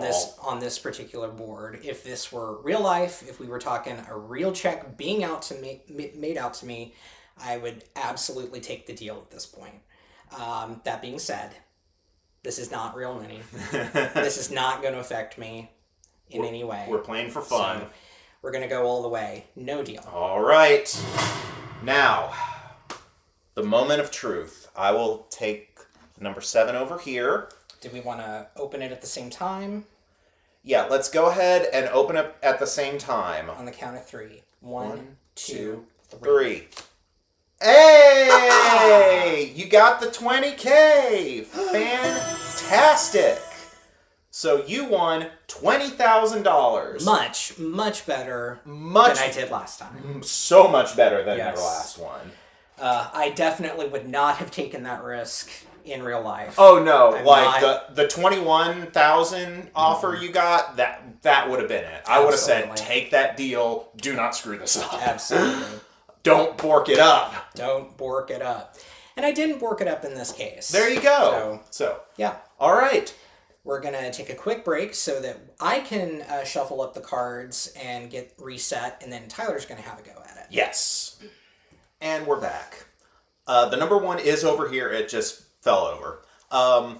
So before we started my round, we just wanted to mention really quick, we are recording this at the end of Pride Month. Mm-hmm. And the reason I bring that up is because Deal or No Deal Australia is... One thing we really like about it is how really inclusive it is. Yeah.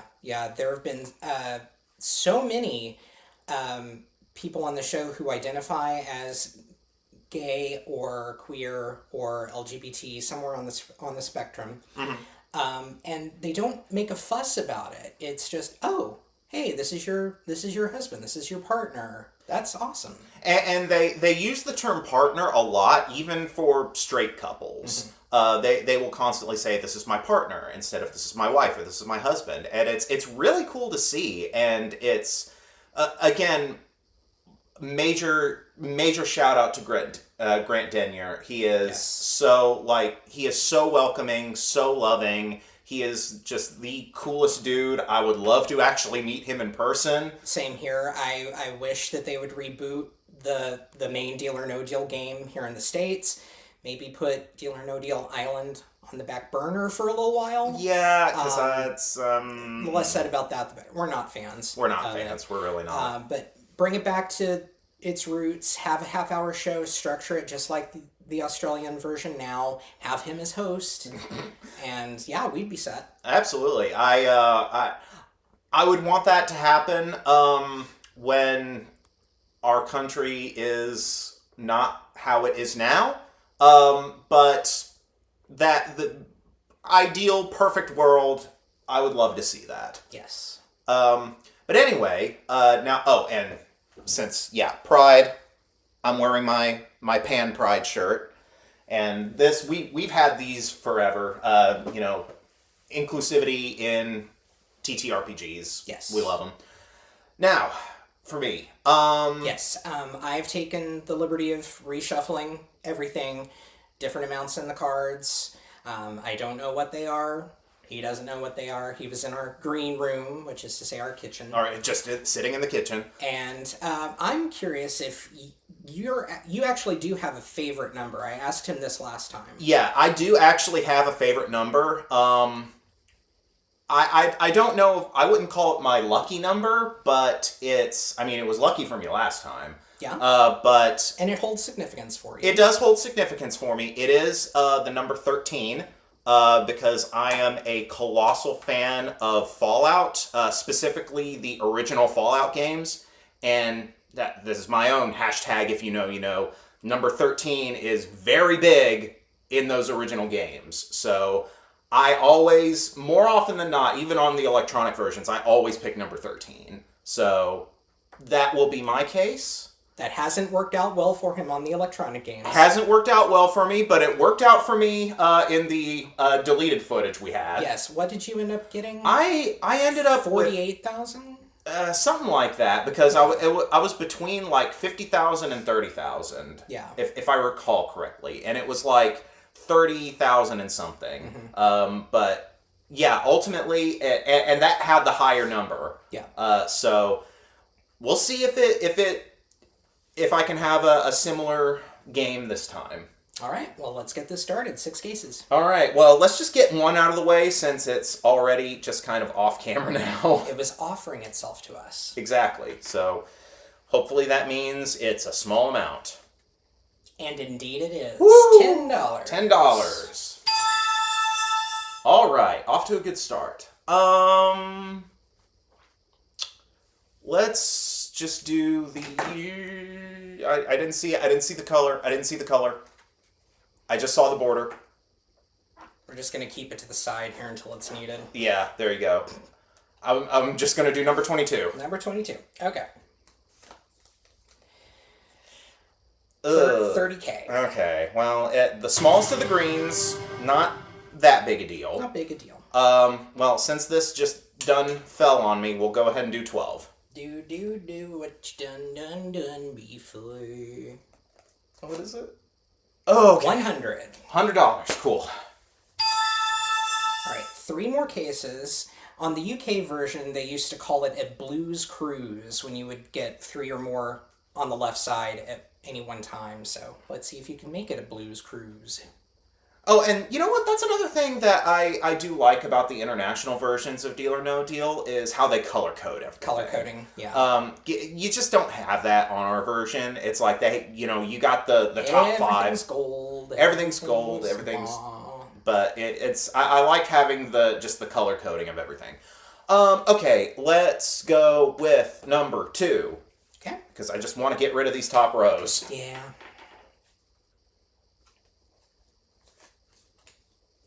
$20K. Okay, $20K, largest of the red, but that's okay. We've still got plenty of green. Yep, 2 more to go. 2 more to go. I'll do number 15. Okie doke. Let's see that.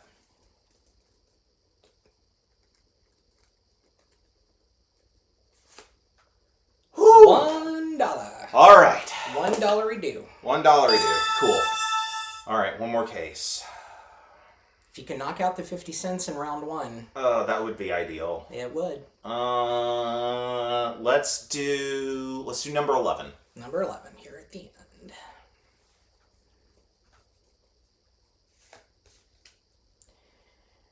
Well, there's a 50 in it. Okay. The $50. $50. You know what? That's fine. It's a blue. That's what matters. Yes. All right. Let's see what our first offer is. $2,740.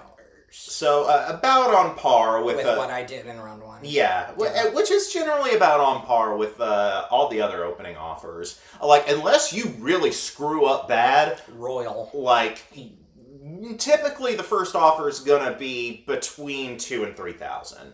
I think there was only like one time we saw an offer over 3,000 on the Australian version, and it was like that was because they had knocked out the 50 cents and the $1 and the $5 right off the bat. It's like they did a blue sweep. Yeah. So, but with that said, like I said before, never take the first offer. No deal.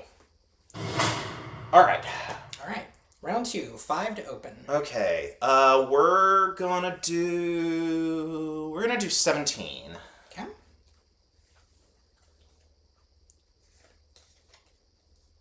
Blue continues. Woo. 75. All right. Not bad. Not bad at all. And you still got a red cluster and you've got the green cluster. I got a red cluster and a green cluster. That's not bad. Give me number 3. Number 3.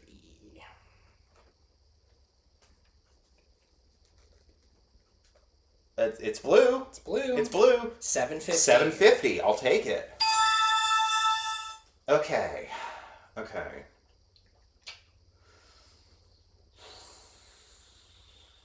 Give me number 9. Number 9. It's far right. There you go. Yeah, again, my spatial reasoning is not the best. Because this is not mirrored, so we're having to... Do you want me to show you, or do you want me to just take it out? Just do it. Just show it.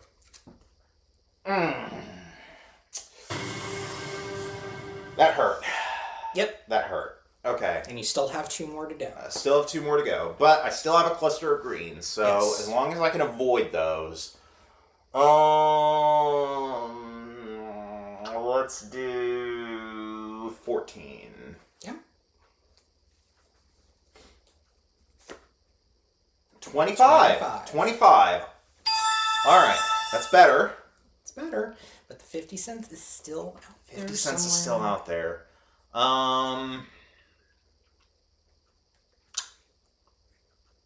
Let's do 7. Okay. Middle.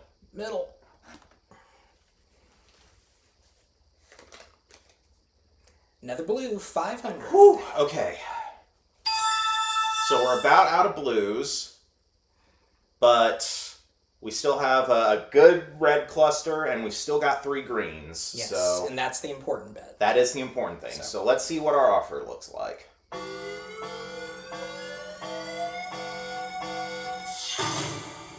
$3,480. That's better. Yeah. That is better. So we are doing good, even though that 100,000 got knocked out. Yep. But again, no deal. Okay. Now things get hairy. Yes, because there is every possibility he could knock out all 3 remaining green cases. Yeah, that is a very real possibility. We're going to go with number 16 here. Yeah. 5,000. 5,000. Okay. I was expecting to start losing reds now. Yes. Another feature of the app that I'll show you real quick, I haven't done it yet, but as long as you don't hit the offer button twice, if you do make a mistake with the cases, you can just tap it again to undo it and undo what you did. Yeah. So that is a really good thing. Glad for that. Yes. Wish that would have applied to the double clicking the offer. Okay. 2 to go. 2 to go. Give me number 5. Okay.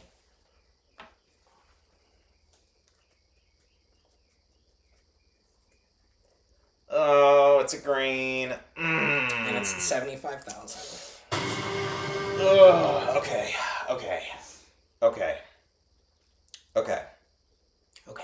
Cool.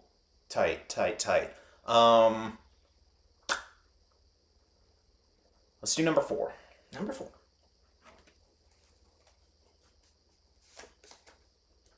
250. Whew, okay. 250 to end the round. At least we ended with a blue.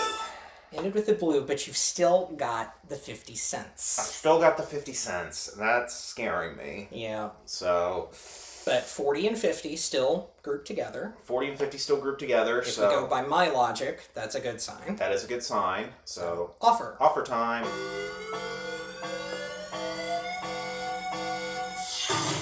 $4,860. It is very slowly ticking up. Yeah. Very slowly. Even though, again, you knocked out the highest available, you countered that with some much lower amounts. With much lower amounts, so... When maths. When maths, it works. So we're doing better.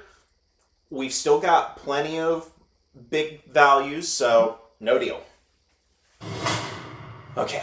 All right, 2 to go. 2 to go. Still kind of in the danger zone. I would love nothing more than to wipe out both of those blues in this round. I'm going to go with number 20. Number 20. Any significance to 20? None at all. None at all. Okay. Well, 50,000 off the table. I'm not doing so good this round. It'd be kind of weird if you ended up getting almost the same as I did in the last game. That would be great. That we'd just be essentially tied. Yeah. We're on track to do it. Yeah, we really are. Okay, let's do number 6. Number 6. All right. Come on, give me a blue. How about the best possible blue? Oh, good. Okay. Whew.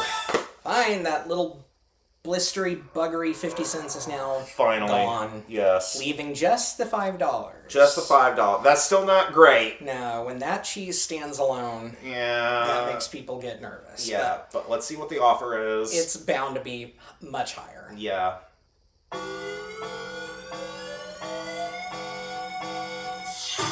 $5,080. Not much higher because Equilibrium we knocked off. Yeah, we knocked off the highest green, the lowest blue. So, yeah, let's just keep going. No deal. All right. Still 2 cases to open. Still 2 cases. All right. Let's just go ahead. Let's do 18. Okay. It's a red. 2,500. Okay, 2,500's fine.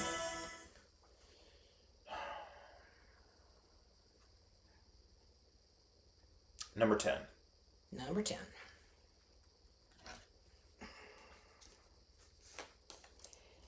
And another red. 7,500. Okay. I don't like this board. It's not the best. It's better than you do. It's better than I do on the electronic Traditionally. versions. Definitely not as good as you did the last time. That darn lost footage. Yeah. Oh well. Okay.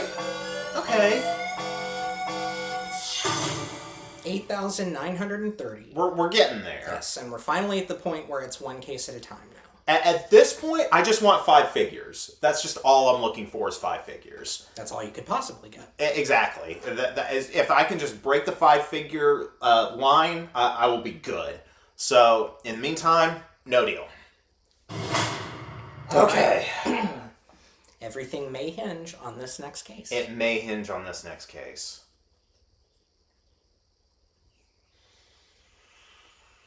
All right, we're going to do number 19. Okay.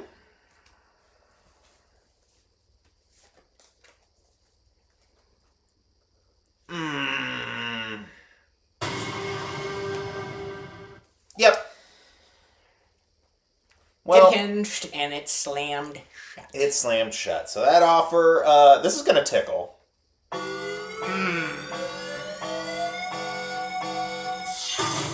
$3,300. At this point, we're just going all the way. No deal. So this is the other end of the spectrum of what we've talked about. When you get to a point where you have just screwed up so bad, you're just like, you know what? Let's just have fun at this point. Yeah. I mean, that's all you can do. That's all you can do. So let's go with number 8. Okay. Rip the Band-Aid off there. 10 grand. Yeah, this is more in line with how my games typically go. Yeah. The universe is finally equaled out. Yeah, so, yeah, let's see.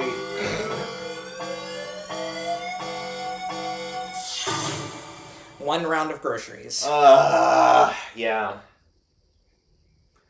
Let's just go to the end. No deal. Alright. Maybe I'll luck out and there's 1,000 in there. So, you take yours. I'll take this one. All right. 3. 1, 2, 3. Hey! I got the 1,000. So that's, yeah. That at least, that's almost rent. Yeah. So there you go. So yeah, nowhere near as good as I did last time, but you know what? That's just how it goes, and that's definitely more in line with how I'm used to things going on. We've talked about the electronic versions a lot, so we actually have 2 different versions. This is the one we play normally. It's just not like kind of a cute little handheld thing. Yeah, it's based on the latter seasons of the original NBC run plus the syndicated version, because it's got the deal wheel. Mm-hmm. And it's got like 3 little BBs that are stored here in the back. I don't really feel like getting them out because I'm going to lose them. I've already opened the thing and they're falling out. Oh my god. Why? Why did I do that? That was stupid. Because you just can't help yourself. Okay, I see where it went. It's fine. But yeah, you drop the little, like you spin the wheel, you drop the BB down, and then, yeah, ×2 multiplier. There's a ×2, a ×3, and a 1/2 your winnings. And it does the $1 million mission that we kind of derided in that package earlier. Yeah, where it's like you, and the interesting about this is that whenever you play through a round and you don't get the million at all, it will start ticking off the 100,000 denominations. So it'll start knocking out, starting with like the 75,000, and start adding on the millions. Yeah, and you can't shut that function off. So if you wanted to play a straight game, you only have that one opportunity until the next time you win the million. Yeah, so it's kind of irritating, but I mean I like this version just because it's easy to pick up and go. Yeah. The other version we have is this one, which is a little bit more involved. I mean, it's still essentially the same function. Up to 4 players can play this game. There's a memory function in it, so it keeps track of where player 1 is, player 2, etc., etc. Yeah. A little door that you open up to do your deal or no deal. Which is, again, I'm a fan of that because it's that fun little tactile, just actually interacting with the thing. Yeah. Obviously, we don't get this one out as often, but it's still fun to play. Yeah, and it uses the sound effects from the original show. I did find out that the UK version actually has their own version of that 4-player electronic one. Oh, really? It's a red plastic one. I'm sure it has their version sound effects and music. Yeah. As opposed to ours. And on that topic, there are home versions of the UK version that we've found out on eBay. If you want us to obtain that and play it, let us know in the comments. You can also email us. That email address will be showing up there at the bottom. You can reach us on our socials. Scrubbed at the beginning when you saw our name tags pop up for that. And now, as of today's recording, we now also have a Patreon. Yes. Scan the QR code that's popping up right about now. And for as little as $2 a month, you'll be helping support us, show us that you like what we do. You can also go up in increments to, I think, $10 a month, I put it, which will get your name on the end credits. You get our eternal gratitude no matter what you do. Absolutely. You can help fund our, basically keep us going, fund us getting access to more fun little board games we can try out. Because I think if we do get the UK version, I definitely want to do that. And one day we'll do the US versions at some point, I'm sure. In a future episode, but I definitely would want to do the UK version first, just because of the more little interactive stuff. Because I mean, it's having the electronic versions is fun. I don't think the footage would be very entertaining, just because it's just we'd have to do a lot more close-ups. Yeah, we would basically just have to fix the camera directly on this, and it's. I mean, if you want to see that, let us know. But I like having our little setups to make things a little more interesting to look at. But thank you all for watching. Remember to like, comment, subscribe, all that fun stuff. And again, I've been Tyler. That would make me Chase. And thanks for watching a copy of our home game. Bye. Bye-bye.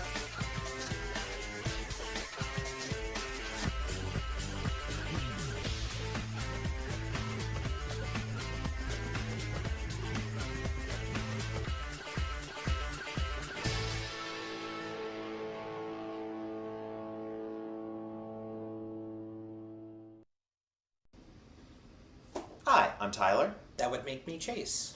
And welcome to a copy of our home game.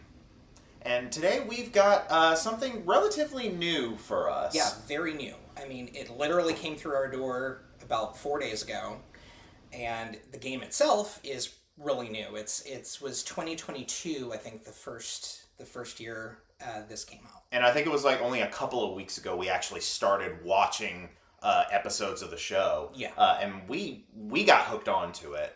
It is Bridge of Lies.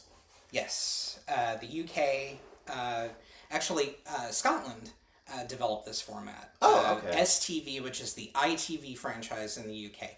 STV Studios sold the format to the BBC, and it's been a pretty solid show for them in their tea time quiz schedules, going up against Countdown on Channel 4. Bridge of Lies is so freaking fun to watch. It really is, and I think a lot of it kind of can be attributed to the host, Ross Kemp. Yes. Most people, if you're familiar with British soap operas, as we are, he plays Grant Mitchell on EastEnders. Mm-hmm. He only just came back a few months ago, after a couple of years away from the soap. But he's back. He's an active cast member on that show right now, and he's also hosting this game show. And he's got, for someone who plays someone as intimidating as a Mitchell, he has a lot of really good chemistry on the show as a host. Really does. It does not look like he has to put forth much effort to connect with the players. Yeah. On the show. He kind of just has like this natural charisma. You don't really expect that, because I mean, you look at him, he does look a little intimidating. Yeah. I mean, to be fair, everyone who plays in the Mitchell family just kind of has that natural intimidation factor. It's kind of a prerequisite to being cast as anyone connected to a Mitchell on that show. You have to be able to give an intimidating stare. I think it also helps to have a completely shaved head as well. I suppose that's true. Yeah, he does kind of... I mean, looks pretty similar to me. Honestly, he does. You kind of bear a striking resemblance to some of the Mitchells. Yeah, let's see. There's Grant. Then there's Phil. Mm-hmm. And then he's not a Mitchell, but Max Branning is also in the bald/shaved head club. And also very intimidating. Very intimidating. I may not be intimidating by any stretch of the imagination, but do you think I could be a long-lost Mitchell?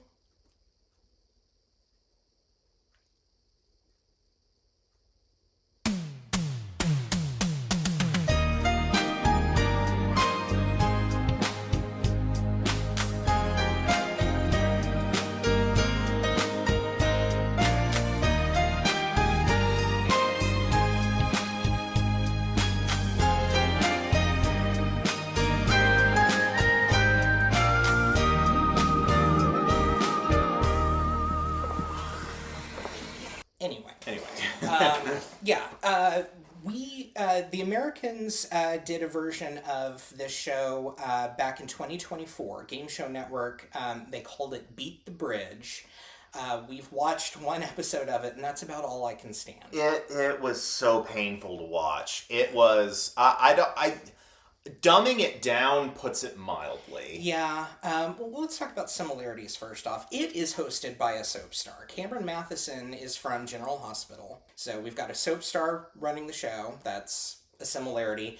And that's about where the similarity ends. Yeah. Because their game board is... Well, let's talk about this show first. Yeah, let's start with this show, because... yeah, you have 4 players. There is a bit of a wager that happens as well. If you have 3 or 4 members of your team at the end, you can sell off one of your team members. They don't get to participate, but you double whatever's in your bank. Yeah. You can, if any of your team members didn't make it through in the first thing, you can buy them back to join you for the final round, but you lose half of your earnings. Your earnings. Yeah.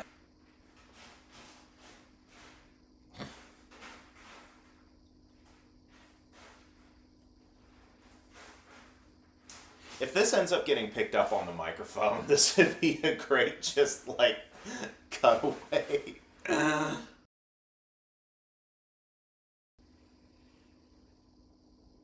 I think we're good. Now, by comparison, the American version of this game, it's the same number of rounds, but there are only 3 players per team.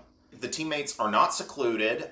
They do still have a panic button, but they call what do they call it? The bank it button. The bank it button. Same mechanics. Same if you exact think mechanics. that they're not going to make it, you hit it. They've banked what they've done up to that point. Or for the first 2 rounds, it's actually very similar to how the final round of Bridge of Lies works. And it's even simpler than that. The first 2 rounds, it's just 2 choices. It's this or that. This or that. This or that. And at least in the example we watched, it was embarrassingly simple. They were extremely easy questions. Yeah. It really seemed like the goal of this show was to make sure you left with money. Well, either that or, it's a 30-minute slot on the American version as opposed to a 45-minute slot on the British version. So, in factoring in commercials, you only have a 20-minute show. Yeah. So, to get as much in as possible, you have to speed it up somehow. Yeah, but it's still, even then, it's embarrassingly easy. Yeah. I think we had a count of, there were only 4 answers in the entire thing we were unsure about. Yeah. Everything else was like, okay, here is the very obvious correct answer and something that has absolutely 0 relevance to what we're talking about. Yeah. They just sound vaguely similar. Yeah. So the clues on the British version, they're a little bit more cerebral. You do have to think a little bit harder. Mm-hmm. The only thing I'll give the American version points on is it looks like they actually tried to make kind of a cool looking set. Not that Bridge of Lies set isn't bad. It's it's very industrial. It's very industrial. It looks like it's shot in a warehouse. Yeah. But at least the American version is a bridge. Yeah. They actually made a bridge floating in some kind of... I was saying there's light fixtures on their set that remind me a lot of the queuing up lights in the space-themed portion of Roller Coaster Tycoon. Yeah, it's very like, bridge floating through the abyss of space instead of just, some abandoned warehouse somewhere. But I think we've gone over all the major stuff about the game, so... Yes, we have not actually played this game yet. I've put it together.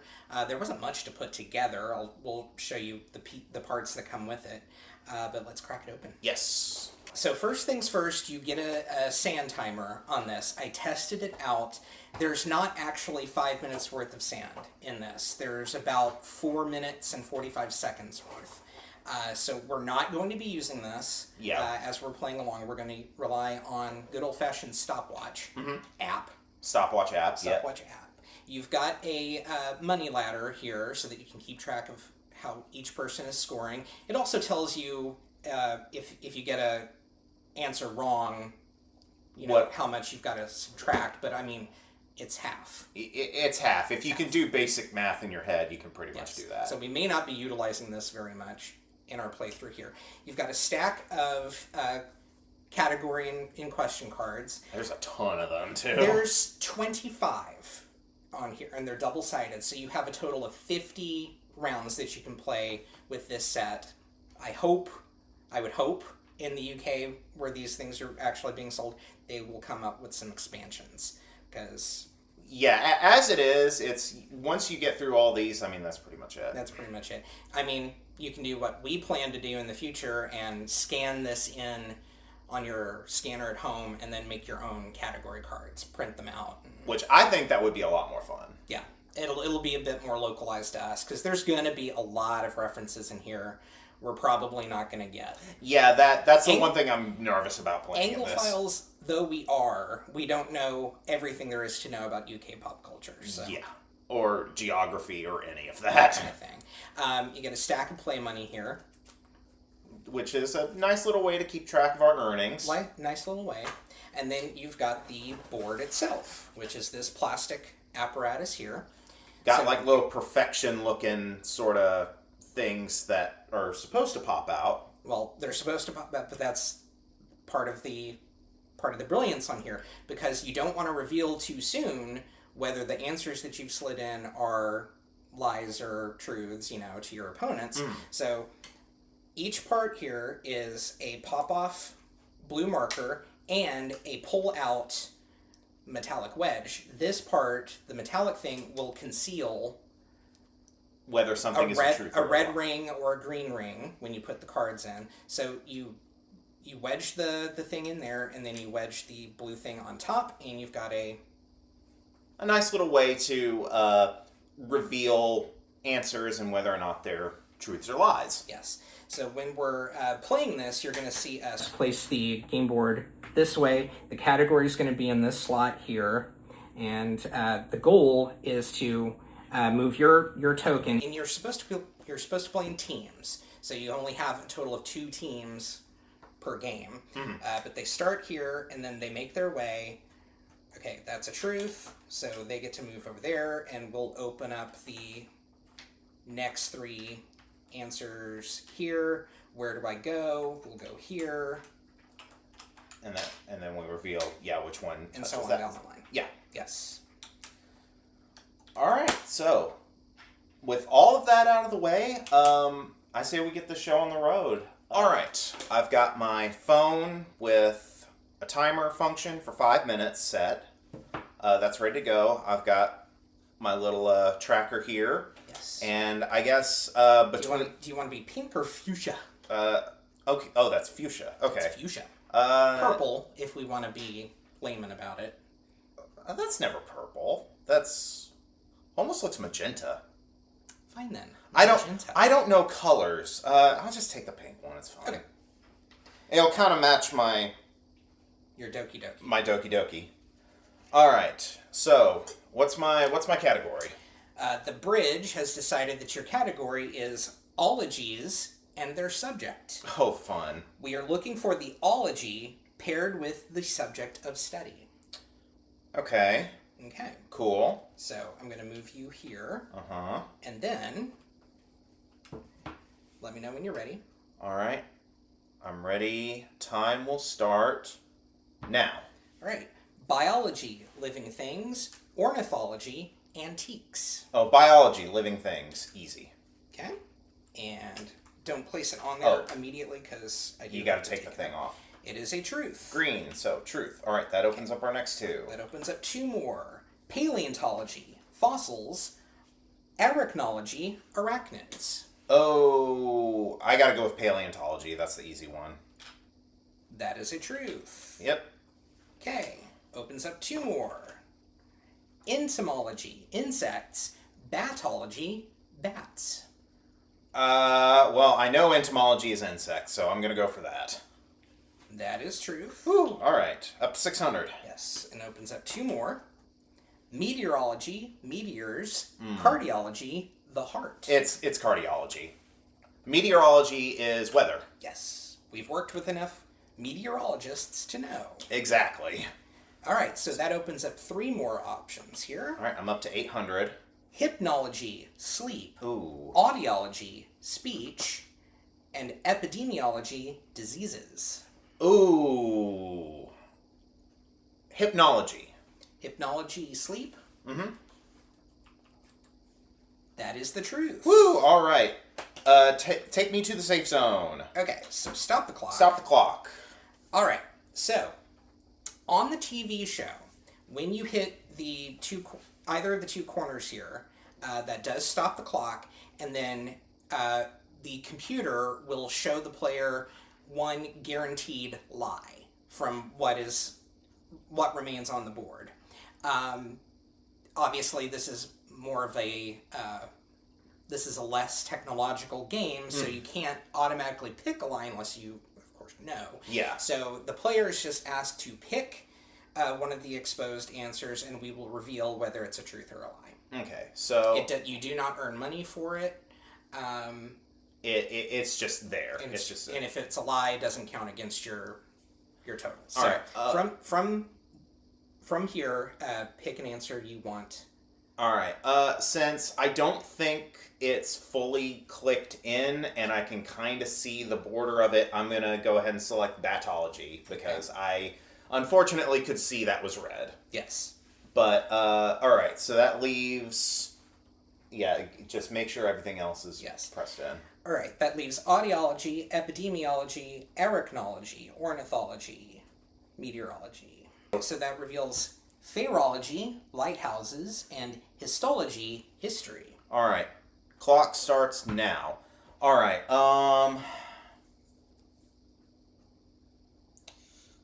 You know what? I'm going to go back over to epidemiology because I'm pretty sure that is diseases.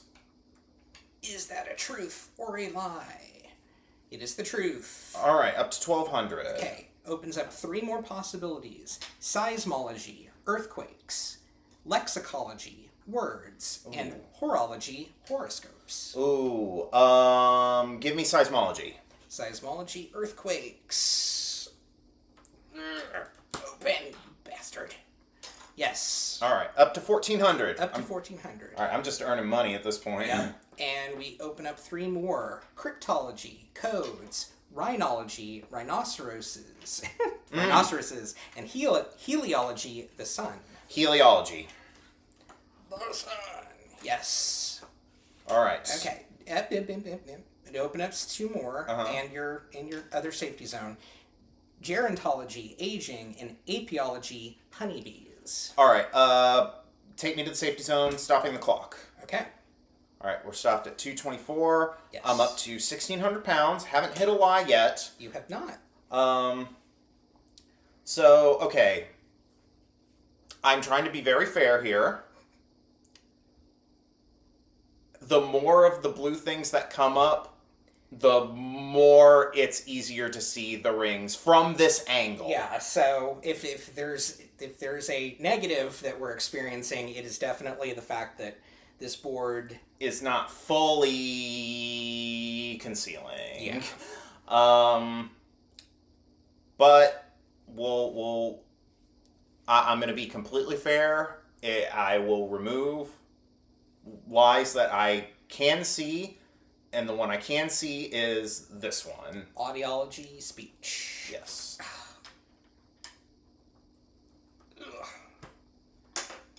Okay. Okay.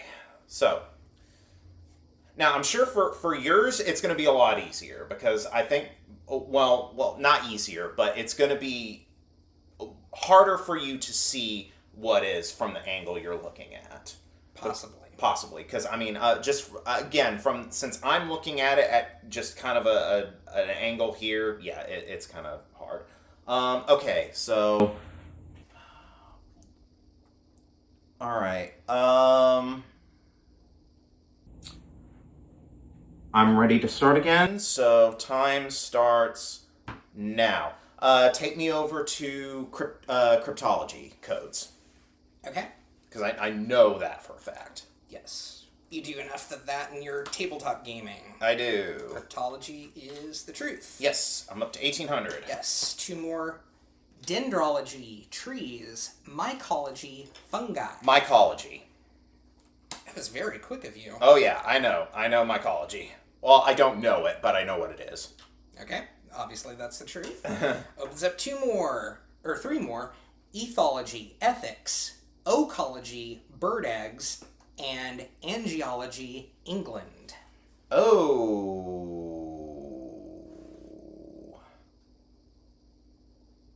Ugh. Okay, this is actually starting to get a little difficult now. You have 90 seconds left. I got 9. Ooh, crap. Okay. Bird eggs? Oology. Oology? Did I say oecology? I think you said oecology. Oology, bird eggs, is a truth. Oh, okay. 2200. Okay, and it opens up. Okay. Pausing. Okay. Because, I can tell that's screwed up. Yeah. So, obviously, it didn't get bracketed in correctly. I thought I had it bracketed in correctly, but we'll fix that for the rounds to come. And that might fix the early answer seeing that you were. Maybe that might do it as well. Fix it later. We'll fix it later. Ichthyology, fish. I know that is true. Resuming, I know ichthyology is fish. Yes, it is. Okay, so... yeah. Yay! I made it to the other side, and with about a minute to go. Yes. Alrighty, so we've reset now. Hopefully this is a little more secure. I really, really hope. Seems to be. Okay, cool. Your category, the bridge, has decided your category is bones of the human body. Okay. Are you ready? I suppose. Alright. Time starts now. You've got the Patronus and the Patella. I know the patella, so we'll go for patella. Patella is a truth. Alright, go ahead and mark up your score as we get now the sternum and the scapula. Sternum. Sternum is a truth. Okay. Alright. As that reveals the fibula and the femur. Okay. Fibula. Fibula.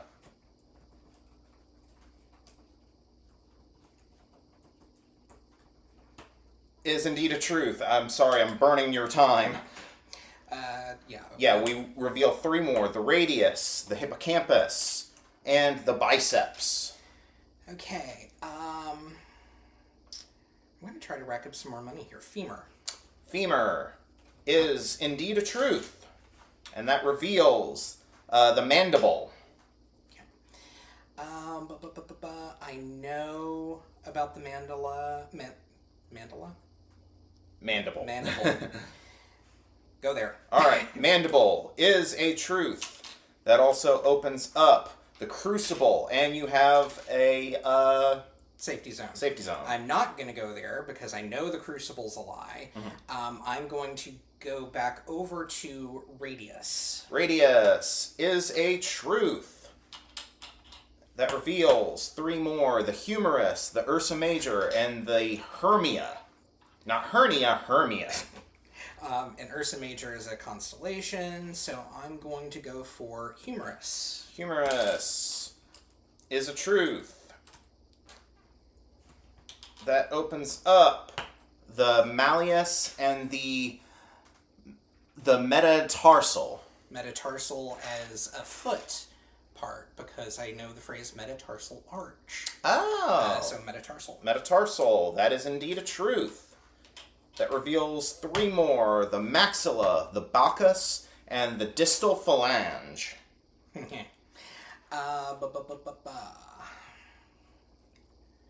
Still got about 2.5 minutes here. I've got plenty of time. Plenty of time. So think carefully. The distal phalange. Distal phalange is indeed a truth. No reveals. Honestly, don't think I need it at this point. Maxilla. Maxilla is a truth. And that reveals the thallium.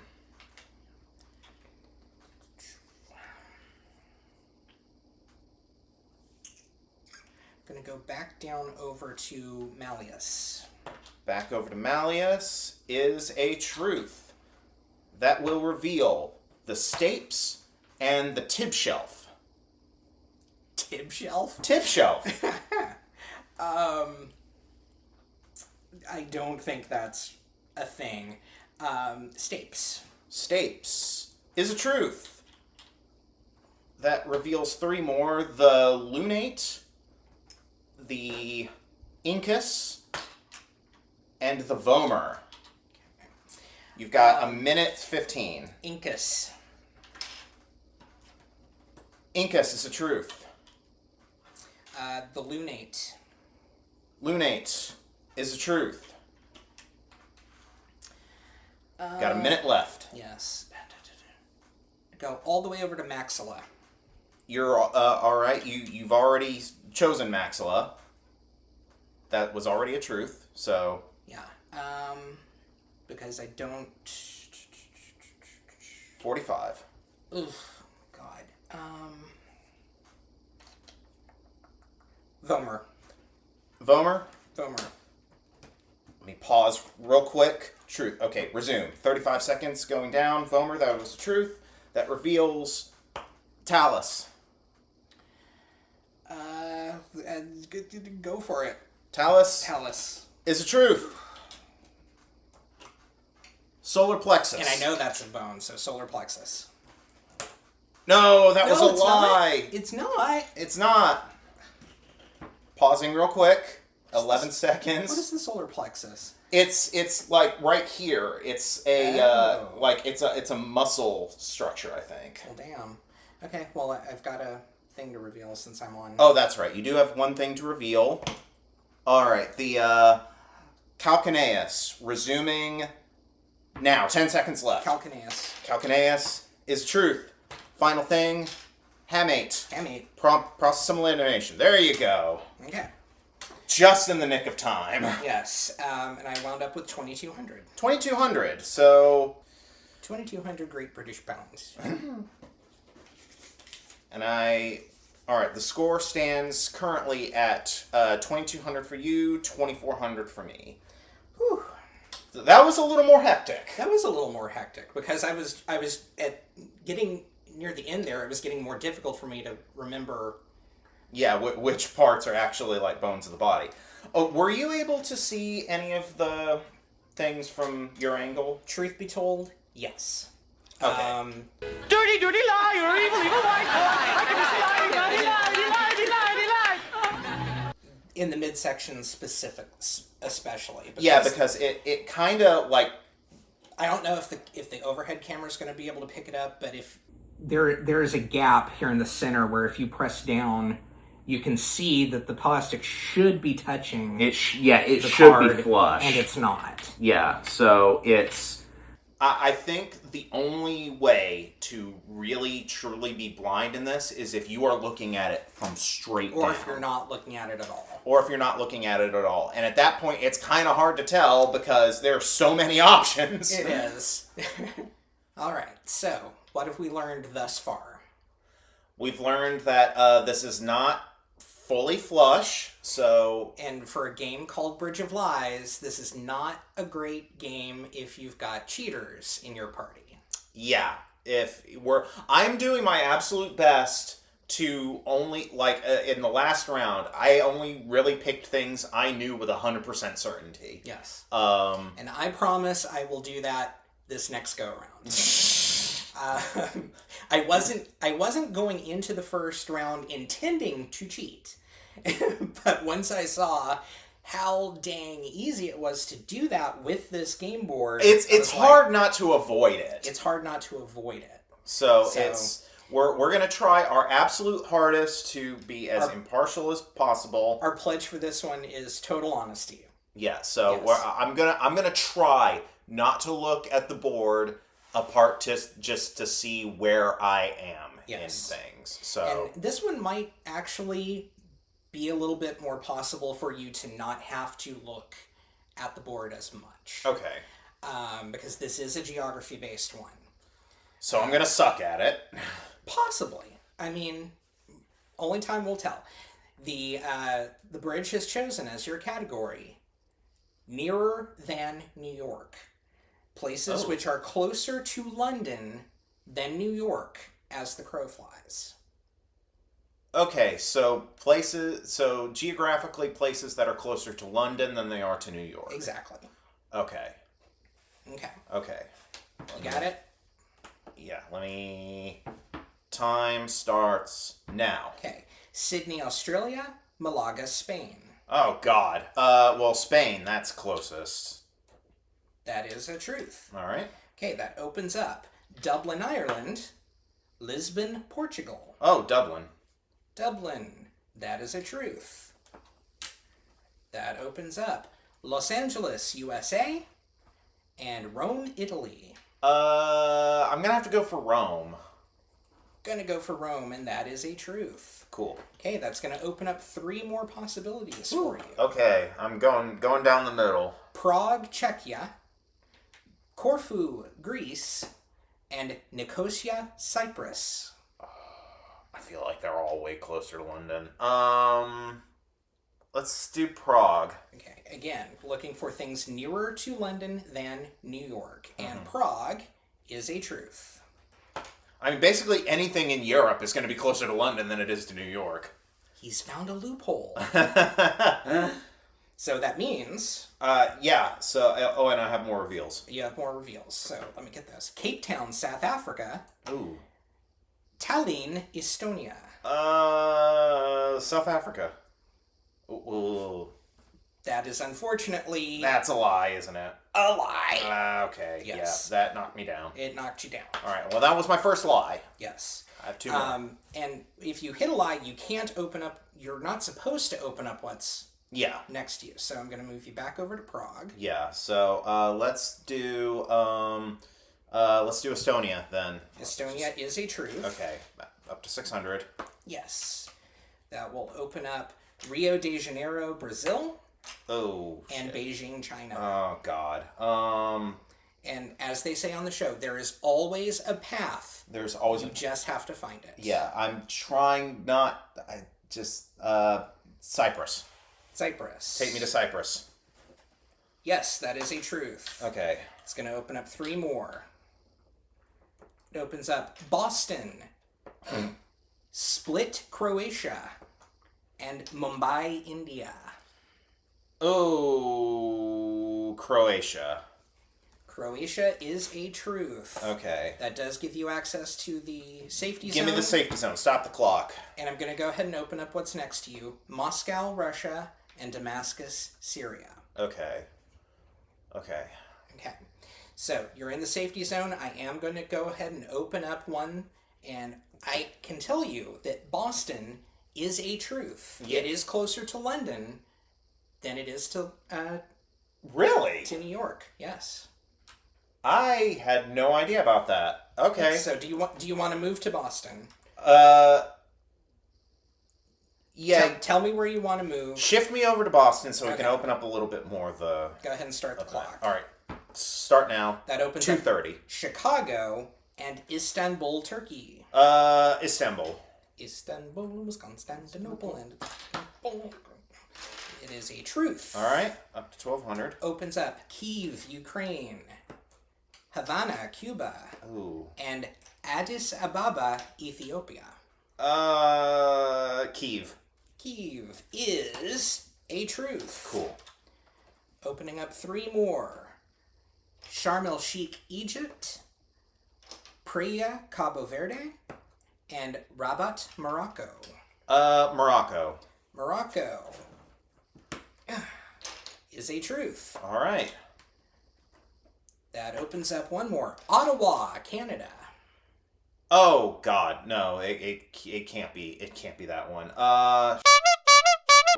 What's that one? Addis Ababa, Ethiopia. Let's try that one.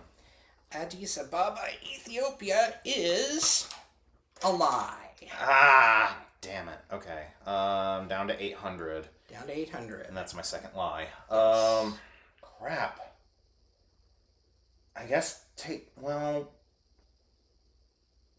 let's go over to Syria. The one at Damascus, Syria? Damascus, Syria.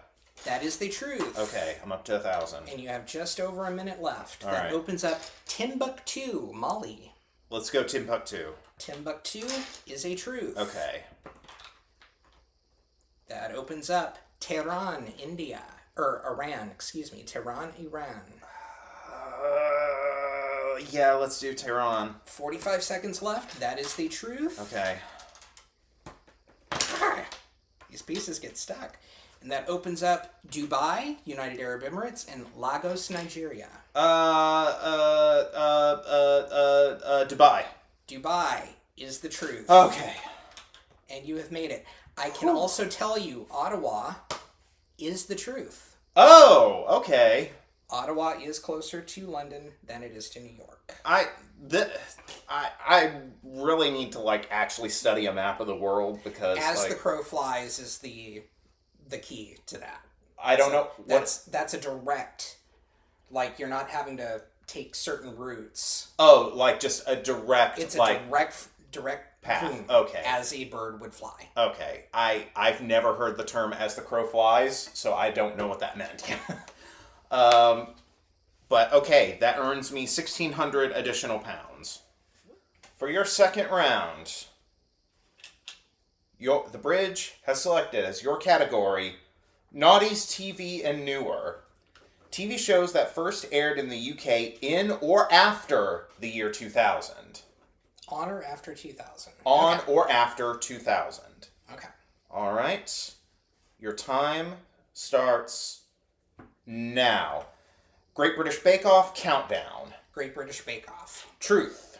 Countdown is old. It is old. Night 1 of Channel 4. Only Way is Essex, and Have I Got News for You? Only Way is Essex. That is true. Line of Duty, Strictly Come Dancing. Strictly. Strictly. True. That opens up. Ready, Steady, Cook. The Masked Singer. Vicar of Dibley. Masked Singer. Masked Singer. Truth. That opens up. Britain's Got Talent. Dancing on Ice. The In-Betweeners. Dancing on Ice. Dancing on Ice. True. Open up that other one. Oh, that opens up The Office. The Office. The Office. True.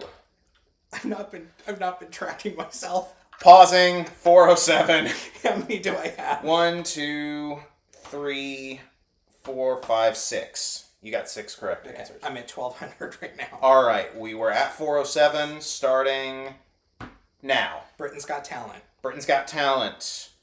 Truth. Hollyoaks Mock the Week.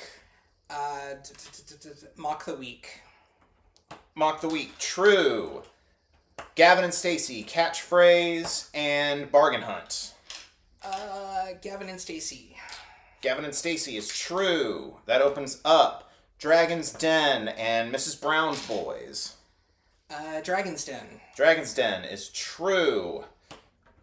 You have Safety. It also opens up the Crystal Maze. Go to Safety. Safety, stopping the clock at 3:30. Yeah, I drew this out just randomly, and I was like, well, I lost this one. I was just so excited for this. I literally stopped forgetting. I forgot to track my progress on here. So it's good in this case that I haven't hit a lie. Yeah. So I am going to reveal one random one. Yes. And we're going to reveal Catchphrase as a lie. Okay.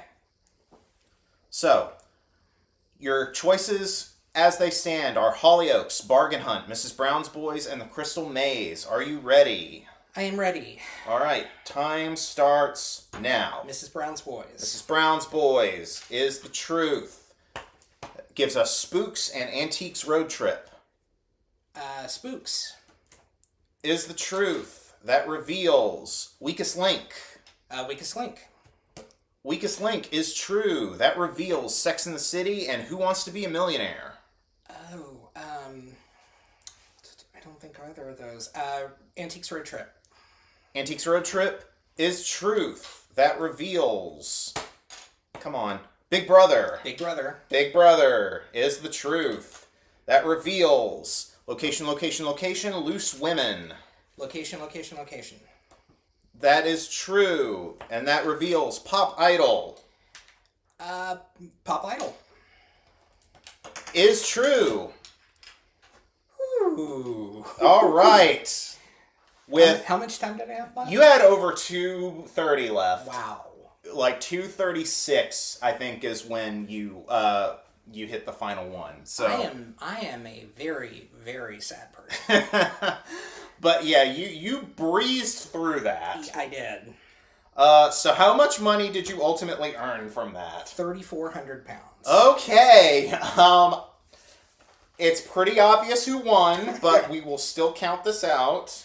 So, scoring, real quick. On the Civilian Bridge of Lies, each correct answer is only worth 100 pounds, except for the last person to do their initial crossing, then it's worth 200 pounds. On the Celebrity Charity Specials, it's 200 per correct answer, 400 for the last correct, or for the last person to cross.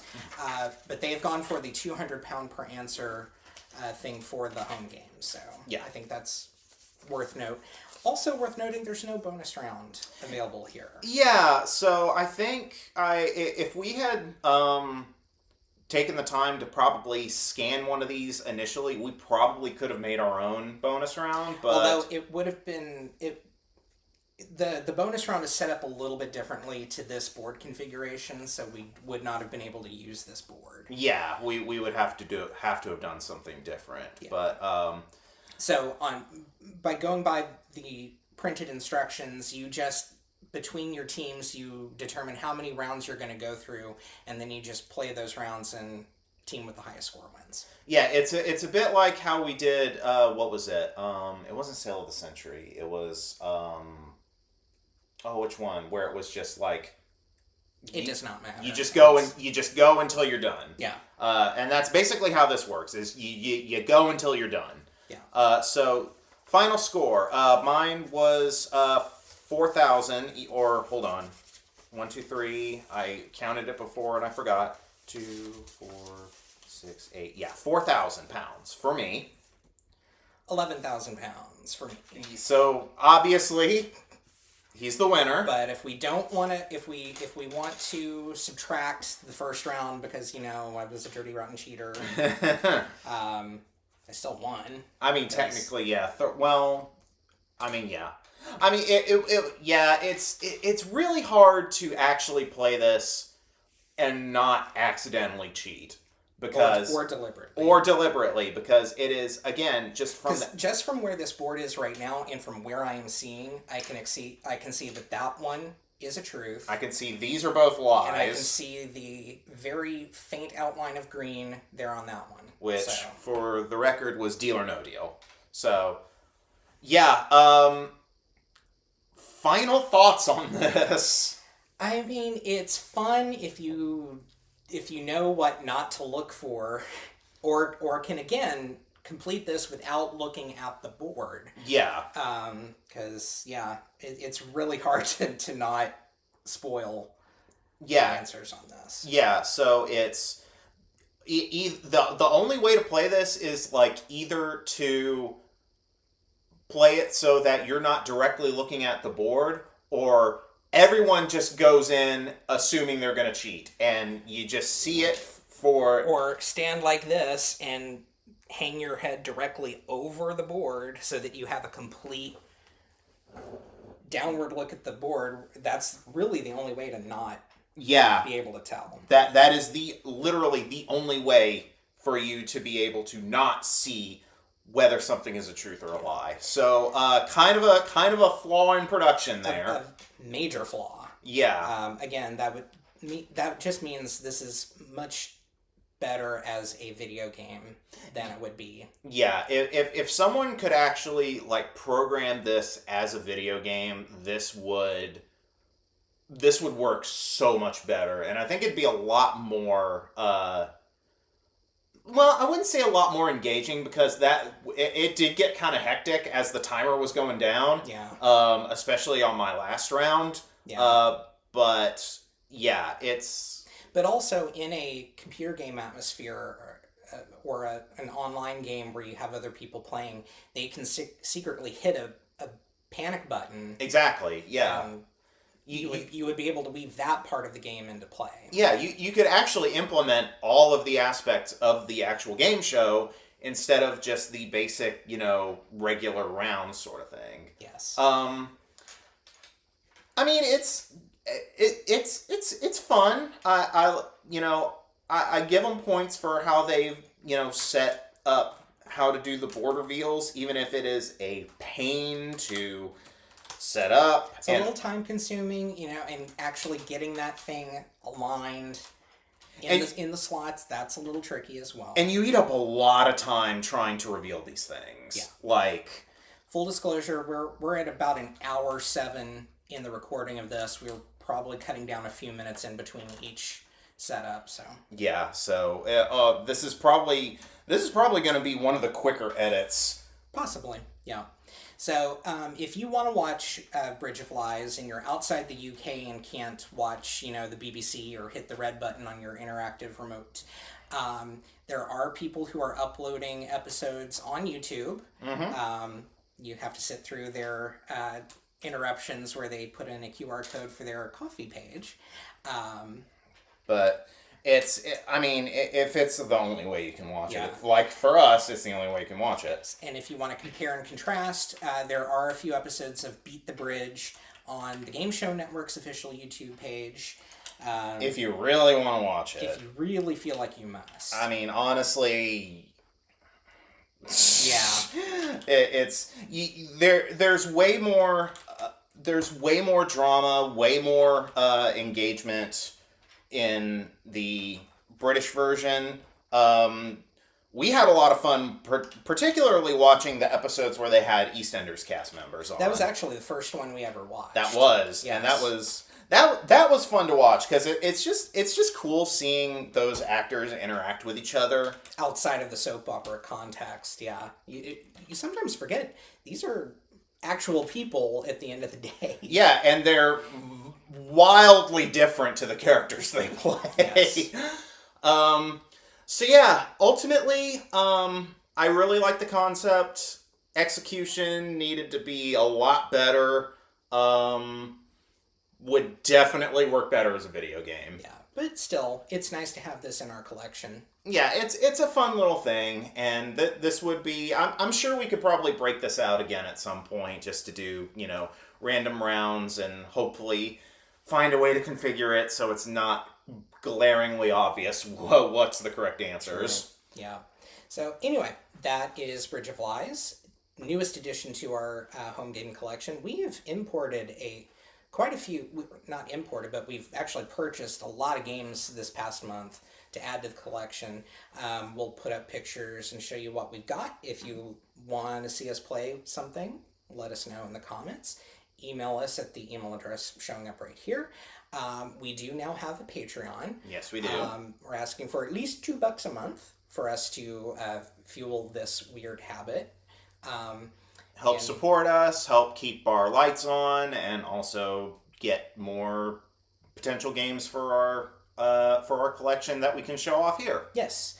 Or do the like and share, subscribe, all that stuff that you normally do on a social media platform. Mm-hmm. You can now also hear us on various podcasting services. Go to Apple Podcasts or your favorite podcast host and listen to us that way. Yeah. So with that, I've been Tyler. I've been Chase. And thanks for watching a copy of our home game. Bye. Bye-bye.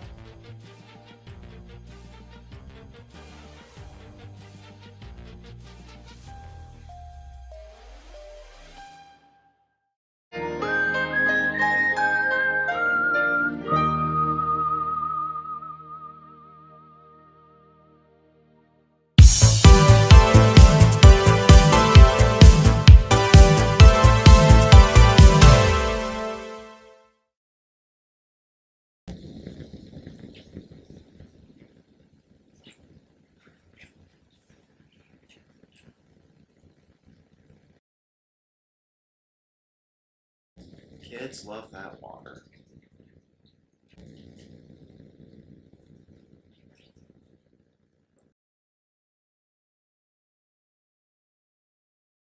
Alright, that's enough of that. Well, there's our cold open.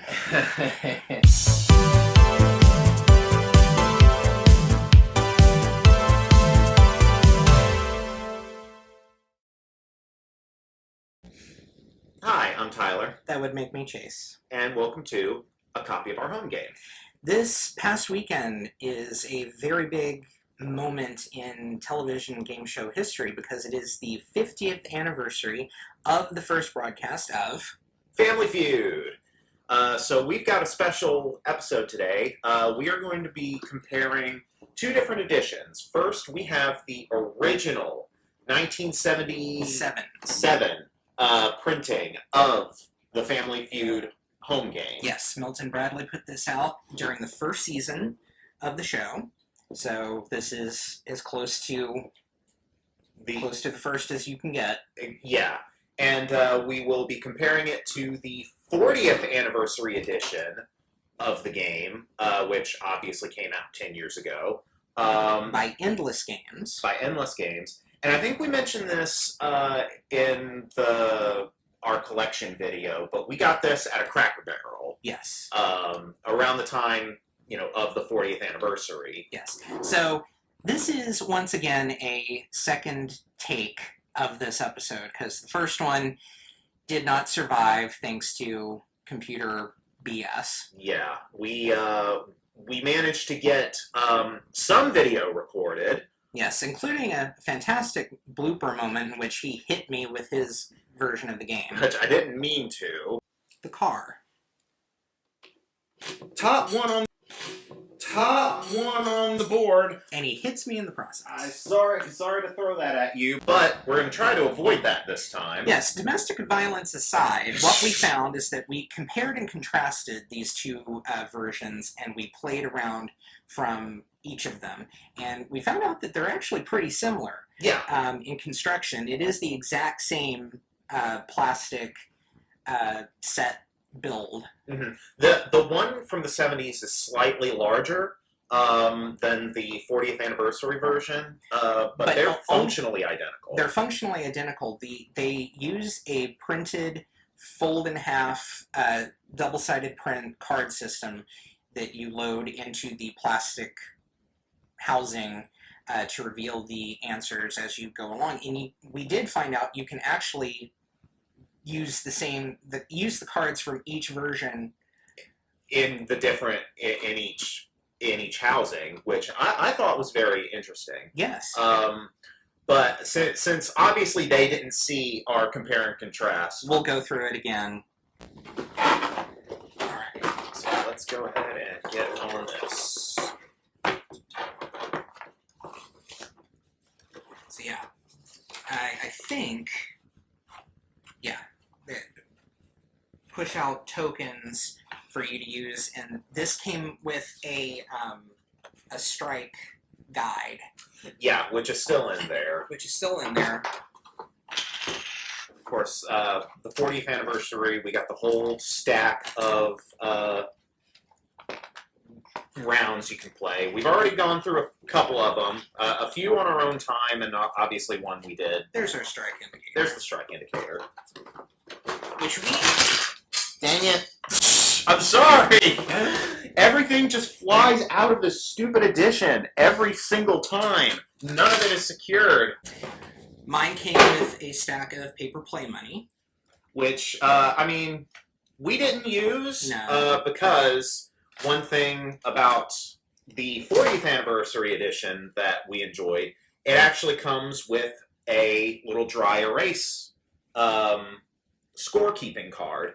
Really not dry erase. It needs a small amount of liquid to quickly get everything off, which, considering we still have our scores from the failed recording, I'm going to go do that real fast. Yes, you go do that, now that I see it in the light.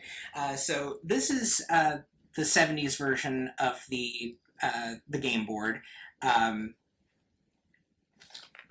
The plastic housing latches in here, and then there is a cantilever system here. So each side of your printed card has 2 rounds on it, and when you set the dial here to position 1, you will play the first round on a printed card, and then when you're ready for round 2, you close these windows up, and then you move the dial here to number 2 in the position here, and it just jostles the card up about a half an inch, so that you can have one complete game is 4 rounds, 3 face-off rounds, and then a fast money round.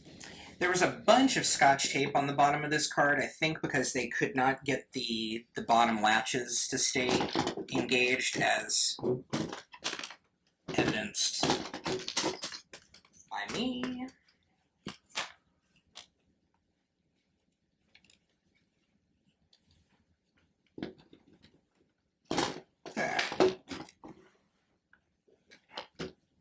There we go. There we go. Okay. It's a little precarious, but...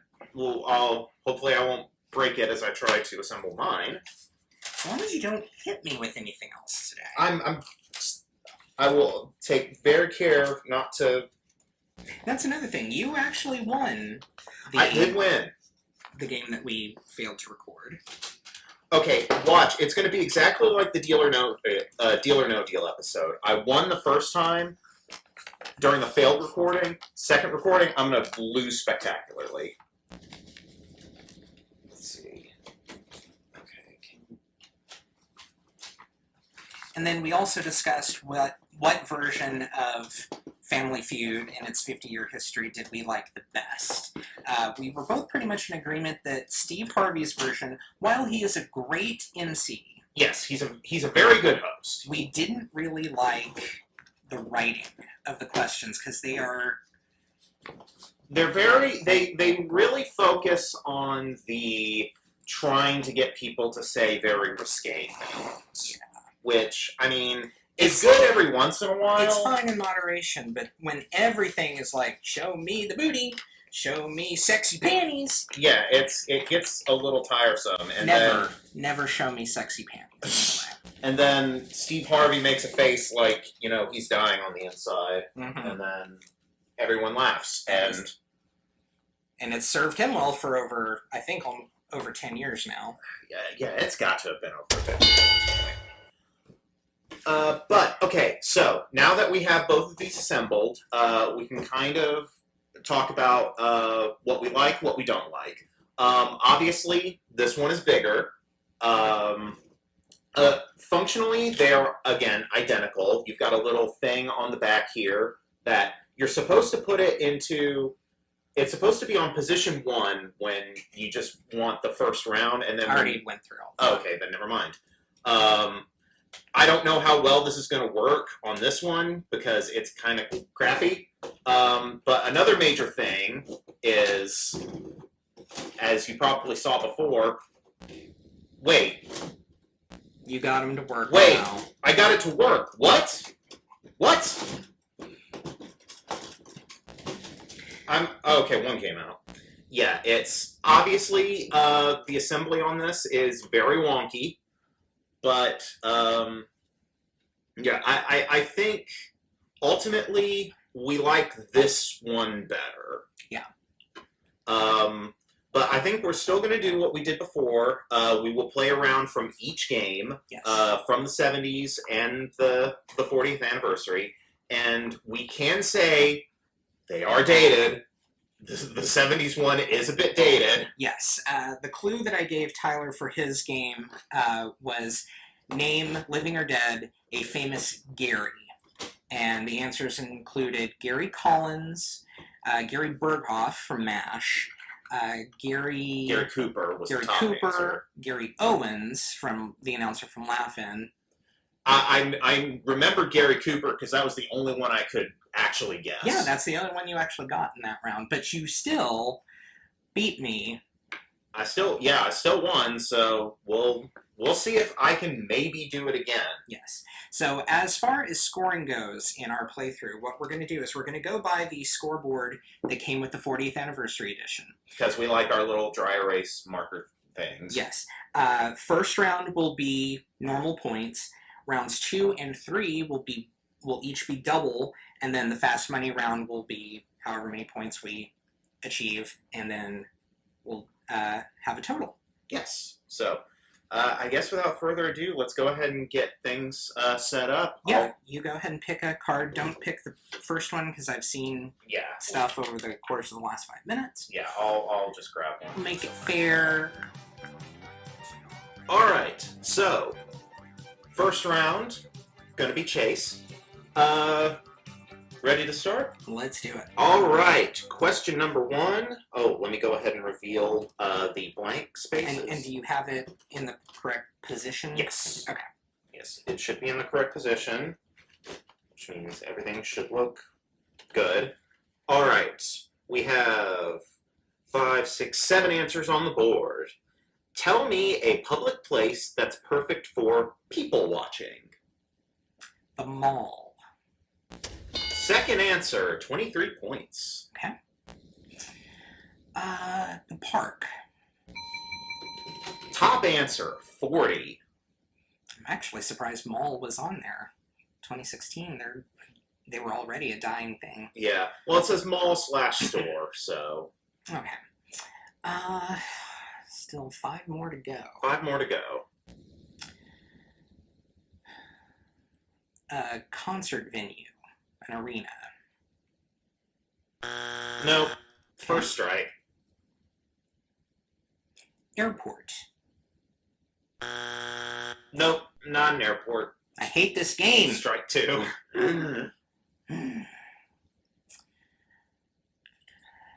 People watching. And park is already a thing. Park is already a thing. Malls. Malls, stores. So you can't say like a shopping center because that's the same thing. A parking lot. Nope. Okay. Third strike. I mean, you did get the 2 highest ones on the board, so that's 63 points for you this round. Okay. But the ones that were left, beach/boardwalk, a bar, a museum, restaurant, and train/subway. Okay. So, and these were all just single-digit scores anyway, so. Yeah. I've been to a beach literally 3 times in my entire life, so that was not front of my mind. Yeah. All right, so we have got 8 answers on this one. All right. Double points. Double points, because we're now in double point mode now. Name something people do to prevent from getting sick.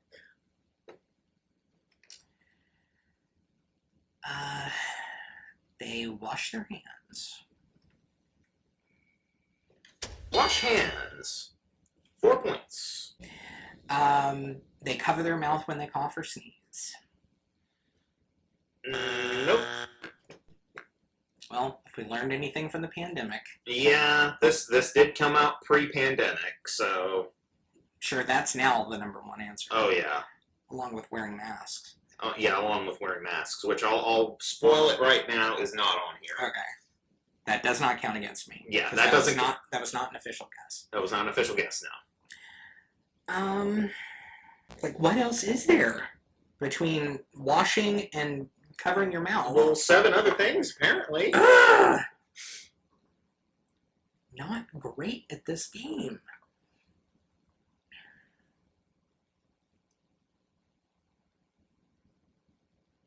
Can you give me a hint, at least? Think about... We gave each other hints in the last record as well. We did give each other hints. Think about things you would put into your body. Take medicine. Number 4 answer. Eat greens. Eat vegetables. You know what? We'll count it. Eat, drink right. Okay. Drink plenty of fluids. That still counts under drink right. Oh, shut up. Don't get mad at me. I'm not mad at you. I'm mad at the survey. I'm mad at the survey takers. The 100 people surveyed. Yes. 8 answers on the board. Oh my gosh. There are other things you can put into your body that will keep you from getting sick. Get shots. Get a flu shot. Last answer. Please get your flu shots, people. Yeah, please get a flu shot. There's still one on the board that counts for that clue. Eat and drink right. Take your medicine. Get your shots. Take vitamins? Number 1 answer. Okay. Vitamins. Take your vitamins. All right, you still have 3 answers.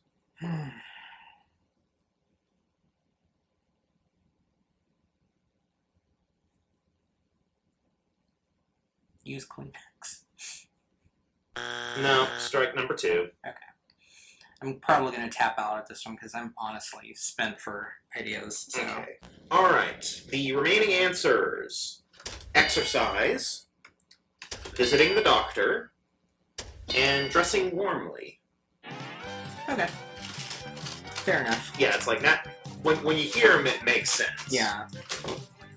All right. So, 5 answers for this one. Yeah.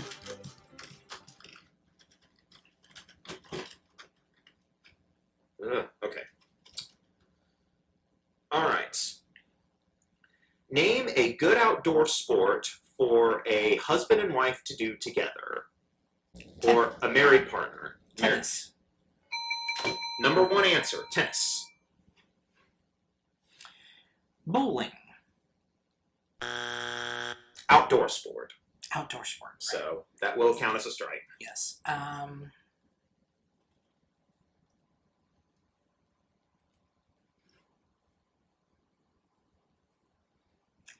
Going to the batting cages? No. Okay. Strike 2. Outdoor sport for married couples to do together. Swimming? Swimming. Last answer on the board. Okay. I don't think it's technically a sport, but jogging? This is another thing. You have to act as your own judge on this. But you know what? I'm going to give it to you. Walking/hiking. Okay. I can tell you of the 2 answers left, 1 we have not done together and 1 we have done together.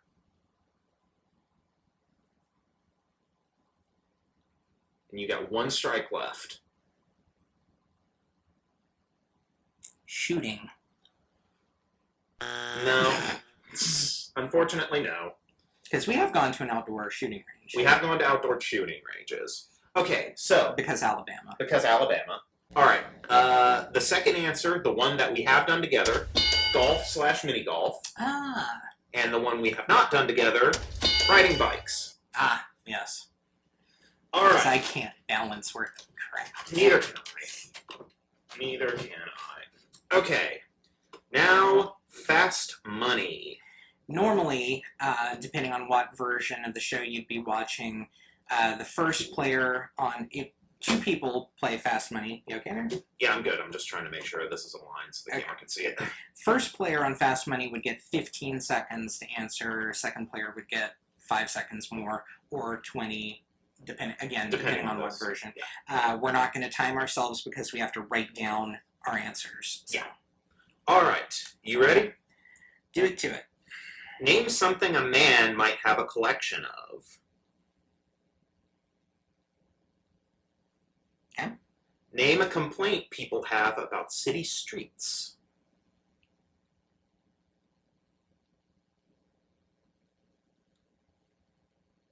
Okay. Name a time zone in the United States. There's only 4 of them, so you've got a good chance of picking one. Okay. Name an animal that you could outrun. Me personally? Just people in general could outrun. Okay. Name something that some people refrigerate and some people don't.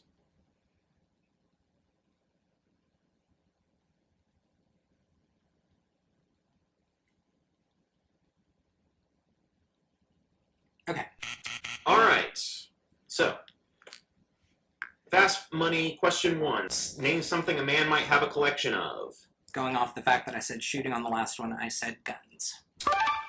Guns is on there. 7 points. Okay. All right. Name a complaint people have about city streets. Smelly. I'm thinking about garbage buildup and trash. Especially during my trip to New York City. I had to avoid piles of puke. You know what? I'm going to count it as dirty/litter. Okay. That's 37 points. All right. Name a time zone. Eastern. Top score, 70 points. All right, name an animal that you could outrun. I said turtle. Also top score, 43 points. Dang, Nate. And finally, name something that some people refrigerate and some people don't. I had to think about this for a bit, but then I remembered in the UK, eggs are traditionally not sold in the refrigerated section. They're sold at room temperature. And so it would make sense to me that some people here might keep their eggs at room temperature. Unfortunately not. But not here. Not here. Because Americans are stupid. I didn't say that. The scores, the things on that one, ketchup was the top score. Okay. Followed by bread, fruit, and peanut butter. Okay. And for the name something a man might collect, baseball cards was the top score. That is 456. That is a considerably better game than you had last time. Yes. Truth be told, I did think a little bit harder this time around. Yeah, so we mentioned this in the last recording, but typically he dominates in obviously spelling and word association games. I think that's why he's not looking forward to us eventually going into Wheel of Fortune. No, I'm going to do miserable at it. But I actually did pretty good, so let's hope that on the classic version, I'll do a little bit. Or at least, close to what I did before. Now for me to tackle the 70s version. Yes. And I actually did not pay any attention to what the clues were, so I have no idea if there's any real 70s type pop culture questions or anything here. So we'll find out. We will find out. All right. All right. Ready to go? Let's do it. Okay. We have... Dang it! I did not have this problem with the last one. 8 answers. 8 answers on the board. Clue is, name an object people keep on night tables. Ooh, okay. Alright, I'm really going to have to think about this one because I got to think in terms of the 70s. So, obviously... Actually, you're not going to have to think too much. Okay. Just think of the things that you've got on yours... And it's probably... You will probably do well. Minus, smartphone. But, You know what? Telephone's on there. 3 points. 3 points for telephone. Okay. You know what? Hey, I'll take it. Yes. Glass of water. 2 points. Yay! Minimum of two people have to have said it for it to appear on the survey at all. Okay. And that's the same for any foreign version of this show. I have watched Family Fortunes in the UK and the Australian Feud, and it's blanket rules. Okay. All right. Alarm clock. Number 1 answer. There we go. All right. So we got the alarm clock. We got the cup of water. We got the phone. Things on a nightstand. How about a book? I will take it. The good book, specifically. Oh, okay. The Bible. 6 points. Yeah, book is pretty general. All right.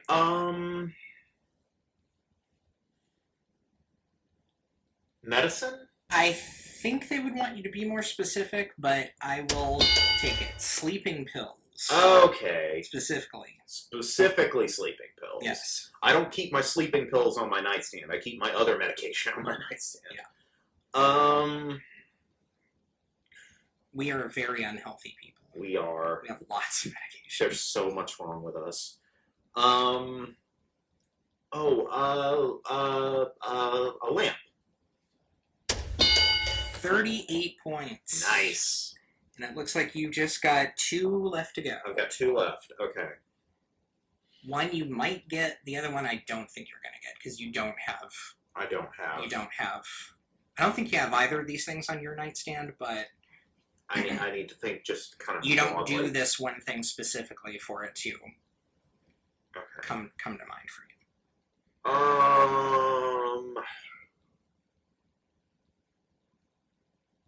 Do you have any strikes, by the way? No, I didn't get a single strike. All right. Doing much better than me in that regard.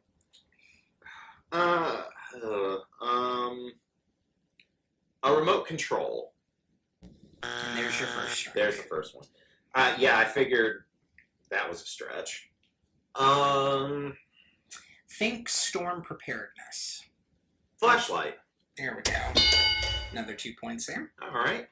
One left to go. One left to go. Let me see.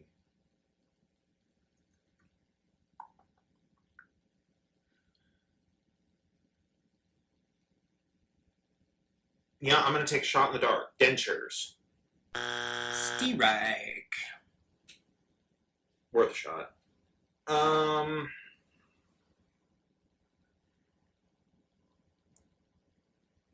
thing people might keep on a nightstand. This is a very 70s thing. Okay, it's a very... Because so many people did this in the 70s. Not so much now.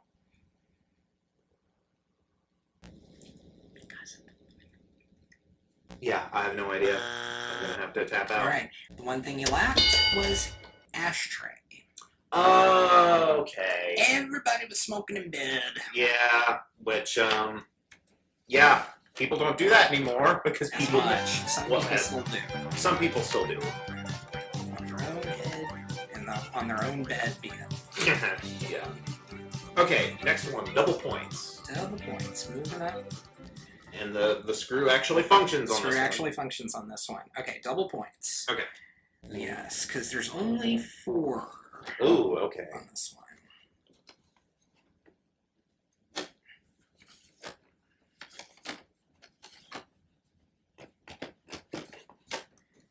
Okay. Top 4 answers on the board. Many people learn methods of self-defense. Name one. Okay, martial arts. You're gonna have to be more specific Oh on this my one. gosh, okay. All but one of these are martial arts. Okay, karate. Okay, that's number 1. Number 1. Let's see. What are martial arts methods that people would have known Think in Keanu. the 70s? Think Keanu? Mm-hmm. Kung Fu. I know Kung Fu.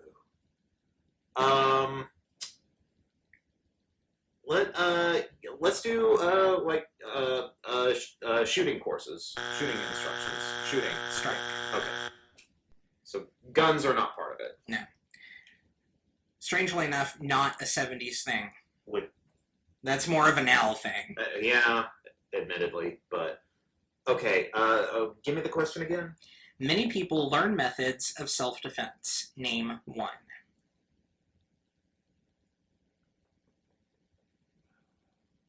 And as I said, 3 of these are martial arts. Only 1 is not.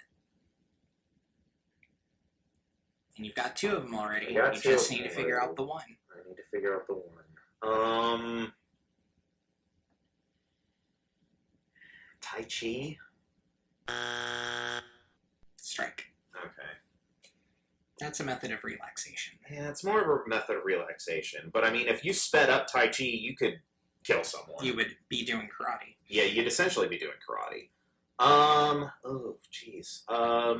Chop, chop. Judo. There we go. Judo, yeah. All right. Just need to figure out that last little one. The last one.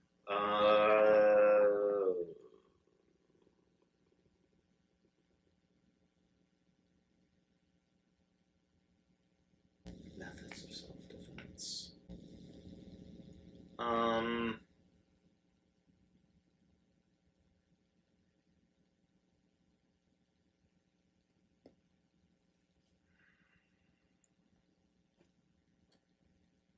Yeah, I'm gonna have to tap out. I don't know. Funny you should use that particular phrase. Boxing. Oh! Boxing was the last one. Duh. All right, here we go. All right, let's do it. Top 5 answers on the board. Name someone who takes part in trials. Okay. The judge. Number 1 answer. Here come the judge. Here come the judge. Here come the judge. Here come the judge. Lawyer. Number 2. Woo! All right. Jury. Number 3. Woo! Defendant. Number 4. Okay. I've got no strikes. No strikes. No strikes. Bailiff. Strike number 1. Okay. People who take part in trials. I said defendant. Yes. Plaintiff? No. Okay. All right. Judge, lawyer, jury, defendant. And I already said bailiff and I plaintiff. wouldn't swear to it, but I think you're going to clean sweep this one.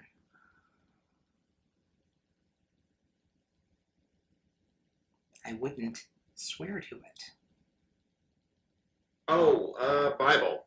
Bible? Someone who takes part in a trial. Someone who takes part in a trial. I'm not going to count that against you. Just think about what I said. Well, I think I'm picking up the hint, but I don't know the name of the person what does that.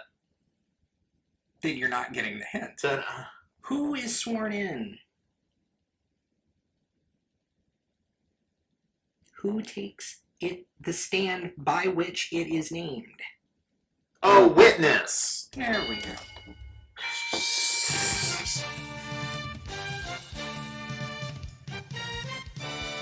I mean, you absolutely gave me that one. So Yes, I did. Well, I think unless I completely just Bork up the fast money round. work up fast money, I'm probably going to win this. Okay. But, alright. We are... Let me erase the strikes one more time. And now he, Tyler, will attempt to obtain fast money. Let's go. Fiberglass. The moons of Meepsor. A foam shoe. Name something that comes from a mine. Okay. Name something in your car that goes on and off.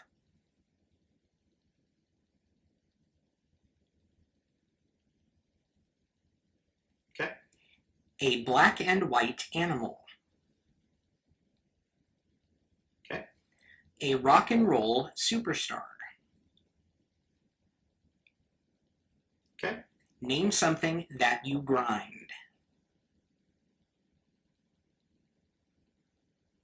Okay. Alright. Alright. Name something that comes from a mine. I said gold.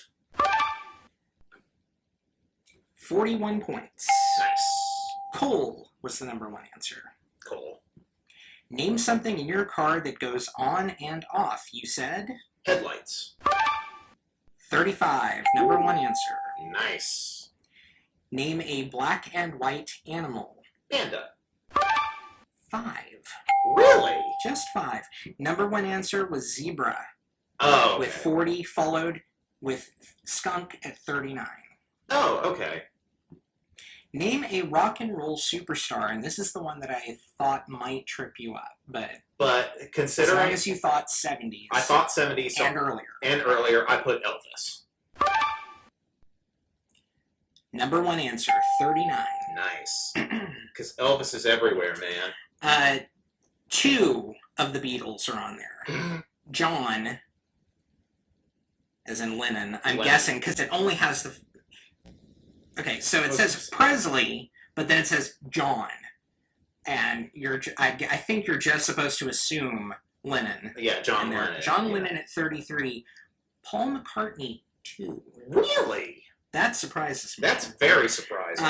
Mick Jagger, 5. Okay. David Bowie, 3.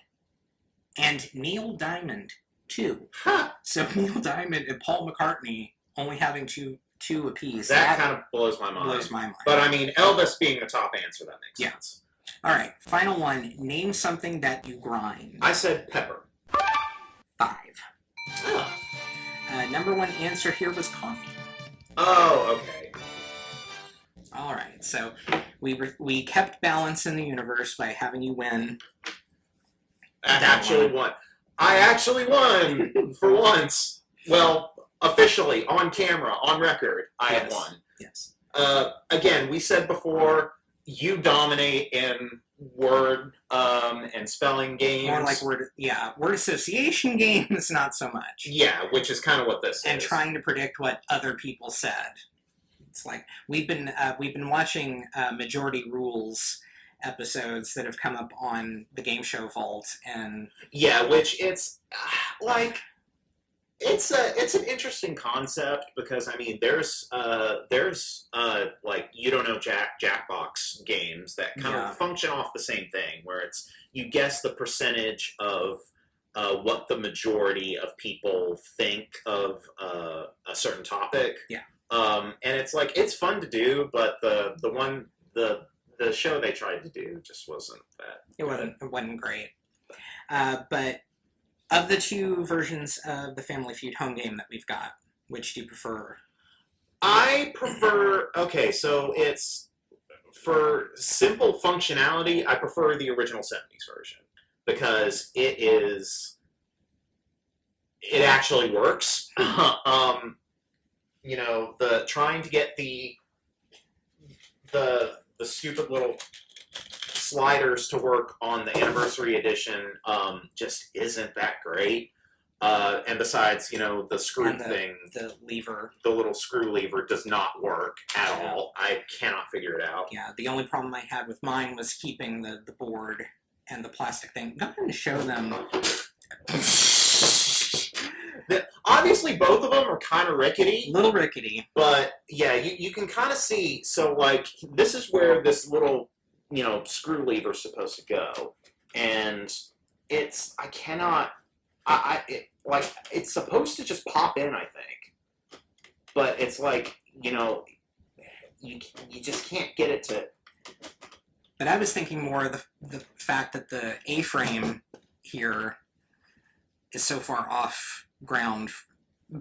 I was expecting both parts of the A-frame to make contact with the table. Yeah, and they don't. Yeah, it's just the one. Yeah.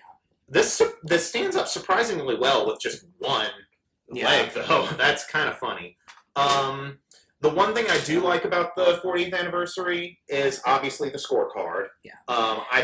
There are printed scorecards with the 70s version, but you would eventually cash through them all. Yeah, you'd have to just write down in pen or pencil on those. This is much more handy especially for our purposes. For our purposes. The play money, I mean, it's vestigial for us. You don't need them. You really don't need it because I mean, the way Family Feud functions, it's like it's all so the money, the points you get are so random. They're such weird numbers that historically I have really never used play money if it comes in a set. You know, except to play Make It Rain. Yeah, and for exceptions like, you know, Monopoly or something, where it's a core function of the game. If my dear departed grandmother were still with us, she would attest to the fact that as a kid, the only thing I would do with my play money was toss it in the air and play Big Winner, yay! Big Winner, yay! And then spend 30 minutes cleaning up after it. So. Yeah, so it's... Again, we found out that the cards from the 40th anniversary edition do function in the 70s version. Yeah, so if we wanted, we could just move everything over to the 70s version. And keep the scorecard. And we would have our perfect set. Yeah, so perfect. If you want the ideal Family Feud home game experience, get both the 40th anniversary edition and the original 70s edition. Or any of the Milton Bradley versions. And just kit bash them, basically. Because, you get the best of both worlds from that. Have they put out another one? Or are they planning to do one for the 50th? I have not heard or seen anything that would indicate that's the case. I don't even know if they have... I don't know if they've put anything out in the last since this 40th anniversary edition. Yeah, because I mean, maybe some electronic versions and some video game versions. But but not any physical. Not any actual physical board game. But Yeah. We kind of went over our final thoughts. It all works functionally well. It's a nice little fun thing to play. What's curious is that the 70s version actually says it's for 2 or more players. The 40th anniversary says it's for 3 or more. But obviously, we were able to. Yeah, we were able to kind of do our own thing to easily just, I think if you wanted to do a full fast money round where 2 people play, obviously you would want a third person. You'd want a third person. And specifically the 40th anniversary edition says that you need 3 people so that 1 person can act as MC. Which, I mean, that's cool and all, but this worked just fine. Yeah. I think honestly, the way we play this is the way we play a lot of games that require, multiple people or like teams of people, where it's just, one of us will just go through a whole game and we'll just compare scores at the end. Yes. So with that, great, happy 50th anniversary Family Feud. Here's to however many more you choose to do. Mm-hmm. Patreon. We don't have any Patreons yet. We've had it open for a few weeks now. We're still very small, so it's totally understandable. But, yeah. If you want to support us, we've got a QR code coming up here. As little as $2 a month. Yeah, come in, support us, Yes. Help us keep the lights on. I potentially have some shoulder surgery coming up here in the next few weeks. I tore my rotator cuff, and it's a whole pain thing. So we expect to be hit with some pretty big bills here pretty soon. So yeah. So if you like what you see, would help. Yep. If you like what you see, join the Patreon. He also has Ko-fi. Yes. And of course, if you have any suggestions on what we should take a look at next, we've got the email where you can send things or leave a comment. Yes, like, comment, subscribe, all that good stuff. All that good stuff. If you want to see what all we have in our collection, we just uploaded a video last week. We got 1 more edition since then, and we're probably going to get a couple more. Yeah, that's a pretty comprehensive look at what we have. So if any of that in that video looks interesting, just let us know, and we will happily do it. And if not, next week we'll just grab something out of our pile, either here or in the closet, and we'll have fun regardless. Yes, and thank you for enjoying what we've done so far. We try to reply to as many comments as we've seen, because it's still small. Yeah. But we do appreciate that people are commenting at all. That does mean that people are watching, and that's why we're doing this. Yeah, and we can tell people are watching, and we are very grateful for it. Thank you for helping, sharing an interest in this weird little hyperfixation we have. Games is fun. Games is fun. So, with that, I've been Tyler. That would have made me Chase. And thanks for watching. Copy of our home game. Bye, everyone.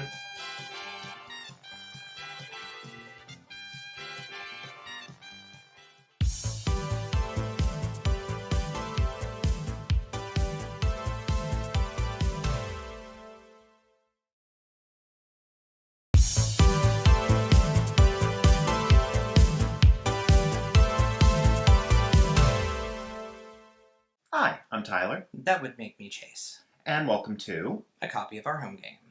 Today we've got probably one of the classic game shows. Yes.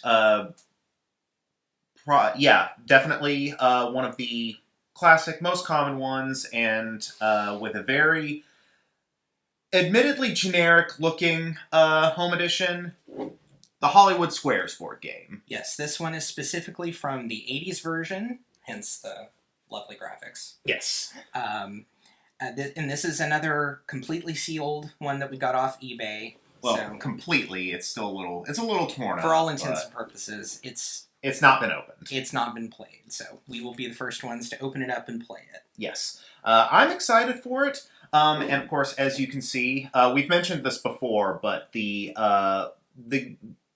home editions of Hollywood Squares do not actually use any celebrities. They use just cartoon characters. So we will be the most famous people we know in this edition of Hollywood Squares. By tens of people. Yes. All right, so let's just get right into it, I think. You go ahead and open it up. While he's doing that, thanks real quick to our very first and so far only patron, Finn. Thank you for joining us last week. Thank you, Finn. Yes, we're going to go ahead and put the QR code up right here. Join us on Patreon for as little as $2 American per month. You're in the UK, so it's your Great British Pounds. Thank you, Novimpia, for that terminology. All right, so the box, again, is a little dinged up, but... A little warped, but... Oh, here's all the rules printed on the inside cover. I've noticed this was common for board games of the time. This is the second Milton Bradley game that we have personally opened with the instructions printed on the inside cover, so that's going to go there for right now. For right now. All right, this would be our board game. Or our game board, rather, and it actually gives us little instructions on the back on how to assemble it. But, Okay. It's also telling us who the celebrities are. Oh boy. Okay, go for it. Cliff Hanger, the well-known mystery writer whose bestsellers always leave you on the edge of your seat. Barbie Q, world-renowned chef and star of her own syndicated TV show, 200 Ways to Prepare a Hamburger. Herman Heeman, international weightlifter and heartthrob of the silver screen. Rosie Glow, makeup artist to the stars. Her line of cosmetics has made her world famous. Tom Foolery, well-known stand-up comic who's not above putting anybody down. Eileen, famous diet doctor whose book, Don't Eat That, It's Fattening, replaced the cookbook in most homes. M.T. Promises, senator from the state of confusion. His politics are as shaky as his campaign workers. April Showers, weather person best known for her appearances on the daily morning show Yesterday. Barry Tone, the lead singer of the rock group Gravel with a voice solo, It Gets You Down.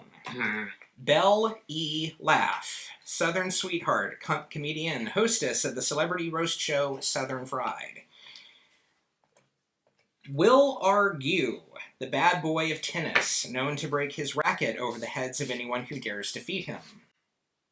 And Lynn D. Hop, dancing and singing star of the new hit movie Dancin' in the Rain. Lord. I don't mind telling you, I have died a little bit inside reading all those out. Well, we won't need that anymore. Nope, don't need that. We got all of our question cards here. Okay. Cool. So you've seen a few of the versions of Hollywood Squares. Yeah. I think we've only watched one episode of the current version. But yeah, we watched probably one, maybe two episodes of the new version, and it's okay. I mean, it's okay. I know which one my favorite is. My favorite era. Tom Bergeron. I was going to say that. This version was the one I grew up with. I knew the theme song as soon as it played. I knew what was on, so I rushed to watch it. Watching it back lately, I have noticed it's clunky. It's awkward. Yeah. Especially that first season. It's like they didn't know to tell the audience coordinators, tell the audience to applaud when we name a celebrity, because we see a celebrity blink and there's dead silence. Pick a square. Louis Anderson. Louis. Hi, John. What I see there, well, you see, what you have in front of you is, of course, a turkey. So we got this little kind of faux leather pad thing here. I assume you put game cards in this. Yes, you do. Okay, cool. So that might help us out a little bit then when it comes to actually And this playing. is for 2 or more players, so we can actually play this. Yes. Okay, cool. Okay, so yeah, we take it in turns basically. It's if you've ever seen Hollywood Squares, you know how the game is played. Mm-hmm. The celebrities will tell you bluff answers. sometimes they'll make a corny joke. Then they'll give you an answer, and then you're supposed to either agree or disagree with what they say. That's how you earn the squares. And then it's tic-tac-toe. Yeah, so 3 in a row. Get 3 in a row, or if you can't get 3 in a row, whoever gets the most squares on the board. Yes. All right, so I'm going to read up on how to assemble this thing. Okay, so on this one, in this one specifically, the cards do have the answers printed on it, and there are multiple choices. We basically, if you go first, I read the question to you, and then I pick one of the answers to be, and then you have to agree or disagree with me. Okay. So really, the celebrities here are very, very ornamental. Ballast. They're ballast in this case. Yes. The video game version at least will give you a semblance of a zinger, the joke answers, and then yeah, I haven't done improv enough in my life to really make up voices for some of these characters. I could try. Although, give it a shot. If something comes to you as you're reading these things, yeah, by all means, give it a shot. But as we said in a previous episode, the Wii video game is the only one to use actual celebrities in it, and that one actually used video clips from the Bergeron era as part of the gameplay. Yeah. Maybe I don't cover my face up on the camera with this thing. We're just in setup mode here, and this comes with the territory. We'll have a bunch of trash that we'll have to. Yeah, I've already had to brush off so much cardboard dust. Cardboard splinters. Let's see. So it goes out this way. Oh. Okay. Yeah? No? What? Right? Read the instructions. Okay, yeah, no, it is. Okay. Sides of the board, separate the gift stars. Okay. So these are static cling stickers. So okay. Yeah, I was peeling them off and I was like, okay, am I supposed to be feeling sticky here or not? But no, I'm not. Okay, cool. So I'll go ahead and get these detached. Why don't you tell them what you're reading? So I'm just reading how to assemble this. Basically, I'm just pushing out all of the little squares here forward, and we're going to stick each person in the little slots of divvied out. If I cannot, like... This is very stiff, and I'm very afraid to just break this thing. I've already kind of bent one. So I'm making absolutely sure I do this correctly. Yeah, it goes outward. No. Oh, it goes inward. Okay. One of the prerequisites to setting up a game like this is knowing the difference between in and out. Yeah, it's fine. It's fine. I didn't ruin it. Okay. Alright, so next we pick 9 of our celebrities to play. So tell you what, how about you randomly put 9 of them here. Okay. And what we'll do through the magic of post-production is we will simulate the opening to an episode by announcing them as we put them on board. Okay. Alright. More trash. More trash. In the meantime, you give me those cards. Yes, you take the cards. I haven't really looked at any of the questions. We'll just take one from the middle here. Okay. Alright, so when you put the clue card in appropriately, as you go, you'll reveal the questions just like this. And okay, yeah, that'll make it good for us. So, going back through the instructions here on the board. O takes the first unused question and answer card and inserts it into the bottom of the card holder with question number 1 on top. Move the card up until question number 1 is at the top and the answer cannot be seen. Note, do not move the card past the red line or the answer to the question will be revealed. There are no red lines on this. They're all black. Oh, good. X chooses a square on the game board to try and win by announcing the name of the guest star that's in the chosen square. O will read the question aloud. Example, which of these foods contains the most sugar? Peaches, lemons, or watermelons? Answering the question. O then gives an answer to the question by saying yes, no, true, false, or, in this case, choosing one of the multiple choice answers. O can either give an answer he or she believes is correct or bluff with a wrong answer. It is up to X to decide if O is telling the truth or bluffing. Oh. So some of these will only have the correct answer on it. It will be up to you to come up with something else. Okay, gotcha. I gotcha. Note, this game does not contain the secret square as in the TV version. Wah, So already... Already, it's got points against it. Yes. So... Because I especially took out the time to get the secret square music and everything, so I guess there's no real interesting way to institute secret square in this type of situation. I guess not. I'm trying to think of a way we could do it ourselves. Maybe we'll just say, like... We could get out all those dumbass prize cards from Sale of the Century and have the secret square prizes. That's not a bad idea, You'll win actually. 1,500 square feet of carpet! Again! Our home is already fully carpeted.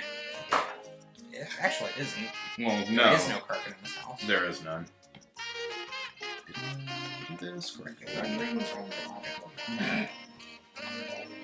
Intercourse the carpet! I've got to decide whether I want to keep that in here or not. I hope you do. Okay. I think...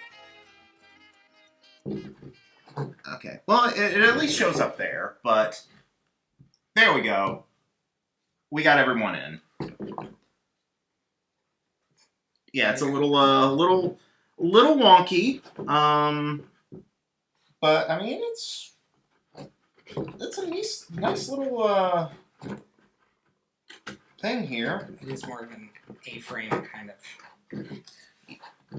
Yeah, it's just making sure it all stays in one place, but...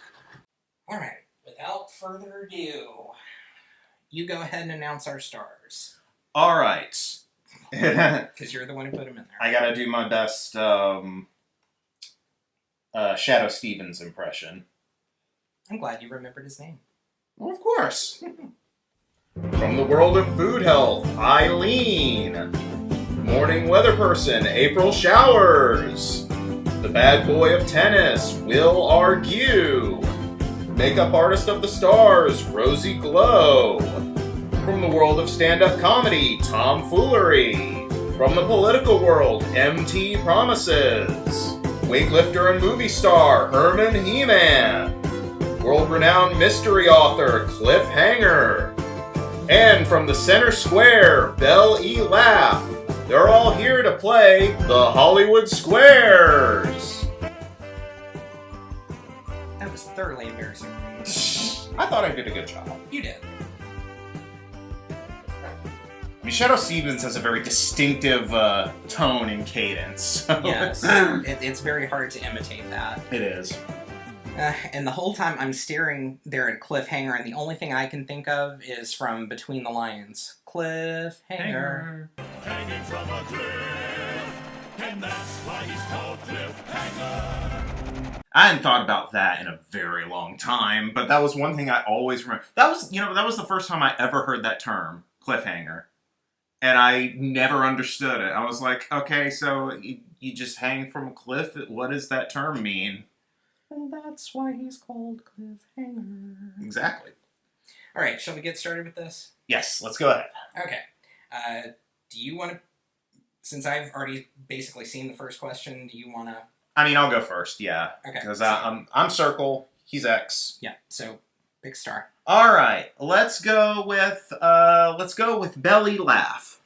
All right. You bad facsimile of Joan Rivers here. Mm-hmm. A matador may be awarded the bull's ear for good performance in the ring. For excellent performance, he may get the tail. For a superb performance, would he get the eye, the jaw, or the hoof? And she's going to say the hoof. I'm going to disagree. X gets the square. Oh. It is the hoof. Okay. Yay, it sticks. It does. Okay. I was genuinely not sure if that was going to stick after 40 years in a box, but... Yeah. Alrighty. I will pick... Who are we kidding? It's John McEnroe. We're going to go for the tennis player. All right. From Will Argue. All right. Can husbands legally collect alimony from their ex-wives? He's going to say, well, if they're anything like my ex-wife, they'll collect the alimony, the dog, the mansion, my best tennis rackets. Ha ha, marriage joke. He's going to say yes. I will agree. X gets the square.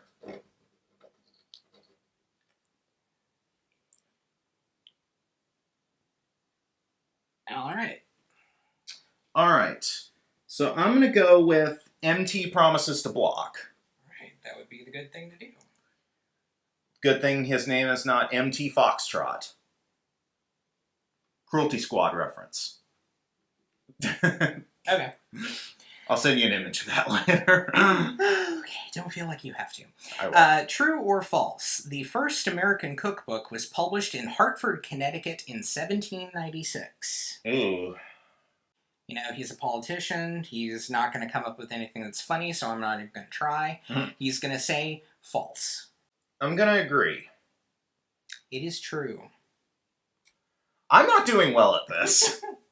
All right. Just like on the show, I can't win by default. I have to earn the square myself. Yes. So, we're going to go back to the politician. All right. Is it true that your memory gets worse as you get older? He's he looks fairly old. He looks kind of Colonel Sanders. He's from the state of confusion. Mm-hmm. So he's going to say that yes, your memory does get worse as you get older. I will agree. It's actually no. Tests show that memory and mental faculties of 60 to 70-year-olds are excellent in most people. Let's ask Mitch McConnell about that, shall we? Oh, we can't, can we? All right, so are we going to go for him again? Let's go for him again. I gotta go for the block. Okay. All right, MT, who is more likely to get a potbelly, a man or a woman? And he will say, a man. I'll agree. It is a man. Circle gets the square. Even if overweight, a woman is less likely to get a potbelly than the overweight man. And that's a fair point. Alrighty. Now I've got to make another move here. Let's go for the bad attempt at making fun of Arnold Schwarzenegger. Herman He-Man. All right, Herman He-Man. French pastry is generally full of cream. Danish pastry is generally full of butter. Is German pastry generally full of fruits and spices or sausage? Well, obviously, if he's based on Arnold, he knows about the German pastry, so he's going to say they're full of fruits and spices. Ah! I'm regretting this episode so much. I'll agree. Correct, fruits and spices.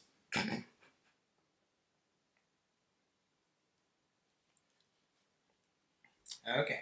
All right. Well, I'm going to have to go with Miss April Showers, our local meteorologist, for the block. All right. April was the tackling dummy used in football practice invented by someone at Yale. She doesn't strike me as the person who, A, would know anything about sports, or B, went to Yale. She's just going to say, yes, it's true. I'll disagree. No, it is Amos Alonzo Stagg in 1899. Well, I don't know anything about football either. Nor do I. So it was all right. All equal pegging. Okay, gotta earn it myself again. All right, from Miss April. Yep. In American history, Seward's folly was the purchase of Alaska. Was Clinton's folly the purchase of Louisiana, the building of the Erie Canal, or the beginning of income taxes? Now, this is from the 80s, so when we say Clinton's folly, about to say, this is not Bill Clinton. Yeah. This is another Clinton. She is going to say that it was the purchase of Louisiana. I'll disagree. You got it. The building of the Erie Canal. All right. Round 1 goes to you. All right. Doesn't say anything about scoring or anything. I will double check that real quick. It's just best 2 out of 3. Best 2 out of 3. Best 2 out of 3. All right. So I guess I'll start next. Yep. Go ahead and clear the board. Yep. I'll clear the board. We actually swap out for a new question card. Yes. All right. Game 2. Game 2. All right. Since I lost the last round, I will. I get the first go. So let's go with the center square again. Belly laugh. All right. Because she was worth so much to you the last time. All right. True or false? If your potted plant's leaves have turned black, it probably means that you're fertilizing it too much. She'd know all about laying fertilizer. She'll say true. That is true. I'll agree. X gets the square. It's false. Black leaves means overwatering. So I've never heard that before. I am not doing good at this. All right. Pick your celebrity. All right. This time we are going to go to tomfoolery. All right, tomfoolery, Mr. Stand-up comic. In ancient Rome, bakers were required by law to bake something into each loaf of bread. Was it a coin or their name? He's going to say, well, obviously they're going to bake a coin into the bread because, how else are you supposed to, pay your taxes to the emperor? You eat some bread, they give you a little something to throw to the emperor afterwards. Dead silence from the audience. Louis. Hi, John. What I see there... I'm not good at comedy. I'll disagree. It's their name. X gets the square. Yep. I actually knew that one. Oh, okay. Yep. All right. Well, I got to go with Rosy Glow for the block. Alrighty. She might have worked her makeup magic on some of these people that we're about to discuss. Who was the first female singer inducted into the Rock and Roll Hall of Fame? Aretha Franklin, Brenda Lee, or Diana Ross? She's going to say Diana Ross.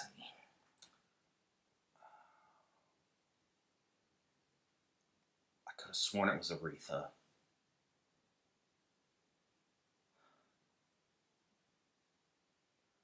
But I'll agree.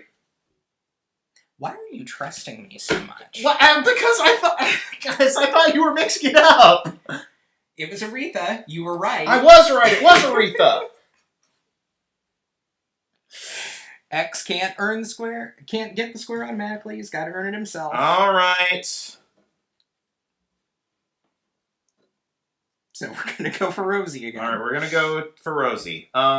According to a study, who is more likely to be carefree, a woman who smokes or a woman who's a non-smoker? She's going to say, a non-smoker. That makes more sense to me, so I will agree. A woman who smokes. Does it give any reasoning? Doesn't go into detail. It just says, according to the study, a woman who smokes is more likely to be carefree. So, yeah. Oh, yes, I do get that one. Yes, you do get that one. Fine. Yay, I'm on the board. Okay. You know, it does occur to me that these circles and X's look more like the way they were shown on the board in the 60s version. With the 80s version, you had a cool little neon... Yeah, it was like a little neon... aspect ratio correct X and O. But I figured given the shape of the board, it made it kind of hard. Given that this is the non-factually accurate Hollywood rectangles and not the Hollywood squares. There you go. All right. Who are you going to go? I'm going to go with Eileen. Eileen. Is the mouth of a river where it starts or where it ends? Where it starts. That's not what you're supposed to do. You're supposed to wait for her to answer and then agree or disagree. What are we doing here? I don't know how to play. I clearly don't know how to play this game.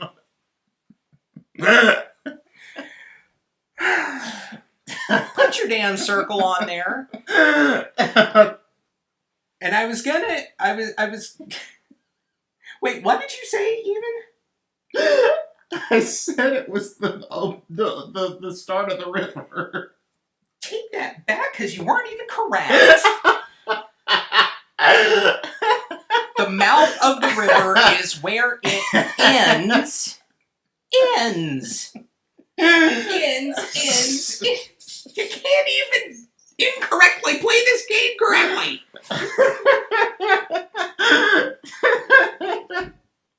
I'm hot.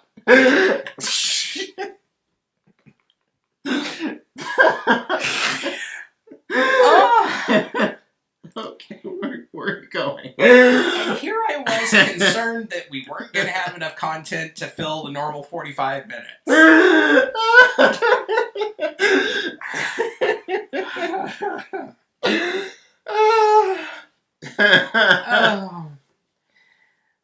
Let's visit April showers again.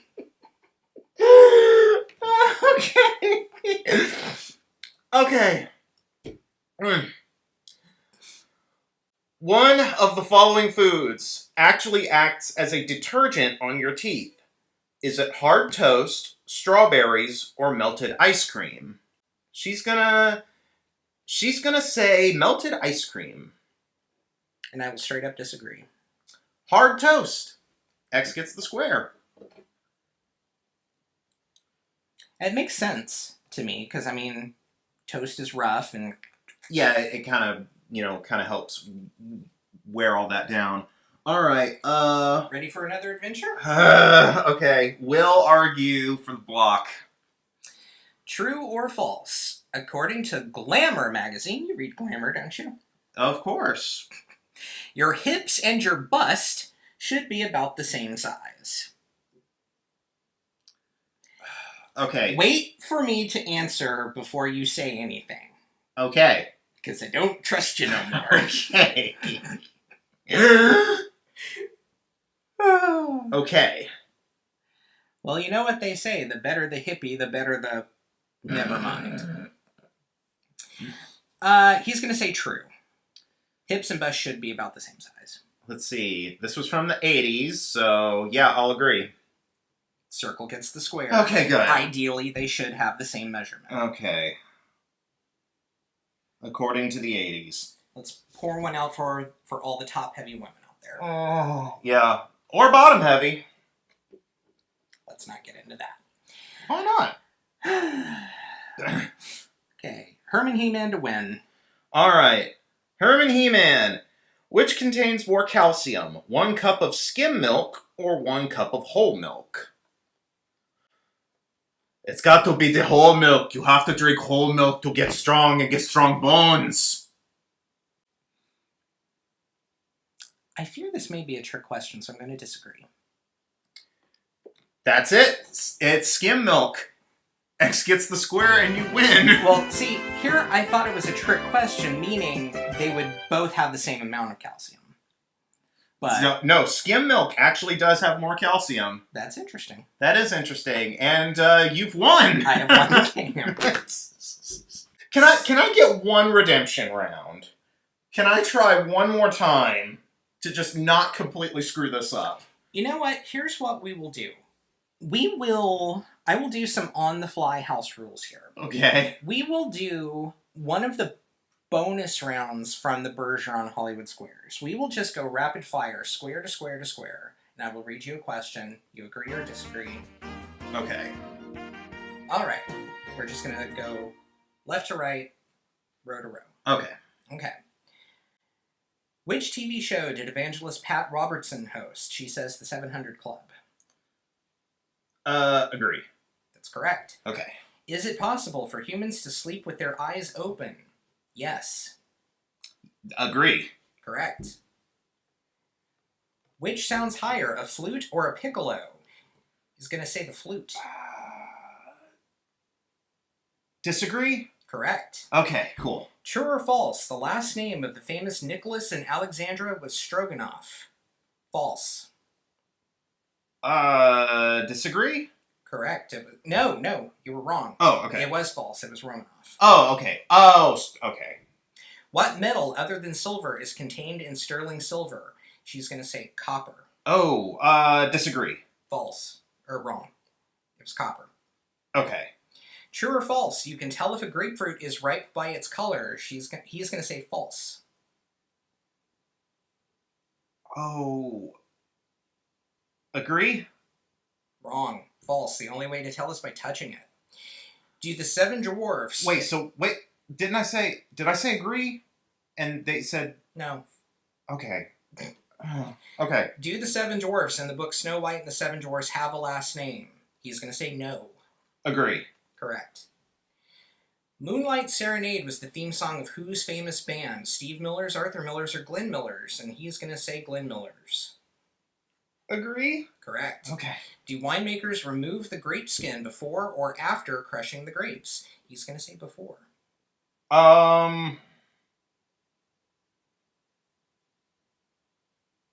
Disagree. And what did I say? You said before. You disagree. That is correct. Okay. After. The skins are removed from the pulp soon after crushing the grapes. Okay. Alright, so you got 6 out of 9. I got 6 out of 9, which is fine. I mean, I only had one little sticker left, so... Yeah. Okay, at least I got some correct Yes. there. Wow, I found something I'm worse at than word games.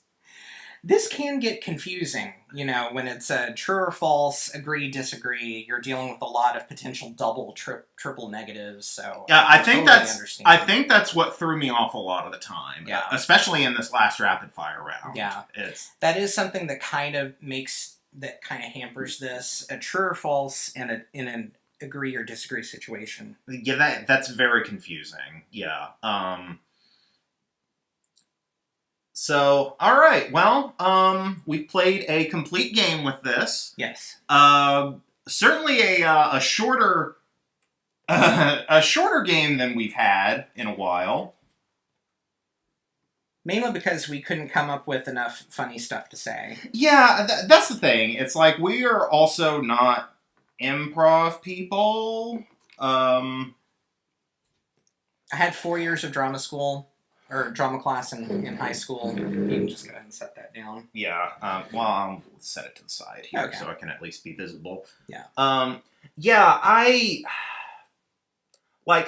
did, when I was in school, I did, some acting and some, kind of drama stuff, but it was never improv classes. I've never been good at improv. I freeze up constantly. So I'm not built for it. I feel like if you were going to have a true Hollywood Squares experience, it would help if you had people who are really quick to come up with voices, come up with jokes. Mm-hmm. For the purposes of just playing and having to kind of again, it goes into that you're having to do agree and disagree on, for what is, for the most part, true or false answers. And trying to do those, you know, when do you be accurate, when do you be inaccurate with the answer, and then having to, you know, remember that when the answer comes. It seems like a lot. Yeah. And again, you have to realize that on the TV show, the celebrities were briefed beforehand as to what questions would be asked. So not only did they have pre-written, in most cases, pre-written jokes and answers, that also gave them time to come up with their own material. Yeah, it's like you had people on there who, you know, did have improv backgrounds and could, you know, roll with whatever questions were being asked. Yeah. So it made it a lot more. That's what makes it entertaining, is because you actually have people who have, you know, natural charisma up there kind of bouncing off of each other. Yeah. In most cases, they've had people on the squares who are not good at it. But I mean, all the, you know, from every era, all the major people who were really good at it, you remember them. You know who they are. So that's what makes the game memorable, and that's what makes it fun.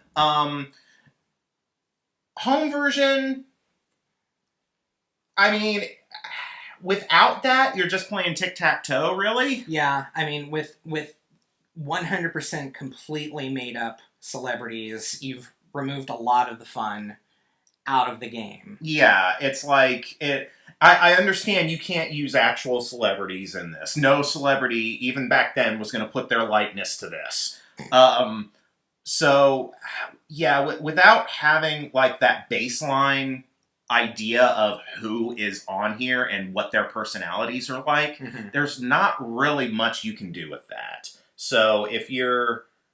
And I think, like, even then, that probably would have helped me out, because even though I don't have an improv background, I play TTRPGs all the time. So there's a lot of times where you have to think on your feet in that regard. But you have a foundation when you do that stuff. You know, whenever I run a game, I already have characters laid out. I already have their personalities planned out, so I know how they would react to certain situations. When you just pull this out of the box and all you have to go off of is a funny name and a blurb on what their career is, there's, again, if someone had like a proper improv background, they could probably eat this up. But for people like us who just, you know, play games, it's not, you're just playing tic-tac-toe. Yeah. So, yeah, not the, I think probably of the games we've covered so far, probably my least favorite, to be perfectly honest. Yeah. Certainly the one I did the worst at. Yeah. And most of the board game treatments follow along this general template. You have fake celebrities, you have the same kind of A-frame style board, and then you have a set of question cards. Yeah. More or less like this. So, yeah. If you had any other versions, they were more or less like this. Like this.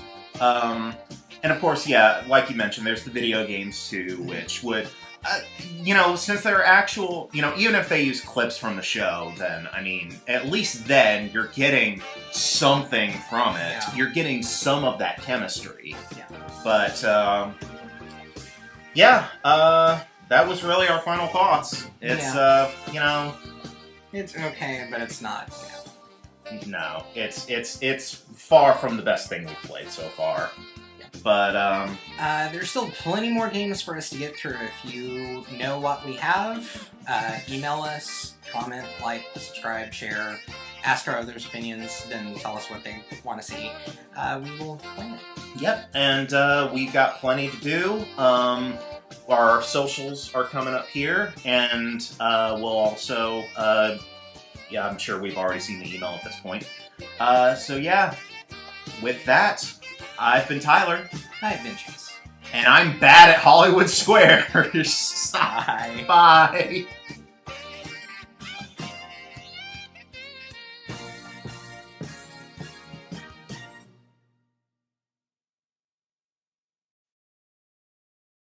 Children of the Corn will not be seen at this time in order that we may bring you TV's corniest children.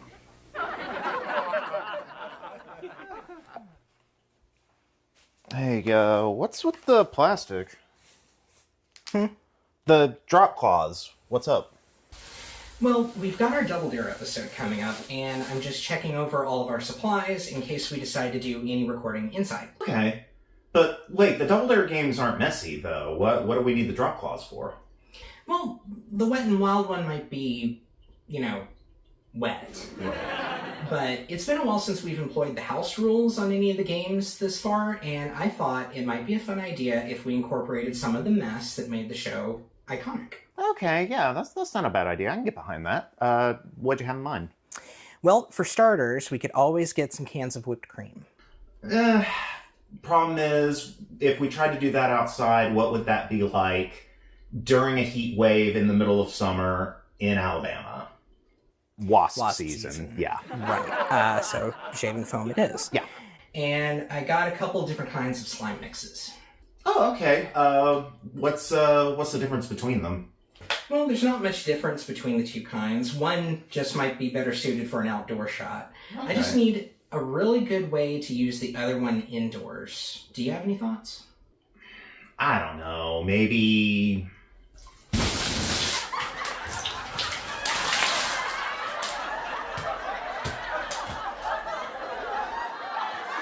Well, that's as good a plan as any.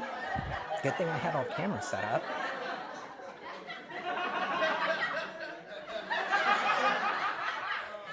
And smash cut to the open.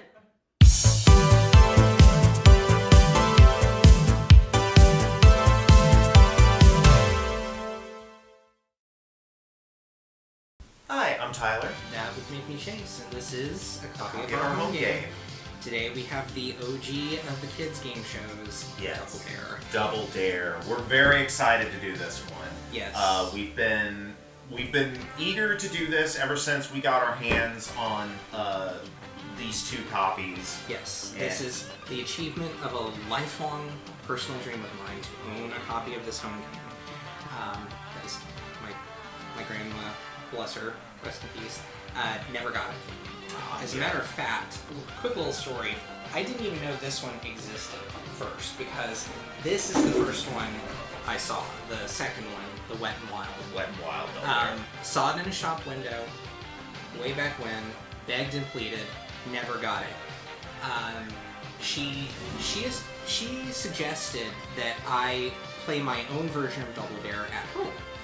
So, naturally what I did in the bathtub was play Double Dare, and You Can't Do That on Television, and Wild and Crazy Kids, and What Would You Do in the bathtub, causing thousands upon thousands of dollars in water and mold damage. Aww. So the moral of that story is, when your kids ask you for a home game, get it for them, because the alternative could be much, much worse. It could destroy your home. Yes. But we are assured, we're assured not to destroy our home with either of these. Yeah, because we've done pretty well at doing messy things in our homes. While keeping it fairly contained. Yes, and some of them even had a connection to Double Dare, because when they had the reunion special a few years back, they asked people to get on social media recording each other pieing. Mm-hmm. Which we did. We did. We were living in Austin, Texas at the time. Mm-hmm. I actually do have the clip of that. Oh, okay, good. Play that now. Get set. Go.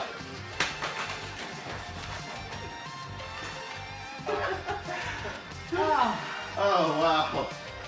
Oh, that's natural. And shortly after we did that, we went to see the live show, which is where... After the reunion special, then Nickelodeon ordered the reboot. Right, that's right. And then, when the reboot was picking up steam, then they announced a live tour. Then we went to the live tour, which is where we got these shirts. Yes. What was the date on that? It actually doesn't say on yours. Oh, yours is the regular Double Dare shirt. Mine is the actual Double Dare live shirt. I think we only had... Right. Yeah, I think we only had the red Double Dare live shirts and the gray ones. So it was 2019, Ours was San Antonio. San Antonio, and that's not listed on this one. It went to San Antonio. We literally have photographic evidence of it. Yes. We don't have video evidence of it, but we did, actually, the two of us get called up on stage by Mr. Mark Summers himself. Yes. And we got to play, actually, a What Would You Do game called... Musical Pies. Musical Pies. Basically musical chairs, but you pass a pie around, and whoever... It's kind of like hot potato. Yeah, whenever the music stops, the person holding the pie has to, in Mark's words, deck themselves. Which I did. We both did. I was the first one out. You were the first one out. I was the first one out, and I wanted to set the tone. There was a little girl directly behind me, and I think I got her square in the face with my back blow. And here's the thing, stage tip. They don't give you whipped cream pies on stage because the hot lights, or even if you keep them in cold storage, the whipped cream actually liquefies. So what they do instead is they put cake frosting in those pies, and it is much, much thicker. Much thicker, fair bit messier. And when it gets up your nose, it makes it much difficult to breathe. And, yeah, it's... We've certainly had our experience with the mess and the aftermath. I remember after we did the initial pieing in our apartment, I was smelling sour whipped cream for like a week straight. Which is exactly what Mark Summers says happens when you have real whipped cream in those pies. Because he had to suffer through that. And speaking of Mark, that was actually our second time meeting Mark Summers. The first was in Austin for the debut of his documentary, On Your Mark. Which was wonderful. I got pulled up on stage that time, so I met him on stage both times. Did a physical challenge, won. We've actually shown that clip before. Well, yeah, we'll show it again real quick. Your hands behind your back. When I say go, you have to take a marshmallow and toss it over there. The first person to get 2 marshmallows in the cup is the winner. And we have the real band playing the physical challenge music. We have 30 seconds. Audience, cheer them on. Good luck. On your mark. Get set. Go! Toss them over there until we get 2 of them to land in there. It looks easy, but it's not. Oh, we got 1 in each one. Oh, yes! They did it. Congratulations. You did that in record time, man. That's fantastic. And what was fantastic about that is that, the live music was being played. Yes, that was very cool to see, actually having the band there playing the music. Yes, the actual composer, Ed Halehoff, and the guitarist, Jimmy Bones, both there to play, was mind-blowing. Yes. One of the, probably the few highlights we had living in Austin, to be perfectly honest. Enough said about that. Yeah. But I think we've probably gone along about our history with Double Dare. Needless to say, we're fans. We're huge fans. So today we are taking a look at both the original Double Dare home game, including questions and physical challenges, and the Wet and Wild, also containing questions and physical challenges. They each contain, fun little props you can use for relatively, safe and relatively mess-free games you can play. Relatively mess-free. We decided that we will do our level best to just play these as intended. This is 40-year-old plastic. It may break on us. We have to take that into consideration. Yeah, we gotta be super careful. It's also the height of summer in the deep south. We ain't going outside. And we're in a heat wave right now too. Yeah. It's like it's a global heat wave. So as far as the Wet and Wild is concerned, we're gonna do it indoors. We're gonna have to be very careful with it. Yeah. I saw one game on here that 1 or 2 we probably won't be able to do. Like the limbo and the water dunking thing, we might not be able to manage, but we'll see what we can do. Possibly. OG Double Dare is for 2 or more players. Wet and Wild is marked as being for 3 or more players, so we may have to tinker around with some rules or whatnot. Yeah. Yeah, let's crack these open and start playing. Absolutely. All right, we're set up here. I've got the little helmet mostly assembled. There's tons of attachments that go onto it pertaining to each of the physical challenges. The rules state that the starting player or team is determined by a coin toss. So, heads or tails? Heads. It landed on you. Tails. Tails. Okay. So, that means you start with the question. I guess it doesn't really matter what game we start with, but there's that. Our magic red plastic thing again. Yes. So. Okay, you ready? Yes, I'm ready. All right. $10. For $10. What is the colored part of the eye called? The iris. Yep. And we've got play money here, so we're just kind of keeping this over here. What color whale was Moby Dick? A white whale. Okay.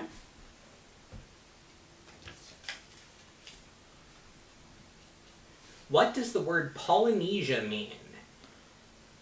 Many islands, many fish, or many knees? Ooh. You've already seen the answer, right? So yeah, I can't. Okay, so I can't really dare. We probably have to go straight to physical challenge. Probably straight to physical challenge.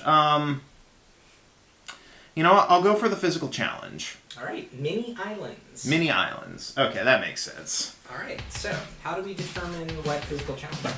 I think you just draw a random one. Let me see. They're all just random, so let's just pick one. I think that's just as well.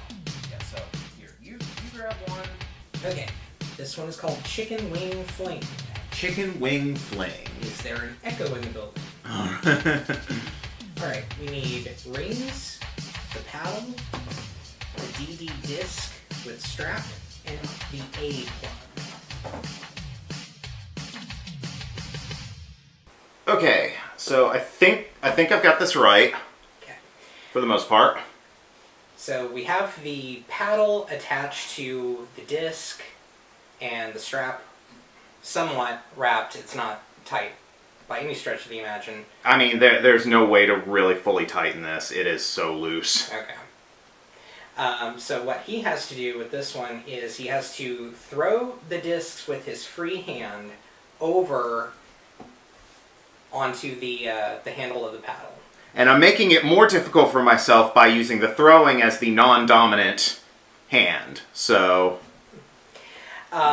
it says time limit to do-its, which I'm assuming, because this timer does not have time on it, it just has numbers. Yeah. 1 through 6. I think 6 is 60. Because I would assume, but, you know, yeah. I have to move this to position 2 for 2 do-its. Do-its, whatever, yeah. That's... So you have 2 do-its to catch 2 rings. Okay. Oh boy, alright.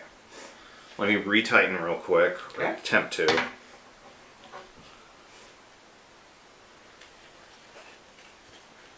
Yeah, it's like it doesn't stretch, it just immediately it immediately loosens. This is the most challenging part. We did buy this used, so... Yeah, this was bought used, so it's very likely this was, this has gotten some use out of it. Okay, I'm just gonna try it this way. Okay, are you ready? Yes. On your mark, get set, go! Go! Ah!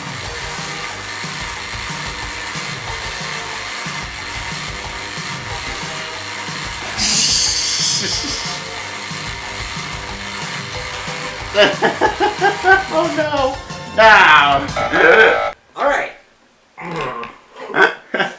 So, obviously, we have found that anything having to do with this, this strap may not be functional. May not be.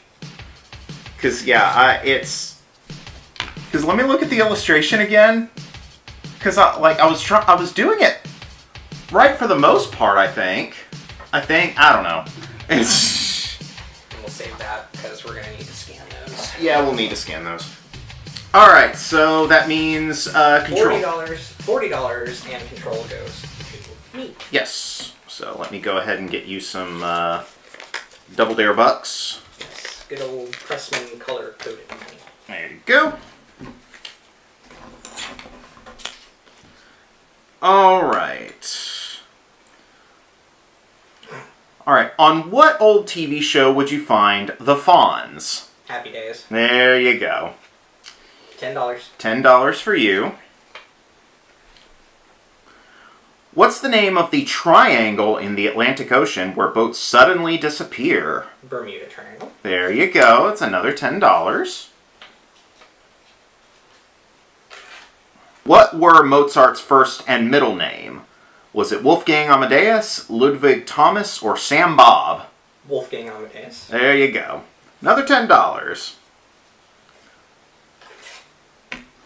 When combined, what two states' postal abbreviations spell the word coal? C-O-A-L.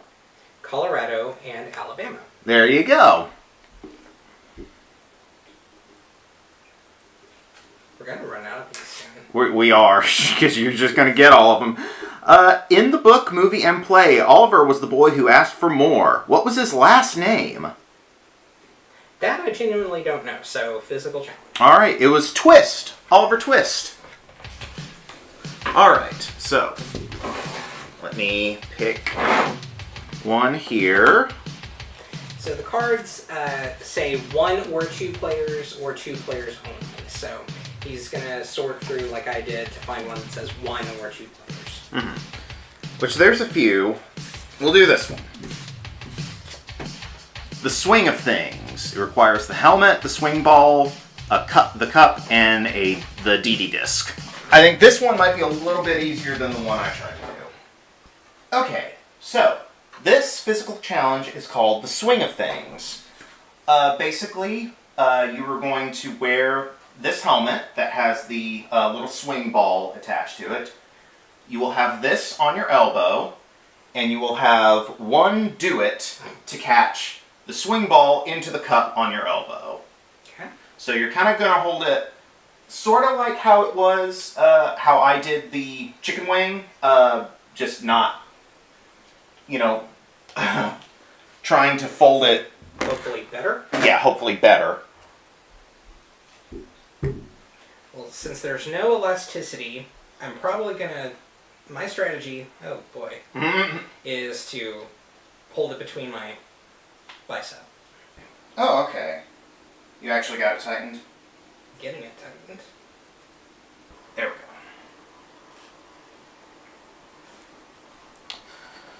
go. Alright. You have one do-it to get the ball in the cup. Are you ready?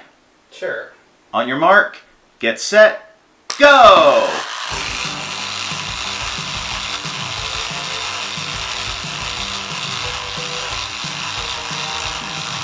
Oh. You got close. Just getting close. So that's 40 to you. That's $40 over to me. And control of the board. Which I think there's only like 2 questions left. What is an ocelot? One of the 2 knights of the round table, a bright red tropical fish, or a small wild cat? It's, well, I know the answer is a small wild cat, but an ocelot is also a gunslinging Russian cowboy. Any Metal Gear Solid fans out there? Revolver Ocelot. Get your $10.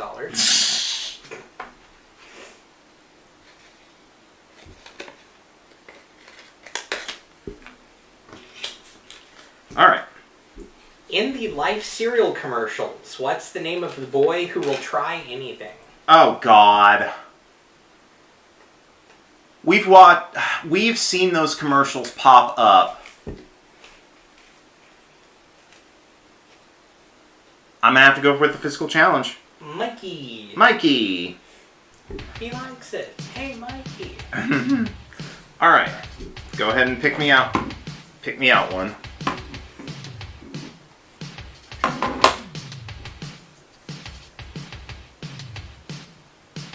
Okay, we're going to do this one because this one I will have to help you with. Okay. Okay. This one is called Burgers and Rings. We need the helmet, the paddle, the rings, the foam discs, and a flat book. Okay. And this, I'm using my copy of the Double Dare game book. There were 2 of them that came out. This is the first one. And I'm going to use this as basically a server tray. If you'll hand me those things. Those things? I have 3 burger patties here. And 3 onion rings. And basically we have 2 do-its. 20 seconds. I'm so annoyed with that terminology. I know. To get 2 of anything to stay on that paddle. All right, and I guess I'm wearing the helmet? You are wearing the helmet. All right. All right, let's see if we can do this with the microphones in the way. All right. All right. Are you ready? Yes. On your mark, get set, go.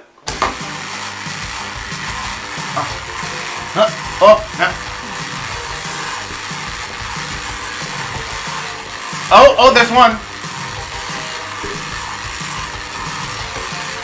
Oh, come on. Oh, There's 2. There's 2. We did it. All right.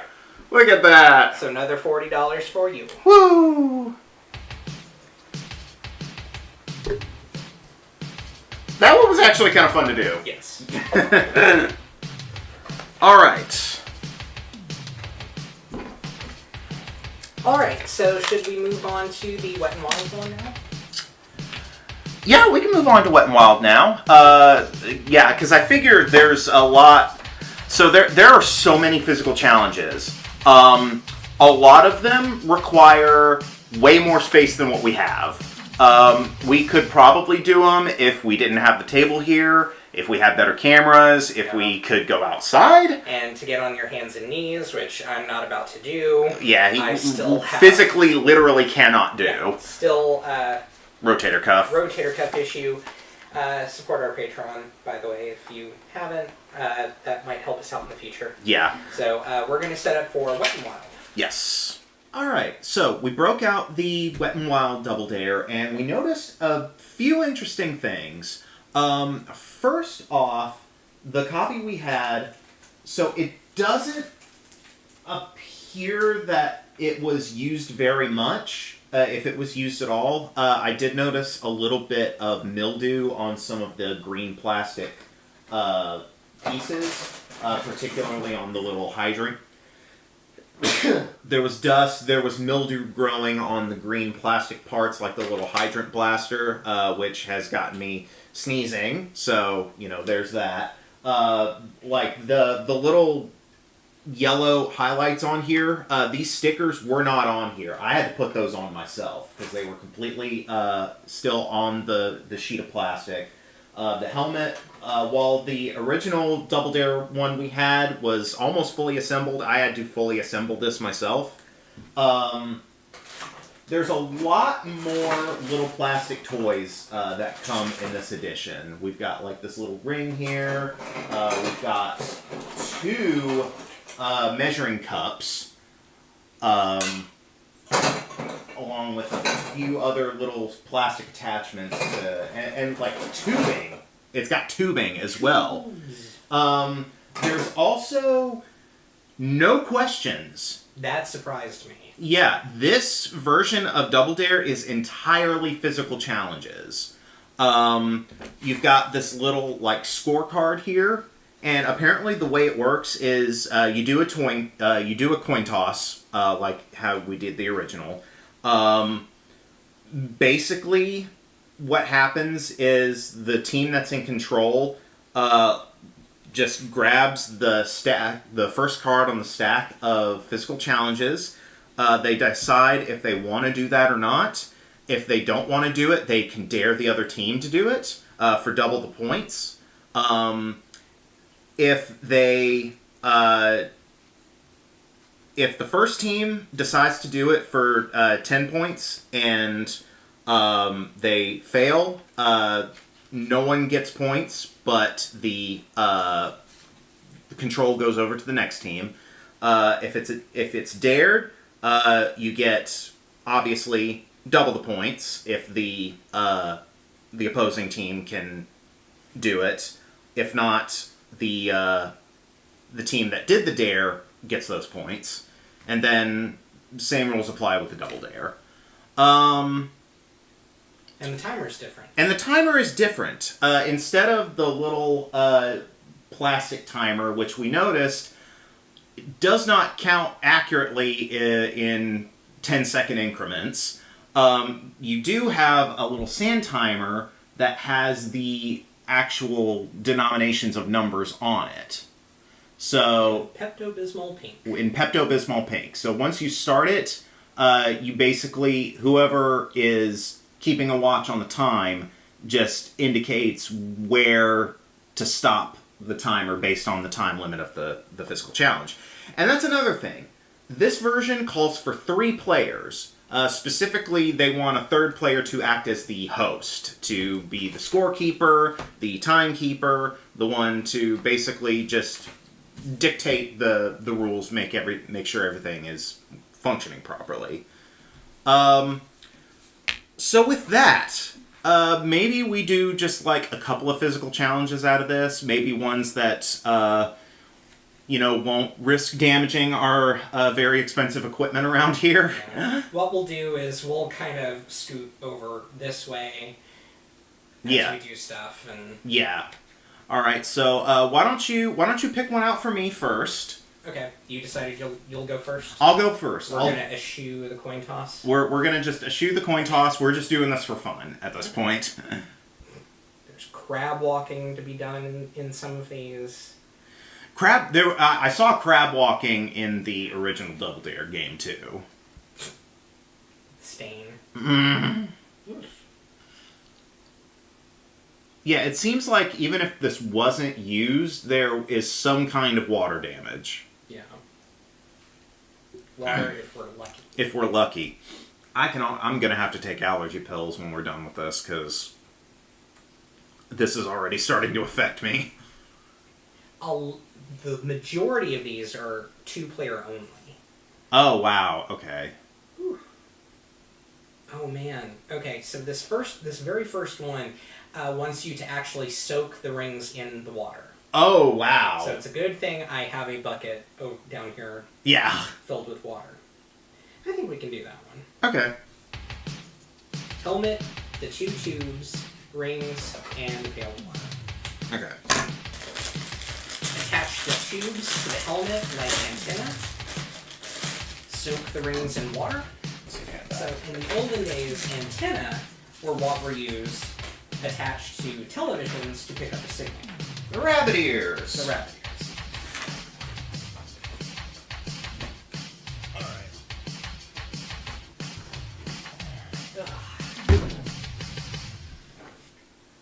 Well, I get it fixed. Yes. Okay, so this one is called Lifesaver Toss. He's got the helmet with the 2 tubes attached to look like antenna. I just need to put these rings in the water and get them soaking. Nice and soaking. Objective, gently toss and catch 1 wet ring on each tube. Okay. So, we have 30 seconds to catch 1 ring on each tube. Okay. Oh, okay. I think it would be easier if I do this. Okay. Just get out of my seat. And we have 30 seconds. 30 seconds on the timer. Yep. On your mark, get set, go. Alright, come on. There's 1. We got one. Oops. Oh, no.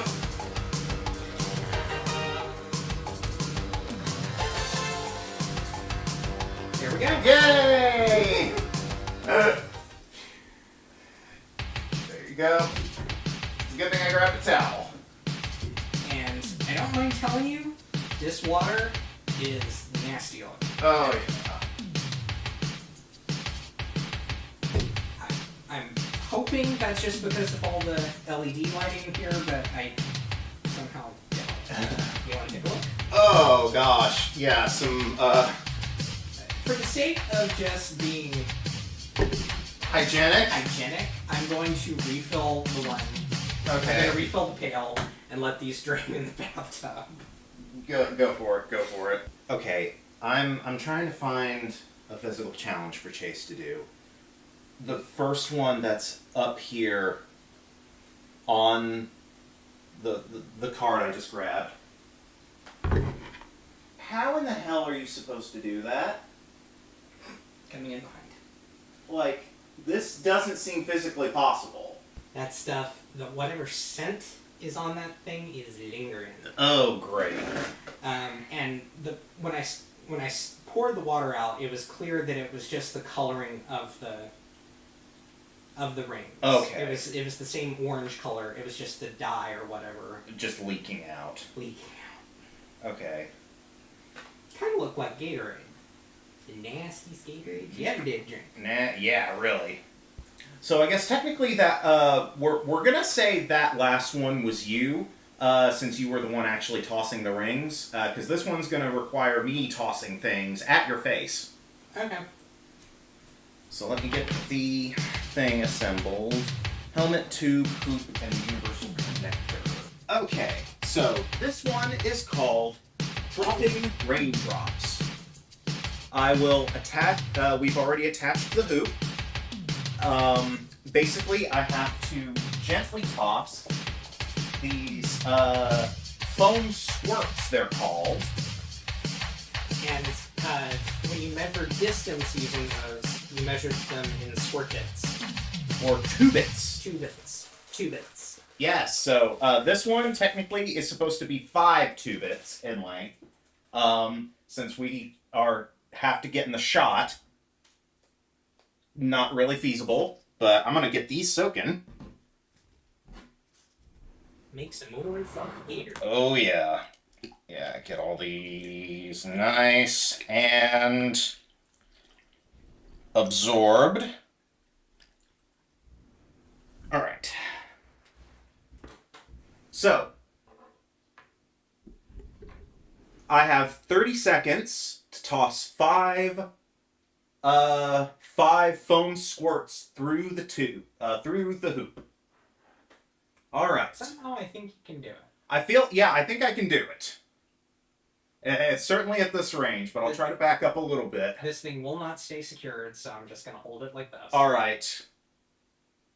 On your mark, get set, go! 1, 2, 3, 4, 5. I'm just gonna do all of them. 6, 7, 8. Oh, no, that one didn't go through. Alright, timer.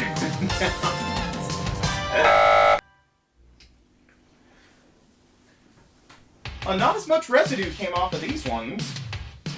But enough. I can see that it's orange. The joke that I made earlier about the Gatorade not tasted so nice.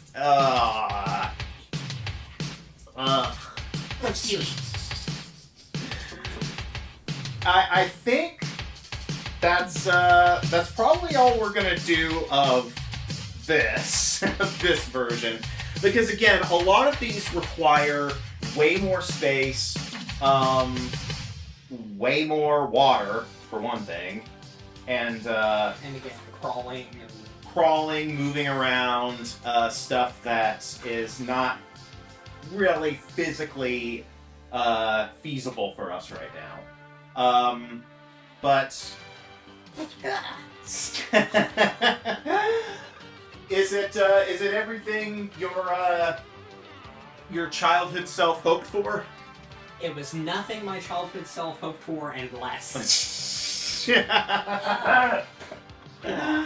I'm sure rewind this 40 years, it would have been fun. Yeah. But, 40 years of leaching dye and whatever chemicals from the breakdown of plastics and petrochemicals. Hope you like those microplastics, because there's even more in you now. Yeah, so from like a board game perspective, the first one was fine. The first one was perfectly fine.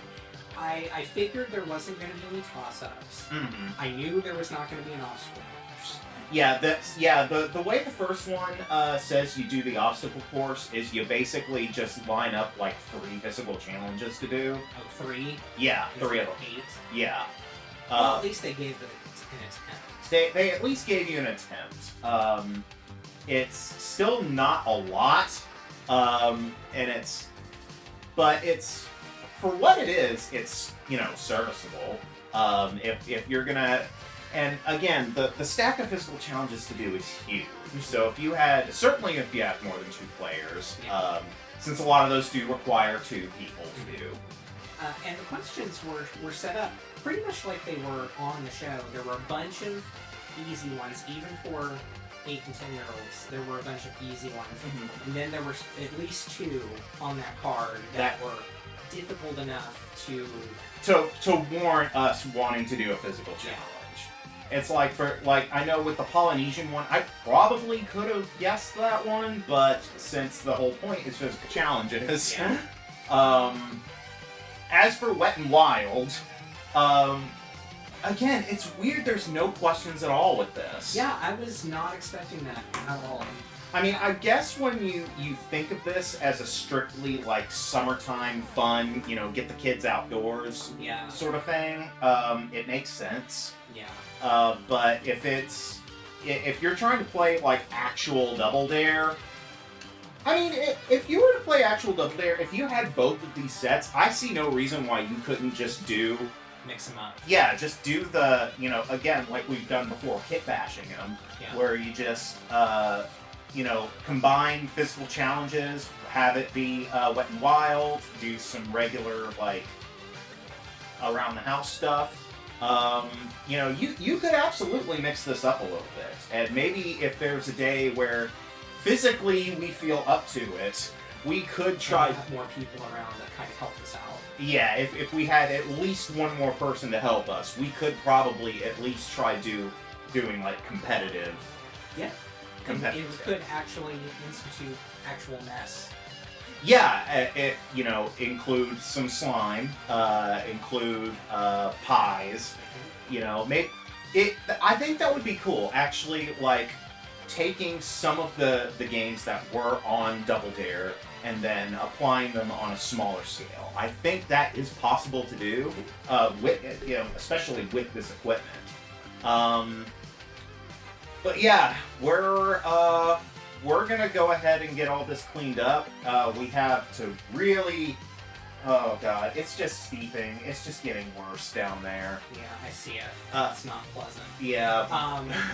We have a bunch of games to get through. Visit one of our earlier episodes to see what all we have. Give us an email. Tell us what you want to see. Or, do the like, comment, subscribe, share, all that kind of stuff. And we will see you next time.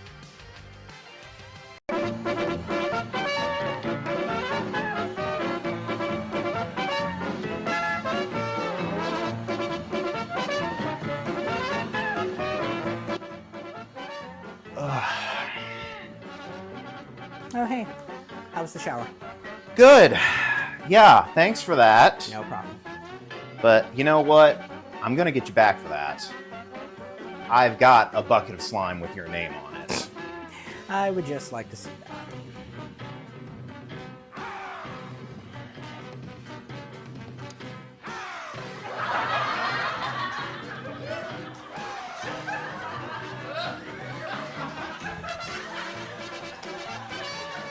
Go. I've been Tyler. This has been Chase. And thanks for watching a copy of our home game. Bye.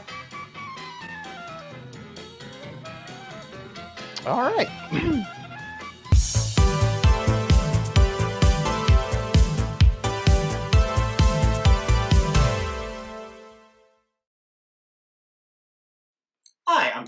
That would make me Chase. And welcome to a copy of our home game. Today we have got the original, the classic, the, dare I say, legendary. So glad you didn't say iconic. Way too... That is such an overused... I'm not arguing that it's not an iconic game. It is. But it's so overused. We're watching vloggers saying, iconic this, iconic that, iconic. Shut up with the word iconic. It is. Tangent over. Even though it is, $25,000 pyramid. And also $100,000 pyramid. But yes. We'll explain that in a bit. Yes, it's a little, it's weird. We got this on eBay earlier this summer, very cheaply. It was about $20. Nice. And it was marked as being used, and I was like, oh, it's okay. They said it was all complete, so we got it, and we opened it up last night to do pre-research before recording, to find out that the cards, the clue cards, had never been opened. It was still shrink wrapped, so this has never been played. We will be the first ones to play this game. Yes. So this was put out by Cardinal. Yes, Cardinal, 1986. During the $100,000 Pyramids run, we actually saw this advertised at the end of an episode of Pyramid that we were pulling up on YouTube. That's right. And I was like, huh, why are they selling the $25,000 Pyramid when we're on $100,000 Pyramid? It's because you can play either the $25,000 or the $100,000 with this set. And we went through the rules, and it's weird. It's a little complicated. Yeah. So, you go ahead and explain that. Okay, so on the TV show for $100,000 Pyramid, you had people playing for $25,000 during most of the season, and then the fastest scoring people who won the $25,000 would come back mid-season and in-season to play in tournament-style formation for $100,000 in additional prize money. What they're doing here for both $25,000 and $100,000 is that your team has to make it to the winner's circle 5 times in a row. Not in a row, but just 5 times. Just 5 times, and you play in incremental jackpots. 5,000, 10,000, 15, 20, 25, or 20, 40, 60, 80, 100,000. With there only being 50 games in this set, it's very, if you were diehard, steadfast, wanting to get to the top, you would burn through all these very quickly. Yeah, 50 games sounds like a lot, but when the rules are telling you you need to play like 10 of these in a row, if you want to play rules as written, you're going to burn through it quick. And as far as I can tell, this was not during the time when expansions were coming out. No, they would. Milton Bradley especially would put out new editions of games, but they never advertised or sold expansion packs like some electronic games and things do nowadays. So yeah, if you burn through all 50 of these, tough luck. Wait for the next edition. Wait for the next edition, or shuffle them up and try to play with people who hadn't played before, or were very forgetful. So obviously this game, it says it's for 3 or more players, so we're going to be playing a little fast and loose with it. Yes. What we decided we're going to do is we are each going to do a complete front game of 6 categories each. Yes. And then whoever's got the most points at the end will go to the winner's circle to play for $25,000 straight. Straight up. And then we'll do another set of 2 front games, and then if the same person goes to the winner's circle a second time, they will play for $100,000. Yeah, so that's going to be our house rules for today. So I say, without further ado, let's just go ahead and break this thing out.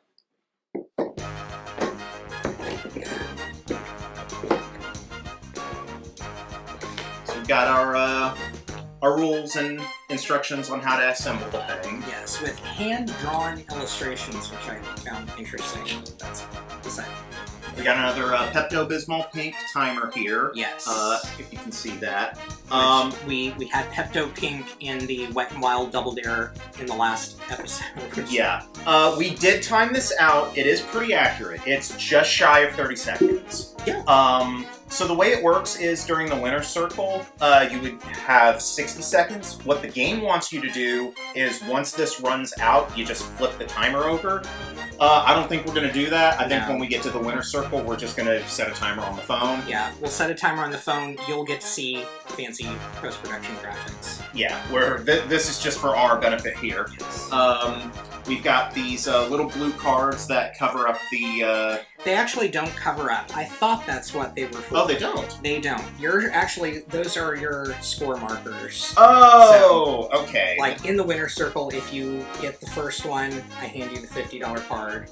That's so that if you didn't make all 6, you have a score. You can at least keep track of it. I was wondering how we kept track of that, so... Okay. So, let me shift that to I'll real take this quick. away. I can see there's like a little bit of stain burned in. I don't know if it's showing up on the camera. But I was going to point out that is a filler. That is filler board. Yeah, there's nothing under this filler board and here. It's pretty sturdy filler board too. Yeah, because truthfully, there's not a whole lot in this box. There's really not. This is our game board. Easiest thing we've assembled yet. Yes. And it works pretty much as intended, I believe. So you'll see $25 or $100,000 here at the top, and then you have individual scorekeepers here, and they both turn clockwise. Yeah, you're turning this one counter, but yeah. Right. Anyway. Yeah, we'll get it. We'll make sure we keep track of our own scores. And the pack of printed clues, there are 50 front games and 50 winner circle games. They are both double-sided, so what you do is you load the sheet in this wise. Like that. So that the person playing only sees the categories. I can only see the categories. And then I have the clues that I'll have to give. Yes. Alright, so,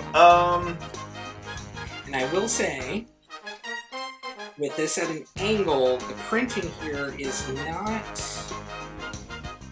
great to read.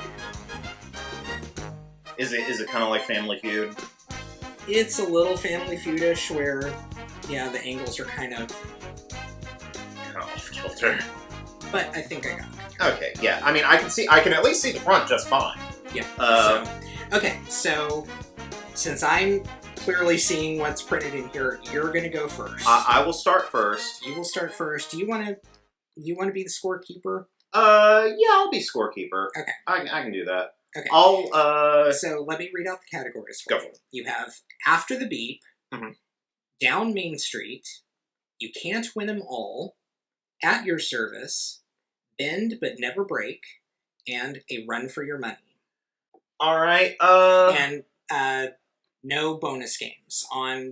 Depending on what version of the show, you would have things like Mystery 7, 7-Eleven. On the John Davidson version, you had Double Trouble, I think it was called. Mystery. None of that in this None one. of that here. So we're just playing straight for points. Just straight up for points. Okay. Let's just start at the top. After the Beep. After the Beep. Okay. I will be describing things that can have a message. Okay. All right. You just tell me whenever you're ready, and you turn the clock. If you just want to keep track, and then we'll change it after, that way you're not... Yeah, so I'm not messing with it. Yeah. Yeah. Okay, yeah, that'll be fine. All right. I am ready. Go. This is the person who works for the boss. Not an employee, but takes notes at a meeting. Secretary. Yes. February 14th. Valentine's Day. Yes. An advert. An advertisement. On TV. Commercial. Yes. You don't see these very much anymore. Western Union used to do these. They were messages. Time already? Yeah, already. Good lord. That was 30 seconds. Ugh. So I only got 3 points on that one. I got 3. Okay, I was working on Telegram. Telegram. Okay. Okay, so go ahead and tell me which one you want to do next. We'll do You Can't Win Them All next. Okay. Famous losers. Oh Lord. Me! Make sure all the sand's gone. Alright. Ready? Yes. Go. Hitler's country. Germany. Yes. She said let him eat cake. Marie Antoinette. Yes. Baseball team used to do in New York, now they're in LA. Dodgers. Yes. Not the tortoise, but the... Hare. Yes. I am not a crook. Nixon. Yes. I'm skipping this one. Oh god, I don't really know the last 2 very much. Uh-oh. She was burned at the stake. Joan of Arc. Yes. Time. Yeah. Gary Hart was the last one. Oh, I know vaguely who he was. It was some sort of sex scandal, I think. A politician. I'm not exactly sure. That is going to be the one handicap. These are 80s. 80s or earlier. Yeah, so. But that was better than the first one, so I'm up to 9 now. Yes. Alright, down Main Street. Down Main Street. Things you see in a parade. Okay. Alright, ready? Yes. Go. Sweet-smelling flowers. Red. Roses. Yes. The head of the state. Governor. Yes. Big brass. Tuba. Yes. Majorettes twirl these. Baton. Yes. Superman, Spider-Man. Superheroes. Heroes, yes. The big things that go down the street. Floats. Yes. November, the people who served our country. Vet. Shoot, we're in out of time. You said vet. I said vet, so I'll count that. Okay, so that's 7. As long as you get the gist of the word when time expires. Okay, that's good. All right, I'm up to 16 now. Yeah, very good. Okay. All right, let's do at your service. At your service. Things associated with the word gas. Okay, associated with the word gas. Yes. All right, ready? Yes. Go. A cooktop. Stove. Yes. Jim Carrey's famous movie with the green face. The Mask. Yes. You blow this with gum. Bubble. Yes. A train blank. A bus blank. A tank. No. Engine. No. Skip it. The water faucet, when it's busted, you have a... Leak. Yes. All right, out of time. Okay. So that was 4. Station was the word I was Station, okay. All right, up to 20. 20, okay. All right, bend but never break. Things that can be stretched. Okay, things that can be stretched. All right, ready, go.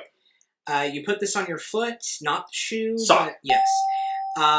Blow these up for a birthday party. Balloon. Yes. Bubble. Gum. Yes. The big vinyl thing you jump on outside. Trampoline. Yes. Cookie blank. Bread blank. The stuff that turns into the food. Yeast. No. Flour. No. Skip it. Skip. Laffy blank. Taffy. Yes. Time out. Okay. Dough. Okay. All right, I'm up to 25. Okay, final one is a run for your money. Things that make other things run. Things that make other things run. Yes. Okay, ready, go. Duracell, Eveready. Battery. Yes. Gone with the blank. Wind. Yes. The head of the football team, not the quarterback. Coach. Yes. A gun. Another word for a gun. Firearm? No. Weapon? No. Skip it. The robber holds you up. In a street alley. Mugging. Yes, I'll go for that. Power outlets give you electricity. Electricity. Okay. Pistol. Okay. Yes. So altogether you have. So 29. 29. Okay. All right, so you want to read off the... All right, we've got... Be a host. All right, here are the categories. You've been had, followed by I'm strapped, the end, on the border, enter at your own risk, and arts and crafts. Ooh. Okay, well, we'll do the same thing. We'll just go from the top. So we'll start with You've Been Had. All right, you've been had. These are things that deceive. Okay, things that deceive. All right. This is my big fear. I always feel like I'm a better clue giver than I am answerer. So. Okay. All right. Ready? Ready, go. Not a wig, but a... toupee? Yes. When you go fishing, you put this on a hook. The worm. The line. Another word for the worm. Bait. Yes. Not Adam, but... Eve. You see them in the storefronts. They wear clothes. Mannequins. Yes. Women put this on to smell good. Perfume. Famous magician who died. Houdini. Yes. Guy who makes fake money. Counterfeiter. Yes. All 7. Ooh, okay. And I think I'm a pretty good clue giver. So... We'd make a great team. We would make a great team. It's just doing this individually. Okay, moving on to I'm strapped. I'm strapped. All right. Things associated with a belt. With a belt. Okay. I've not worn a belt in quite some time. All right. Ready? Ready? Go. All right. The belt goes around your... waist. Yes. You use this to open the lock. Key. Yes. You... Karate? Yes. You wear this at a pride parade. Black. Made from cows. Vest? No. Skip it. Okay. You put a gun in this. Holster. Yes. It's something that a balloon does when you blow it up. Expands? Pops? No. Another word for... Time out. Okay. So the leather was the one before. Okay. And then what I described there was stretch. Okay. All right, so adding 4. Add 4 to that. It's 11. That makes... Yeah. Okay. Moving on now to the end. The end. Words that end in end. That end with END. Okay. All right. Ready? Ready. Go. All right, it doesn't break, but it... Bends. Yes. When you borrow money. Lend. Yes. It's part of a math equation. Part of a... skip it. Oh, shoot. When you... dang it. Skipping that one. When you make believe, you... Pretend. When you fix... Time's out. Okay. So you got 3. Yeah. It was a dividend. I think I messed that up. Then it was send. And then, yeah, pretend. Okay. On the border. On the border. Things associated with Texas. Okay. So... I come from Texas, so... All right. Ready?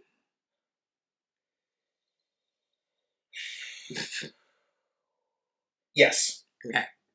Go. You pump this out of the ground. Oil. Dun, dun, dun. Dallas. Yes. South Fork is a... Ranch. Yes. And it's in Dallas. It's the big stadium. Or, skip it.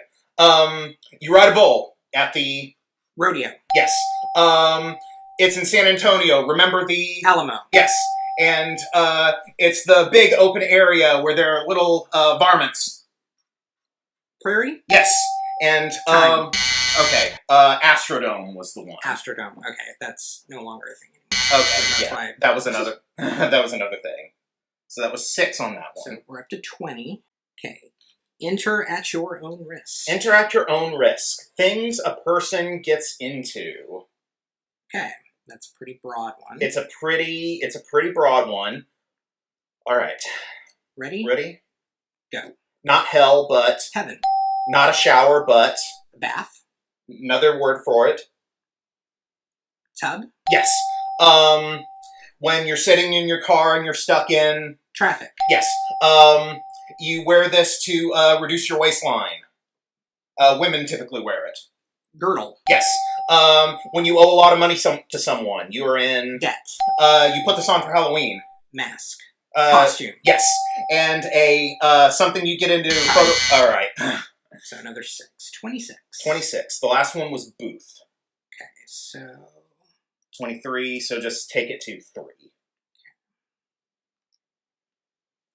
And then the final one, arts and crafts. Arts and crafts. Describe these activities. Activities. Yes. Ready? Go. All right. The groom and the bride are at a wedding. Yes. You eat food on a blanket in the park. Picnic. Yes. You kick a ball around at a what game? Soccer. Yes. It's a big grand for a new store or a new opening. Yes. This is a Jewish boy becomes a man at a bar mitzvah. Yes. Teenagers go to this and dance. Prom. Yeah, the time ran out right before you said it. So that's 31. 31 altogether. So you had 29. Okay, so you were ahead. Okay, so yeah, your score was higher by 2. Okay, so that means I'm going to play for 25,000 in the winner circle. Yes. Which means, how about you? Okay. Yes. Because we're going to do something fancy that we've not tried, and that is changing the colors of the lights and things on the fly. So 3, 2, 1. That was kind of cool. That was. All right. Set that aside. Yes. Hand me These are the winner circle games. Here are the winner circle games. Let me just pull one out. Seen or watched, played Pyramid before. The winner circle is a little bit more complex. You can only give a list of things. You can't use prepositions. You cannot use your hands. So the clue giver usually has straps by their chair in the winner circle. So you just have to keep yourself honest, and I will do my best. 60 seconds on the clock. Oh boy, okay. Here is my first subject. All right.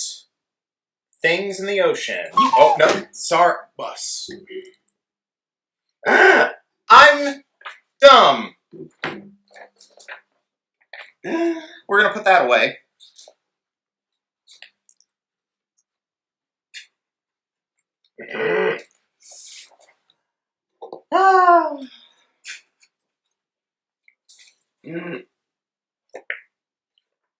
It's like I was already thinking of things, and I just cue the password SNL secret word. Secret word.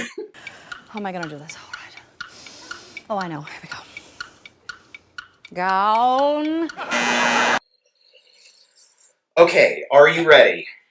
Starting with the $50. 60 seconds on the clock. Here is my first subject. Ready? Go. A basketball. Things you bounce. A baseball. Things you throw. A globe. Spherical things. I'll give it to you. Okay. I come out at night. My head turns 360 degrees. I eat small rodents. What an owl would say. Yes. Grass. A gnome. Things on a lawn. Yes. A sword. A shield. Plate armor. Things a knight uses. Yes. Etc. Abbreviation. Yes. Your money. Your house. Things you own. Things you save. Your job. Your fancy trip. Out. What were you gonna say? Things you save up for? No, things you brag about. Oh, okay. All right, so you got up to $250 on that one. Yeah, and you add all of them together, so... All right. 450, 550, 700, $750. All right, so I was doing really good. You were doing the fact that you got etc. and I couldn't think of any other abbreviations. that was really good. Okay.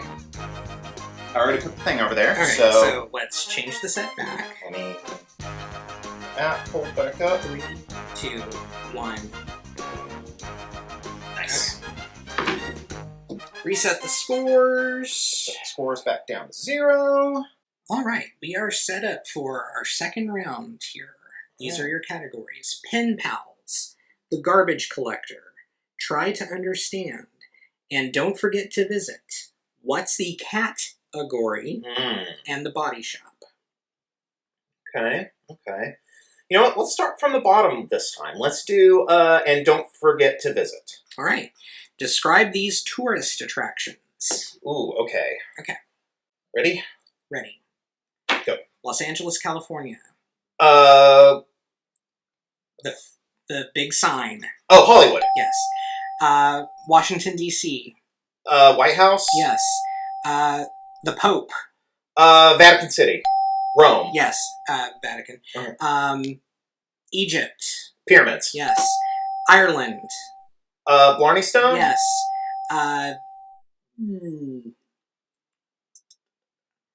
The UK. The Queen. Out of time. I was Buckingham Palace. Okay. But that's 5 for me. Okay. The last one was Venice. That was the one I was struggling stuck on. Okay. Yeah. All right. Next, we'll do what's the category. All right. Things associated with cats. Okay. Hopefully, this will be easy. Yes. And we have one asleep right in front of us right now. Yeah, we have one. Get a picture of that. Yeah, that's adorable. Okay, so things associated with cats. Okay. Ready? Ready. Go. A tiny cat. Kitten. Yes. They do this to the furniture. Scratch. Yes. They try to do this to curtains. Tear. No. Climb. Going up, yes. The sound they make when they're happy. Purr. Yes. What they do with their fur. Groom. No. Lick. When they lose it. Shed. Yes. Blink as a cat. Curious. Yes. The fat one who loves lasagna. Garfield. Yep. Oh, just got it.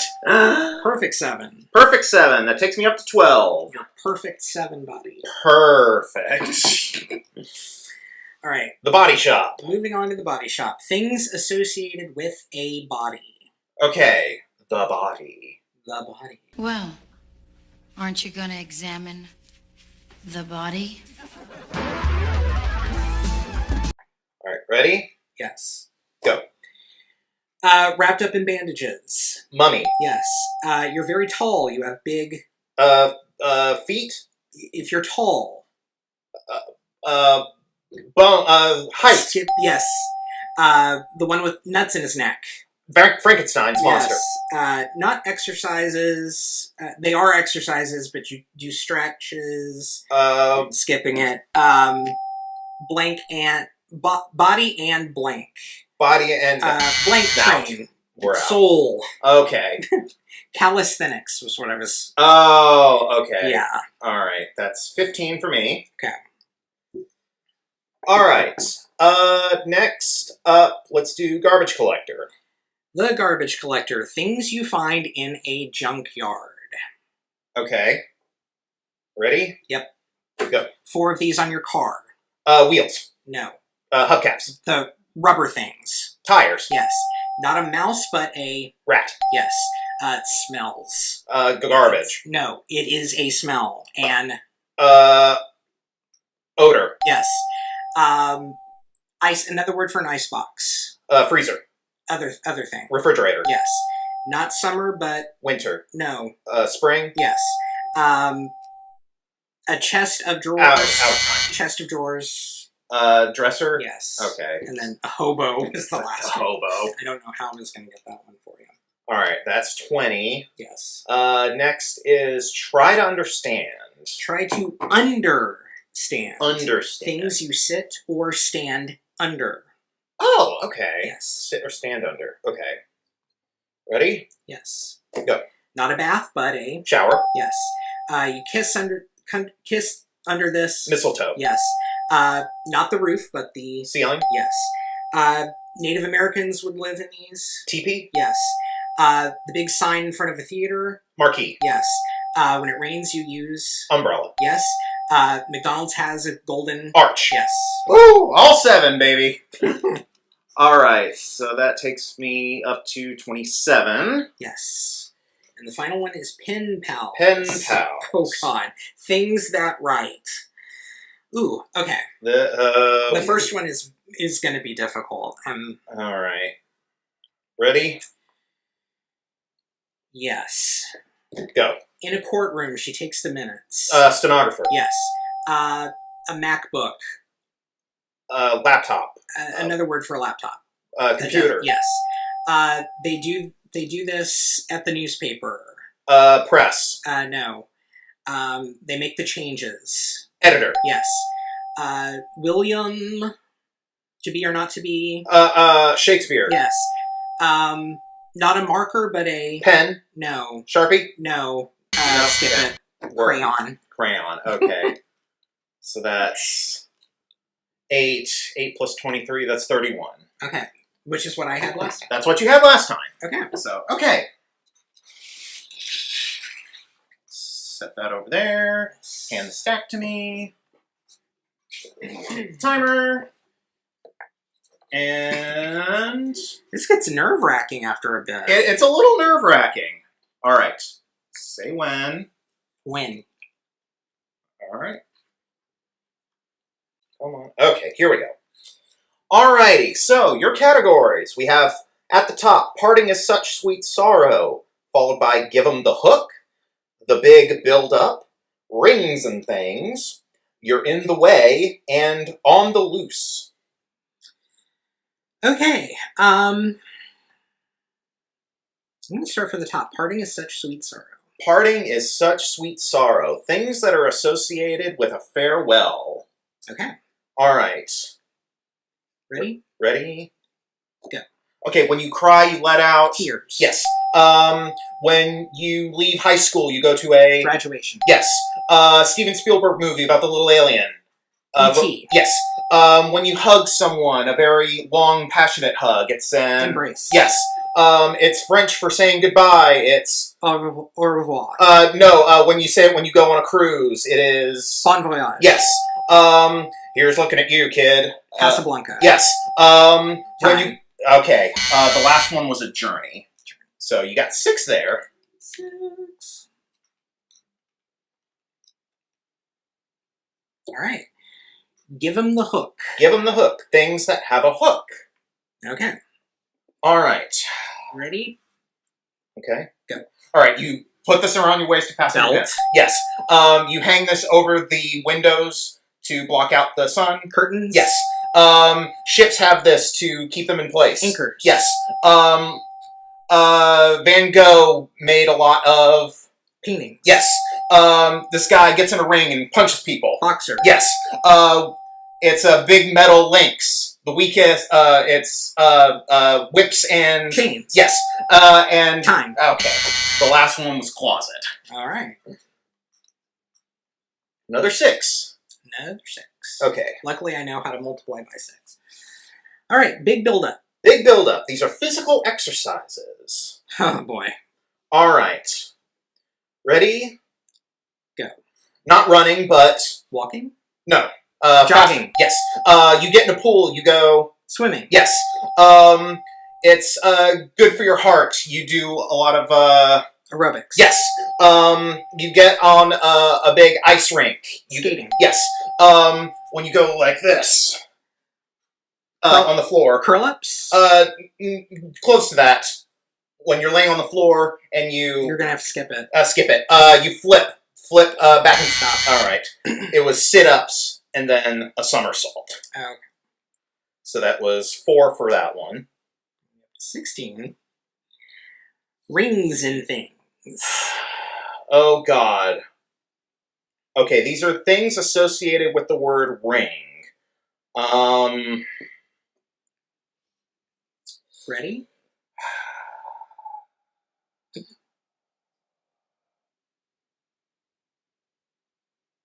They don't get time to prepare. They don't get time to. They don't get time to prepare. I'm just dreading this one.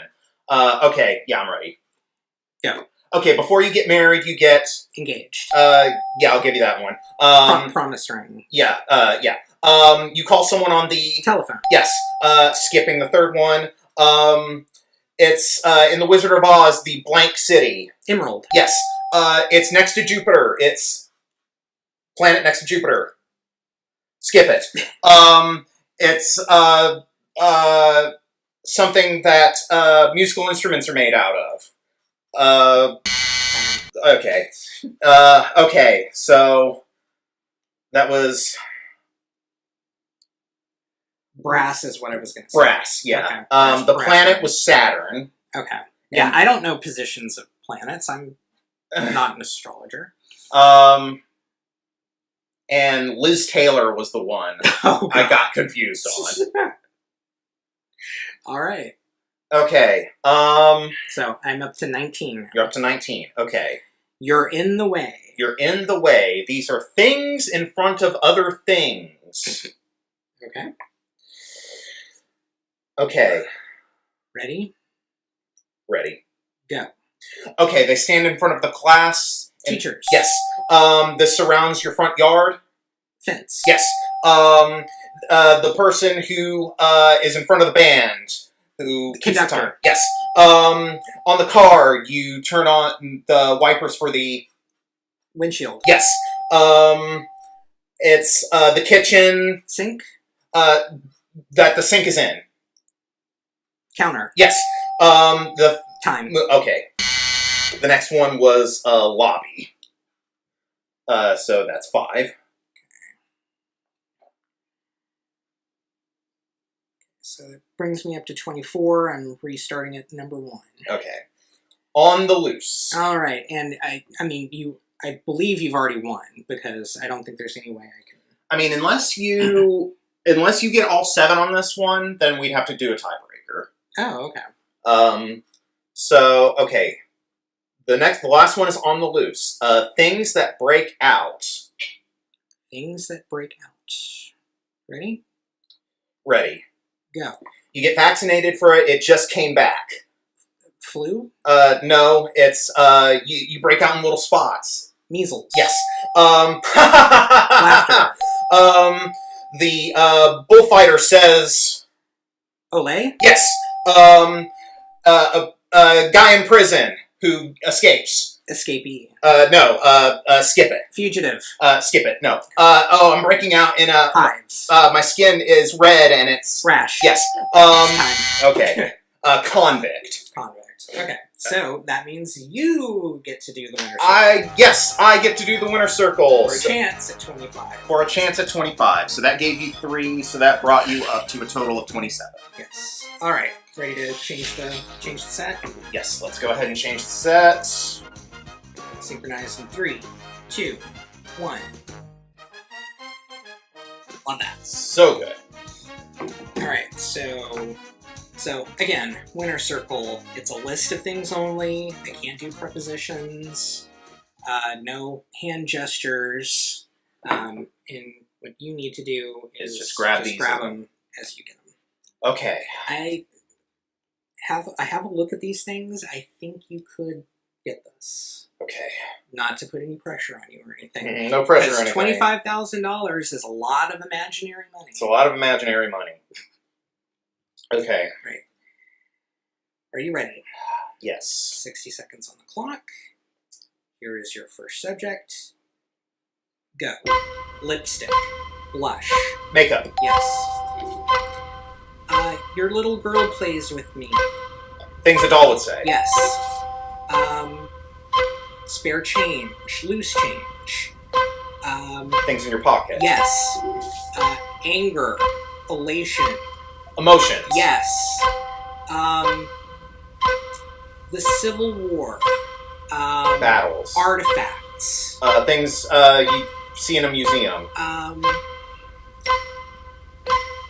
Great battles. Historical moments. Frenched potatoes. Fries? Yes! Oh my god!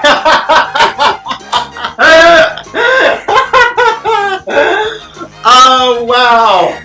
Oh, I wish there was real money involved. I know. With 13 seconds left on the clock, too.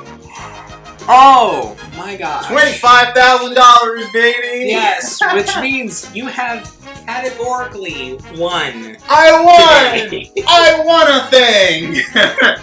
Oh, my gosh. That was good. Yeah. That was actually a lot of fun. It was. I enjoyed that. Yeah.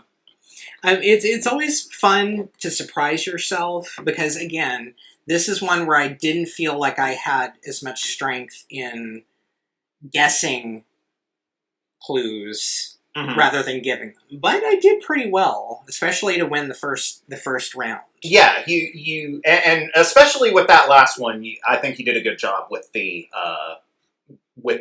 clues. Yes. The history thing. Was it just straight up history? Things in history. Things in history. Things in history. Okay, so, yeah, that's broad. Yeah. Okay, yeah, wow, that was fun. Yes. It's a shame we're so limited on cards for this. But the good thing is there are countless versions of Pyramid out there that we can obtain. That is true. Isn't it a video game too? There have been several video games. Okay. Back in 2002, 2003, I actually had Sierra had published a PC game that had 3D renderings of this set. Oh, cool! And not the official music, but a close facsimile of it. Gotcha. It had that thing where you had fake celebrities and things, but they had voice actors. So at least that would give you clues. So you could actually play this game on your own in front of the computer. You just had to type out answers, which I found to be pretty fun. Well, cool. Yes. But yeah, there have been dozens of editions of $25,000, $20,000, and even $10,000 Pyramid back through history. I want to say there is a board game version of the current $100,000 Pyramid with Michael Strahan. Okay. That we could obtain. We could obtain that. That could be a future episode. It could be a future episode. Because honestly, I had a lot of fun with this. Yeah, this was really.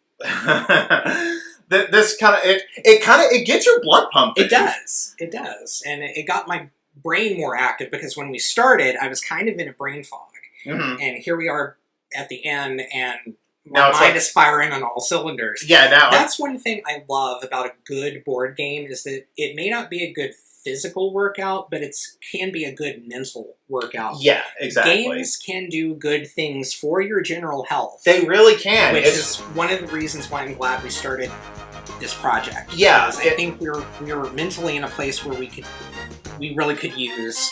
We could use that kind of stimulation. Yes. Yeah, it's like, board games, video games, TTRPGs, games in general are good. Yeah. They are very good. They are good for your mind. They're good for your spirit. They're good for your mood. It's just, you need a good one. You need a good one that's got a good, that really gets your brain working. Yes. That makes you think outside the box a little bit. Yeah. That's how things matter. And I think, this holds up. It really does. I mean, maybe not some of the clues, but... for 40 years on, we've had 40-year-old games. We have had 40-year-old games. That Sale of the Century with the blasted carpeting. So much carpeting. So much carpeting. And then Hollywood Squares was kind of a letdown. That was kind of a letdown. That was just tic-tac-toe, essentially. Yeah. But no, this was good. I had fun with this. I would love to get another edition of Pyramid and do another video on that. Yeah. So if you have a specific version that you love and would recommend to us, get in the comments. Yeah, or email us. If there's an edition, specific edition of Pyramid that you know about that you'd like us to see, we would love to check it out. Have there been international versions of it? UK. The UK has done Pyramid. It was actually the Pyramid game, as they call it, was actually part of a larger game. It was like there was like a variety show where they would break off and do mini versions of American games. Okay. And it was £1,000 was the top prize when they started, and then I don't think they've done a new version of Pyramid since early 2000s. They actually got Donny Osmond, who was at the time hosting our version of Pyramid, to go do UK Pyramid with virtually the same set. It was the closest that a UK version and a US version have ever looked, in my opinion, to one another. Okay. But yeah, they have done a few. I don't know if they ever did any commercial home game releases, but that would be something for us to. That would be something to look into. Patreon. Yes. We still have one nice little follower over on Patreon. Yes, thank you. Thank you again. As little as $2 a month, help us with our non-destructive habit here. Mm-hmm. Help keep our minds active. Yes, and our lights on. Yes. Our cool little fancy lights we can turn on. Yes. We have our eye on maybe purchasing a nice little wooden sign from someone on Etsy to hang above the TV here. Yeah. So that we don't have... It's who is that again? That's Bane. Bane. I almost said Kane. Yeah. Yeah. It's a down the road thing. Yes. But it's something we would like to get at some point. So if you become patrons, that will get us absolutely closer to obtaining. Yes. But yeah, we got our socials here as well. Like, comment, subscribe, share, all that fun stuff. Yeah, I had a great time with this. Me too. And with that, I've been Tyler. I have been Chase. And thanks for watching a copy of our home game. See you next time. Bye.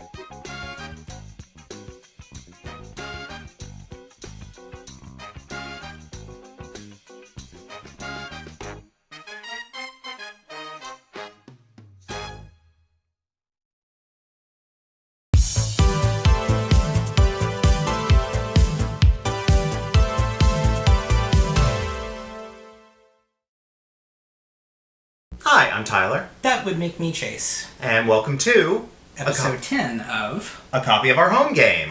It's actually our 10th game that we're going to be covering, because we've had a couple of mini episodes dotted along on...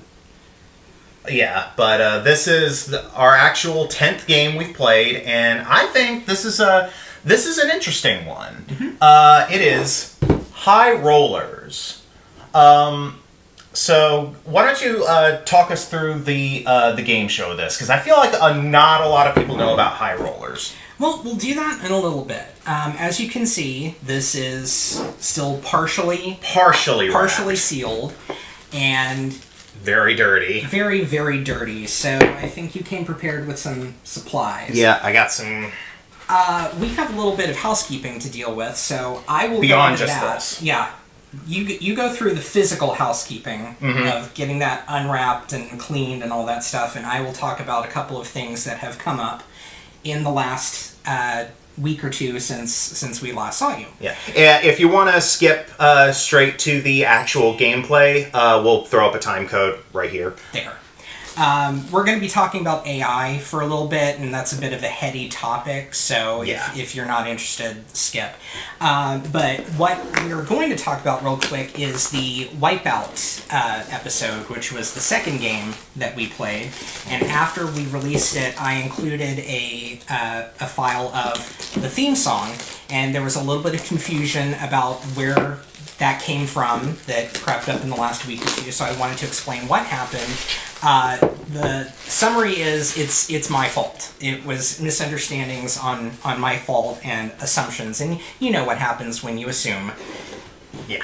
Less said, better. I had originally thought it was a studio recording of the theme song done after the original run of the show, which was 1988. My source for that file is someone that I've known many, many years. I knew him in the latter years of high school. and we've been friends ever since. And he works in game show production, multimedia production. He has access to databases of things that us regular folk don't have access to. And one of those things has been, in the past, studio recordings of game show themes, really crisp and clear. Yeah, he's come through for us in a lot of different ways. Yes, and he's sent us files over the last 10 years when AI was not a thing. So when I asked him, hey, do you happen to have the Wipeout theme song? He said, as it happens, I do. Here it is. I did not think to ask, hey, is it a studio recording or is it AI? I just thought, okay, it must be another studio recording. So I put that in the descriptions, and when people in the comments have asked, is this AI? I was quick to reply, no, this is a studio recording. It comes from someone who has sent me studio recordings before. Then, as luck would have it, the creator of the song in question got in touch in the comments, and he said he did it. It is AI, and I have the receipts to prove it. And I said, if you wouldn't mind, go ahead and emailing it to us. And he did. And so I was mortified, for lack of a better word, not because it was AI, but because I had assumed it was a studio recording. I had defended it as a studio recording, and I prefer to give credit where credit is due. So Dustin, who, as it happens, has worked with the videos at JRJ Games, for which we have actually borrowed elements like graphics and theme songs and sound effects. And it was just by happenstance that it happened to be a file that he created with the use of AI. This is actually something we kind of disagree with a little bit on. I'll go first. Okay. I am very, very staunchly anti-AI. I come from specifically, I am against generative AI, and here's why. I come from a family of artists. Everyone in my immediate family and in my extended family have been very big artistic people. I've met and made friends with several artists over the years, and I feel like I can safely say that Gen AI is a blight on the artistic community. So my allegiances stand with the human creators of anything. Do I think AI can be used as a tool? Yes. But I do not like when AI is used to generate music or artwork or voices, or basically just built something from nothing using a computer. I think that sucks any artistic merit out of whatever is being created if it is not being actually created by a human being. I think AI tools can be used responsibly. I just have yet to see real certifiable responsibility in any online space regarding AI. Just not to mention, the environmental impacts and the community impacts of data centers. I don't like it. I have never touched an AI program in my life. I refuse to do it. And that's part of why we no longer work in the industry in which we had been working, which was local journalism. Yeah. They had started to mandate that Gen AI be used. They had guidelines, but they weren't responsible. And then I even was shipped out to Atlanta for disinformation and misinformation training, in which we were told how to identify when something is generative AI, how to avoid user submissions and things that we suspect to be Gen AI. And then ownership of the station that we worked for changed, and the first thing that happened was... AI is cool, actually. Go ahead and use ChatGPT to write your stories and your headlines. And sign up for ChatGPT, sign up for Claude, sign up for whatever else. And then they started to enter Gen AI code into the website, which is the corner of the world that I was working in. And let me guess, it tanked it. Well, it generated multiple headlines for A/B testing. It had spaces for us to finish writing articles. It was getting dicey. Mm-hmm. So we to condense all this, my feeling is there are places for the use of Gen AI, and I think the Wipeout song is an evidence of that. That song has been in existence since 1988. There has yet to be a studio recording, as it turns out, that has been a clean cut of the song beginning to end. All that has existed in the online space are piecemeal patchwork of off-air recordings, which means you have static, which means you have announcers, you have applause, you have stuff. Yeah. And I think Dustin's use of it, especially with the evidence that he showed me, he took screenshots of the app that he was using, was indicative of more responsible use of it. It was fulfilling a need of lacking a clean recording. It was based on we had all this, but his instructions were lengthy. They were paragraphs and paragraphs. Do this. Do not do this, etc., etc. And when I have been using AI in production of this show, it has been mainly for graphics that have shown up in the TV behind us. Prime example, the pyramid thing in the last episode. I took a screenshot of an actual episode of Pyramid, and I spent a good 2 hours writing out one single instruction. Given your feelings on AI, and I want to be a respectful partner and production person and part of this, it's going to be my pledge that moving forward, I'm not going to be doing even that. So if we're going to be dictating policy here on this program, it's going to be no generative AI moving forward. So you're going to see the same in credits graphic that I spent $40 on. That is also part of the problem. It was cheaper to have Gen AI make something for me with a subscription than to license something. But I was trained in Adobe Creative Suite. I consider myself an intermediate to advanced user of Photoshop and those tools. I could have created the pyramid thing in Photoshop, but I no longer pay for Adobe Photoshop. It is cheaper for me to, now that I have an Apple product or a suite of Apple products, to get the Apple Creative Suite, and so that means I'm having to learn a completely new set of programs. As the weeks, months, years go on, I will get more adept at that, and so I won't be relying on having to source, material. I would actually be able to draw and create it from scratch myself.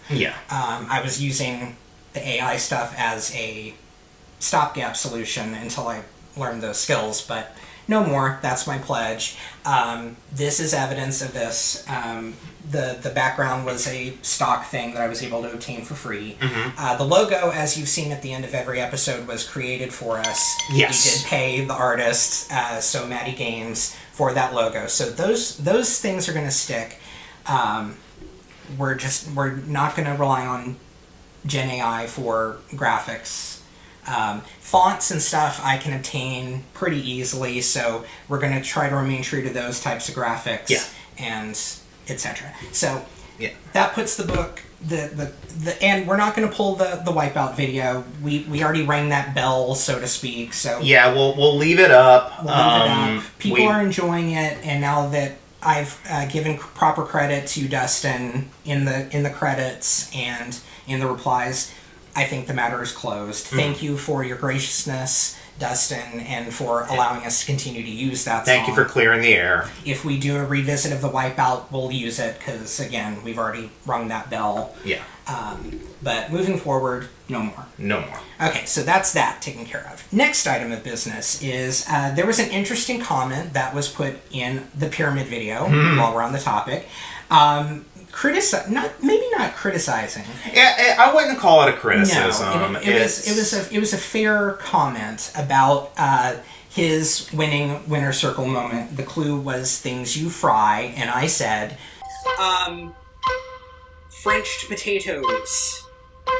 Fries? Yes! Oh my god! He said, the user who wrote to us said, if he were the judge, he probably would not have used that because he remembered a segment on the original pyramid where it was things you fry was the category, and he said he thought the person got buzzed for using the word French. So before I thought to look up the clip in question, I looked for a couple of reference guides, first of all. And the first one I go to is Susie Dent. Not as well known to Americans, but if you are a UK game show fanatic, you know Susie Dent is the lexicographer of the show Countdown. Yes. With the clock. Great person, incredibly smart, smarter than a lot of people I've seen on TV. Combined. Yes. And so I have her reference guide here called Word Perfect, and I looked up French fries. Lo and behold, there is a section on French fries. So I opened it up, and it was mostly things about French infectious diseases of the 17th century. So this was not of any particular use to me. So then I moved on to Merriam-Webster's dictionary, and they did confirm that Frenched is a cooking style, not necessarily frying, but to French, something means to cut it into thin, long strips. And it's also used in butchery, in meat cutting. Yeah, it's an actual cutting style. It's a cutting style. So in that context, my use of the word Frenched potatoes would have been fine. So I did want to look up the clip of Pyramid that the commenter referenced, and lo and behold, Jesse Leppert, who has been in the game show fan stratosphere for ages and ages, had a compilation of illegal clues used on Pyramid. Okay. And I looked it up. Lo and behold, Things You Fry was one of the segments. And we'll play the clip here. Chicken, fast food, French fries. So the illegal word that was used was actually fries. And that may not be the one that the commenter was originally referencing. I think it is, but Pyramid reused clues a lot. Yeah, they did. It's a show that's been on for 30 some odd years in total, and things are going to get reused. Yeah. So there may have been another Things You Fry. I don't take it in mean spirit. No, it was not. It was not one of those, you know. Oh, you should have done this. It's like, no, it wasn't. But the main point in my talking about this and bringing it to everyone's attention was to also bring home the fact that we do read your comments. Yes. And we try to reply to most of them, at least first contact. If we start getting into reply ping pong, it's going to have to. Yeah. We're going to have to stop at some point. But we're still small enough to where we can see the comments as they come in, reply to them when we can. And they've been really wonderful comments. Not a single negative thing in any of them. I think we're very lucky. Yeah. But as of today's recording, we have 73 subscribers. Almost to 100. Almost to 100. We've had over 5,500 views total of our various videos and shorts. I mean, that's bigger than anything we've tried to put out since starting or anything this. I've tried to put out. But now, let's move on to the actual high rollers. Let's actually get started on this. Yes. After 39 years, just let's unseal this. Yes. I unsealed it briefly, but I didn't actually take a look at anything. So we've got a, this is like a reversible question book for Team 1 and Team 2. Nice. Okay. So that's interesting. Yes. Okay, I'm not going to read through that very much. Okay, so we did note that there is one major problem that we have with this, and that is the dice. The dice. So you've got standard D6s here. They even look a little bit smaller than regular D6s to me. It may just be me. I think it's just the bag and the light, because those look like just regular old D6s you'd find in any Monopoly game or whatever. Yeah.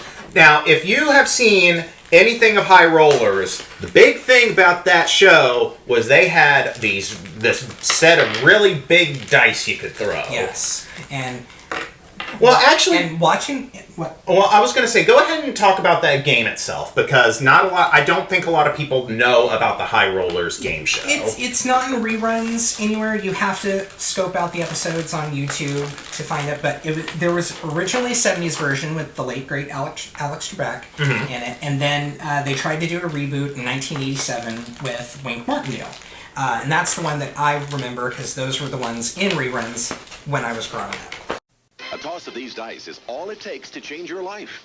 Hello, everybody. I'm Wink Martindale, your host for High Rollers, the exciting game of high stakes where every decision is a gamble. It's a good roll. And every roll could be your last. I want the 9. 6, it's a bad roll.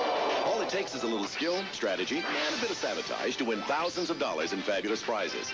So tune into all the action and find out why it pays to play High Rollers. Weekdays at 9:30 on WEAR3. Wink Martindale here. Last week on High Rollers, Gene Allen tossed the dice for a big $10,000 in cash. A 7 for her. 7. Can she roll a 7? Easiest number on the dice, they say. There it is! She did it! Now find out who will be next to win thousands of dollars in fabulous prizes. Let's find out when the excitement of Las Vegas rolls into your living room. He did it!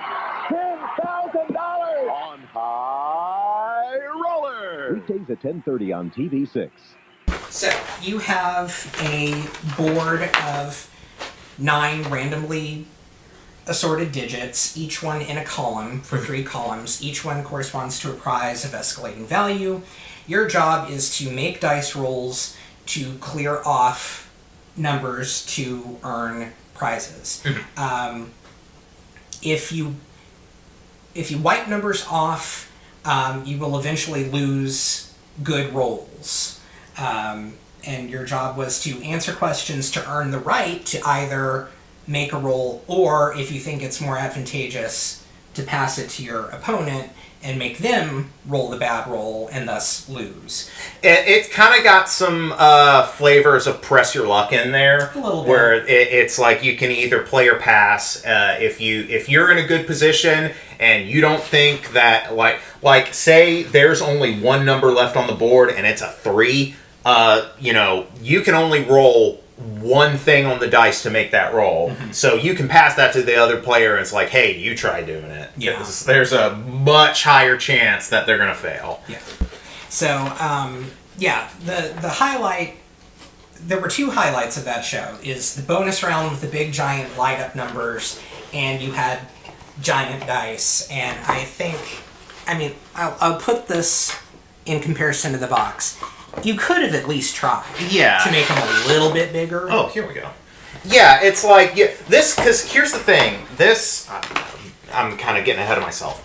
This whole red thing here, this is the dice rolling tray. Yeah, and that mimics the rolling board on the show. Yeah. Vegas style felt lined. Felt top. Yeah, had a conveyor belt so that the dice would actually come back to the players. Which is cool. Which is fine. Want to start punching stuff out? Sure. And I really remembered the big oversized dice. It is why my folks got me a pair of actual fuzzy dice that you're supposed to hang from the rear view mirror in your car. They got me a pair of those so that I could play High Rollers when the show was on. Okay. And I think you got some big giant dice as a kid. Yeah, when I was a kid, it was like, I think it was just like a random stocking stuffer for Christmas. But I got a pair of just foam dice. Like, just kind of, just foam squishy dice. And I never really, used them for anything. But I loved having them because they were just... they're big, squishy novelty dice. They're fun to just throw around. So that's kind of what I used to do. It's... When I heard about the High Rollers game we were getting, I was like, oh, that might be fun. And then when we found out, oh, it's just 2 regular-ass D6s, who cares? Ooh, it smells so musty. Oh, yeah, I bet. This is... Fortunately, I don't see any, like, mold damage or anything in this, so... it actually wasn't nearly as dusty when I opened it up. I just kind of, like, briefly It just really seemed like all the dirt and stuff accumulated in and on the wrapper. In and on the plastic, yeah, so... But anyway, when you play the game and you roll the dice and you roll doubles, you earn an insurance marker. That way, if you did make a bad roll, you could trade it in and get another roll. But yeah. By and large, if you don't have an insurance marker and you make a bad roll, it's sudden death. Yeah. Oh, okay, some cards are white, some cards are red. Okay. Okay, so yeah, that's... Okay. So that's what we need to go for. Yes. And in the front game...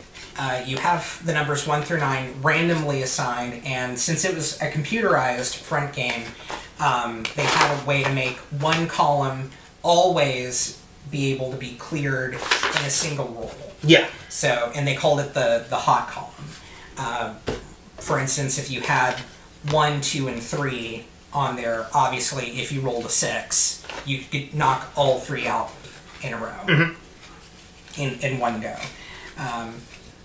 But yeah, I think it's a best 2 out of 3 match for the front game. And then the bonus round was, I think, always for $10,000. And it was just a big version of, that's where this big light up set of numbers, your goal was to knock out all 9 numbers without making any bad rolls, or with the aid of your insurance markers. Because if you roll doubles, you still earn insurance markers in the end game as well. I'm just going to briefly turn this around to show them what you've done. Yes, here's the assembled game board, which I rather like that. It's much sturdier than the Hollywood Squares thing, I think. By a country mile. Alright, prize cards, insurance markers... I think I will go ahead and assign these numbers in the same manner as they did in the example picture, just to kind of demonstrate the hot column thing. For 2 or 3 players, see variations at the end of these rules. Okay. There's actual... Here we go. For 2 players, players alternate asking one another questions. If the opponent answers correctly, he or she rolls the dice. If not, the reader gets control of the dice. Okay, that makes it easy. Yeah. It's very nice that they have 2-player option built in here. Yes, that is very ideal. Okay, there's a slammer. That I was reading ahead. That is just the button that they use to ring in on the show. Oh, okay. Then it wants you to actually yell out the word "slammer," which we're not going to be doing. That. We're not doing that because we're asking questions one at a time. Yeah. But even if we had more people, we would get buttons or something. Yeah. Okay, then roll a dice, doubles, clear out the numbers, take a prize, return to step 1, winning a round. Okay. Okay, so it does not seem that they have the hot column.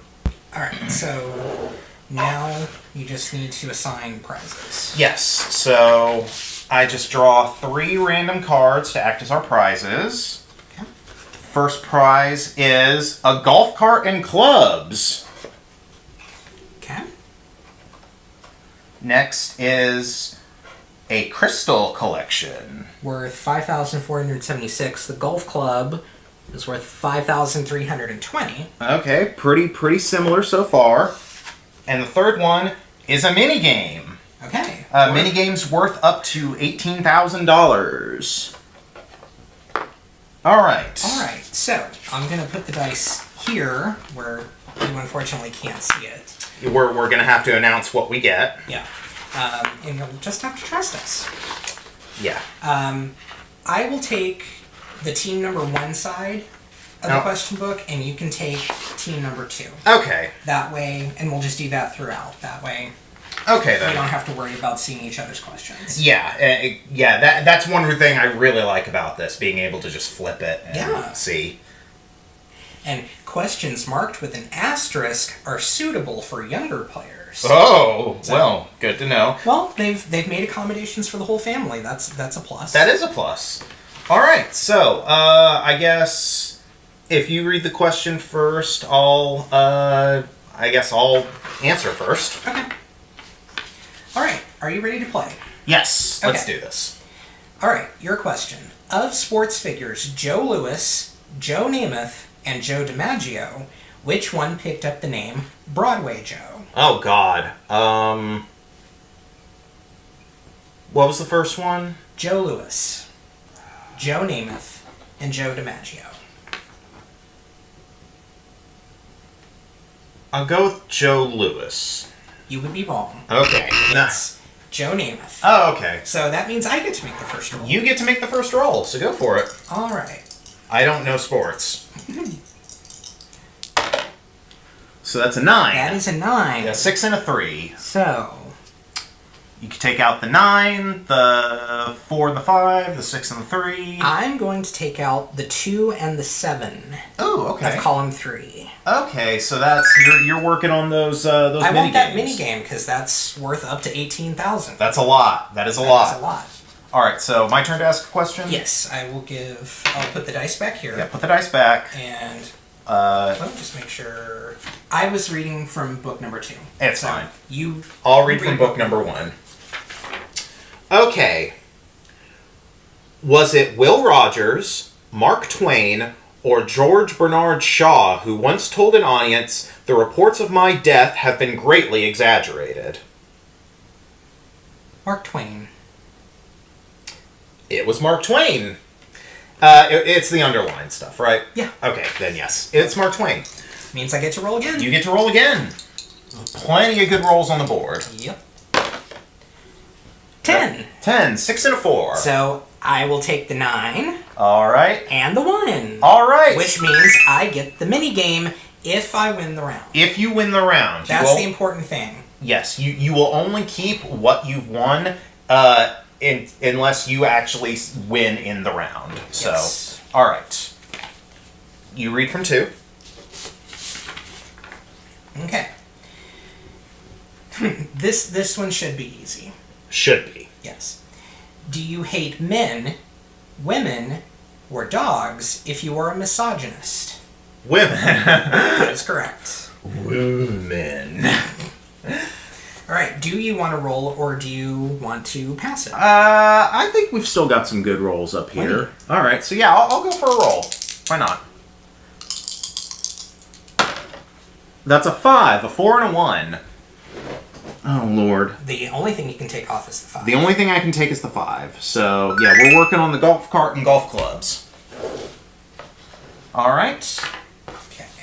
Now for this one. Former Dodger great Don Drysdale. Was he a pitcher, a catcher, or a shortstop? Read the question again. Former Dodger great Don Drysdale. Was he a pitcher, a catcher, or a shortstop? We just started watching Ken Burns baseball. I don't think we've gotten to that part yet. I don't think we've gotten that far. So, and I'm trying not to look at the thing because shortstop. Pitcher. Okay. So, control of the dice goes to me. Do you want to roll though? Do I want to roll That's though? the main thing. 4 and 8. You know what? I'll give it a try. Let's give it a try. Let's see what we got. That is a 5, a 3, and a 2. And that's a bad roll. So I'm immediately lost. I get to play a mini game. You get to up play to 18,000. Yes. I could play Antiques, Rabbit Test, Auction, the map game, which says see the card, Full House, see the card, or High Roller's Choice. So roll 1d6 to see which one you get to play. Okay. 5. So that's going to be Full House. All right. So C card. C card, which is let's see, 1 die to determine which room contains your prize at its value to your final score. Which I need to look for the Full House card. Gotcha. Oh, wasn't that a... No, okay, no, never mind. Oh, no, it's over in the white ones. Oh, okay. Map game, Full House. Full House, there we go. So this one is worth up to $9,447. I could If I roll a 1, I get a living room set worth $1,500. If I roll a 2, I get a dining room set worth $2,872. If I roll a 3, I get a kitchen set worth $3,025. If I roll a 4, I get a bathroom set worth $850. If I roll a 5, it is a bedroom set worth $1,200. Or if I roll a 6, I get the full house worth $9,447. All right. So pass that to me. Go ahead and grab your D6. Big money, big money. Let's go for the full house. 3. 3. You get a new kitchen set worth $3,025. We needed a new kitchen set. So... Yes. We need a bigger kitchen. We need a bigger kitchen. All right. All right, so we just need to reset the board now and put you... The next prizes are going to be a home entertainment center worth $7,580. A speedboat worth $18,000. I don't think there was... Was there a speedboat in Sail of the Century, or was it just like a wakeboard? There were a lot of water There were a lot of water things. There was like a cruise. There might have been a yacht, maybe. I don't know if there was a speedboat. But to go with that speedboat, some scuba equipment worth $3,100. So we'll go ahead and put those there. Mini games, put that up. So that can go over there. Okay. All right. We have a full board now. We got a full board. All right. So since you read the question first time, I'll read the question this time. Okay. All right. You are arrested for driving through a red light. Are you guilty or not guilty if the judge finds you culpable? You are guilty. Correct. All right, so go ahead and roll them dice if you want to. Which, of course, I do. Because it's a full board. Full board. 10, 6, and a 4. Didn't I roll a 10 in the last round, too? I think you did. Okay. Let's see here. Easiest thing would be to remove the 2 and the 8 from column 3. There you go. Make it, start working towards the scuba gear. Scuba gear. All right. Okay. You read from... Yeah, you read from 2. Okay. The 10 Commandments, Samson and Delilah, The Robe. Which was the first movie filmed in CinemaScope? Oh, Lord. 10 Commandments, Samson and Delilah, and The Robe? Yes. Which was the first movie filmed in CinemaScope? CinemaScope.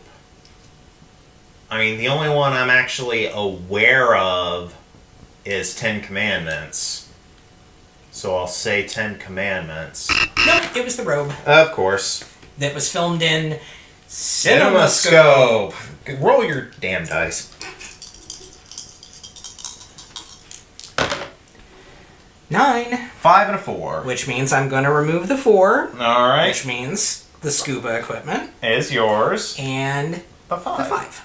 All right. And you can only remove 2 numbers at a time. No, you can remove 3. Oh, you can remove 3? If it's applicable. Gotcha. Okay. Which is why they had the hot column thing that I was talking about on the TV show. Because, like I said, in the 6, if there was a 1, 2, and a 3 in the same column, you could have wiped those out. Gotcha. See, I'm just going down the list here. You're getting all the easy questions. You had an easy one. Well, I had one easy one. You had an easy one. Okay. Yes or no? According to the Brothers Grimm, when the prince shouted, "Rapunzel, Rapunzel, let down your hair," did she? I think she did. Is that your final answer? That's not that show. Yes. Yes, it is correct. Yes. Okay. I think I'll go ahead and roll. Okay. And that was the other thing. You can't have a remainder of numbers. You have to wipe them out. Yeah, you have to wipe out the whole numbers. Yeah, otherwise it's a bad roll. So. Doubles! Which means 4 and a 4. You get an insurance card. So that's an 8. You get 4 and 4. Which means I can remove the 1 and the 7. Which means the speedboat. All right, now you get the scuba equipment and the speedboat, if you can keep them. If I win the match. All right. So there you go. And I'm reading from 2. You are reading from 2. All right.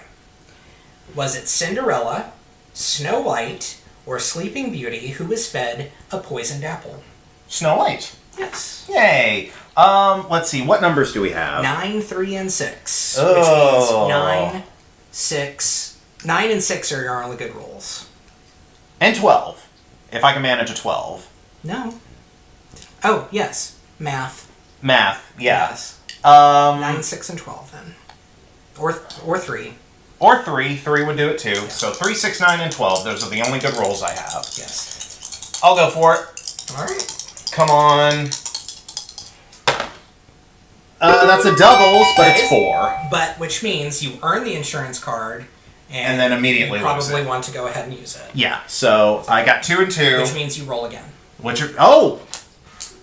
Excellent. Or if you want to hold on to it. No, I'll roll again. Okay. I'll roll again. 4. 4. Nope. But 3 and 1 that time. But 3 and 1. Which so means I won. You won 2 out of 2. Yeah. That's 2 out of 3. Yep. So that means I have the $18,000 speedboat and the $3,100 scuba gear. On top of your new $3,000 kitchen set. Yes. So, yeah, the way this goes is you roll both dice, remove any combination of numbers. For every number that you close out on the board, you take a $100 chip, which we have right over here. And that'll add to your final score. You continue to roll until you've removed every number or you roll out. Whenever you roll doubles, you receive an insurance marker. If you clear the entire board, 1 through 9, you collect the $10,000 card, which is somewhere around over there, yeah. And you add that to your final score. All right. So, are you ready to play big numbers? Let's do it. All right, 1 through 9 on the board. Yep. Ooh, start with an 11. Oh, 11. That's a very good roll. 6 and 5.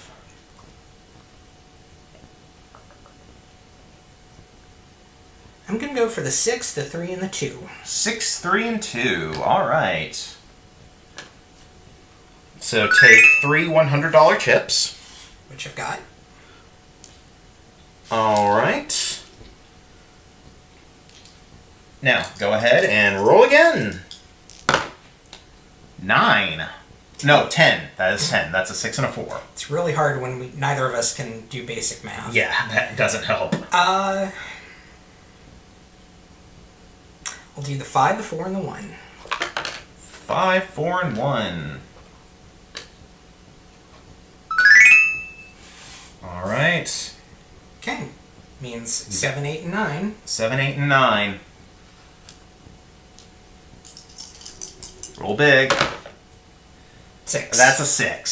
So we're done. Unfortunate. But the total amount 600 in this round, plus 18,000, plus 3,100, plus 3,025. So that is we'll put up the winnings right here. You won that much. Well, that's so awesome. Okay, so this setup, I like what this board is like. Yeah. This is a nice little board. I'm still extremely disappointed about this. Yeah. But we have something to fix that, don't we? We do, because you know us. We like to bring as much authenticity to these things as possible. So like we've overlaid music and sound effects and graphics on here. Yeah. But this is a game that requires big giant dice. We need big giant dice. So let's get some big giant dice. This is lawn Yahtzee. We just ordered this from Target. Yes. Because these are actually the exact same squishy dice I remember having as a kid. Pull these things out. Oh yeah, go ahead and take 2 of those out. Look at those. This is more like it. So give us a second or two to do a fancy transition. And here we are. We, obviously, we had to go big, so we went ahead and just got a big storage container to hold our dice. Yes, we've got the overhead camera over here, so right that there. you will actually be able to see what we roll. Perfect. Wonderful. And we have enlisted the help, once again, of Game Show Studio over on Etsy, who has a version of High Rollers, both the front end and the end game. You can also get the end game on its own, the big numbers round on its own for a smaller price. But we are going to utilize the prize cards from the board game, the question book from the board game, and our little extras. New little additions here. Yes. So go ahead and, bring those back up. All right. So we already have some numbers here, but it does come with the sound effects, so let's go ahead and put some new numbers in. Do that. Oh, I gotta love that. Oh, that's awesome. All right, before this segment, we randomly selected some. It went ahead and blinked which one was the hot column. Mm-hmm. So we have 3 prize cards that we went ahead and selected before. Yes. The prize for the first one is a video camera outfit valued at $2,370. So go ahead and punch that number in. Yes. The second one is his and her leather loungers, 5,076. So 5,076 set prizes. And then we have another set of mini games worth up to 18,000. So that's what we're going to put in the totalizer. Put that for the last. There we go. Perfect. So I think we're ready to start match 1 of this new game. Yes. All right. I guess let's see. I read for you. Read again. Okay. We'll just go back to how we did the first time. Yeah, no problem. All right. True or false? The thing used to check the oil supply in your car is a dipstick. That is true. And you have first-hand experience of that. Oh, yeah. Because our car is beginning to suck. Yeah, it's still good. It's just we had some issues with the oil recently. Yes. But So you get control of the big dice. Yes. Watch the microphone. Yes, watching the microphone. And obviously all rolls are good. So all rolls are good, so here we go. Doubles. Yeah, buddy. Which means you get an insurance marker. I get an insurance marker. And what do you want to knock off? Oh. The 1 or the 2? Well, let's just go ahead and knock off the 2. Because that's the only thing we can do with both those numbers. Yep. So. But, alright. Alright. Next is you. Yeah, you read the question to me. Okay. Alright. Her name was Isadora Duncan. Was she a famous dancer, opera singer, or author of romances? The name is familiar to me. What were the options again? Dancer, opera singer, or an author of romances? I'm going to go with dancer. And you're correct. She was a dancer. All right. So tilt the dice over to me. Yep. Go ahead and make them rolls. All right. 5. Very nice. All right. So I could do the 4 and the 1 or the 5. I think we'll go for the 4 and the 1. All right. Yeah. Whittle down that lounger set. Nice. All right. All right. My turn. Yes. We've still got lots of good rolls down here. Yes. All right. Prime Minister Winston Churchill had an American parent. Was it his mother or his father? Oh, geez. I want to say it was his mother. Gonna go with mother? I'll go with mother. You are correct. Woo! All right. All right. Let's go ahead. Get some good rolls. 5 again. 2 and a 3. Alright, looks like my options are only the 5, so we're gonna go with that. Alright. Alright, my turn. Over to you. My turn to read. Let's see.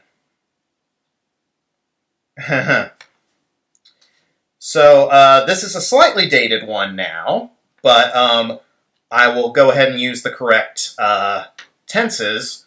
What was the first name of Queen Elizabeth II's husband? Was it David, Charles, or Philip? Philip. Yep, it was.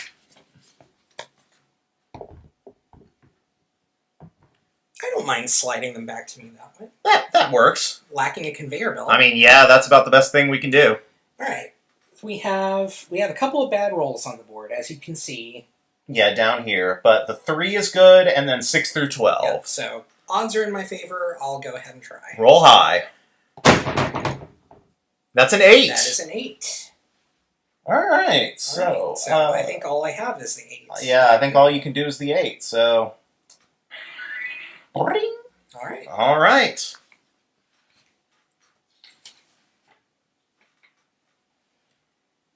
Alright. Back in the 50s, was it Elvis Presley, Fats Domino, or Jerry Lee Lewis who found his thrill on Blueberry Hill?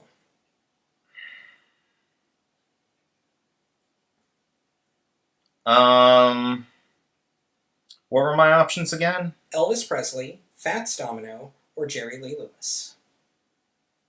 Jerry Lee Lewis? It's Fats Domino. Ah, okay. So, control of the roll. Control of the roll is over to you. Is over to me. Now the question is, do you want to roll, or are you going to make me roll? We have 6 good and 6 bad. 50-50 shot. Pretty even shot. I'll try. Doubles, that's a 4, but it is also... Which means I get the insurance card. Yep. And there's no way you can use a 4 here, so... So, yeah. We'll just go ahead and do another roll. Alright.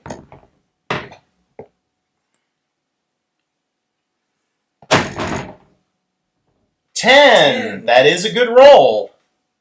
Yep, that means I can knock out the 7 and the 3. And you got 2 prizes. You got the video camera and the leather loungers. Alright. If I win the match. If you win the match. So, alright, question over to me.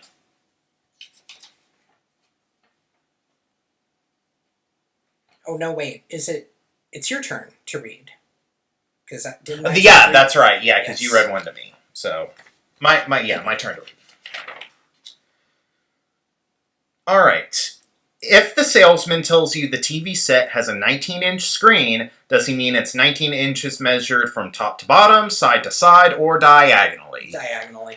We know that in the modern age of rectangular televisions. Yep. So, But that was the thing during square television times, too. Exactly. I have control of the roll, but I'm going to pass it to you.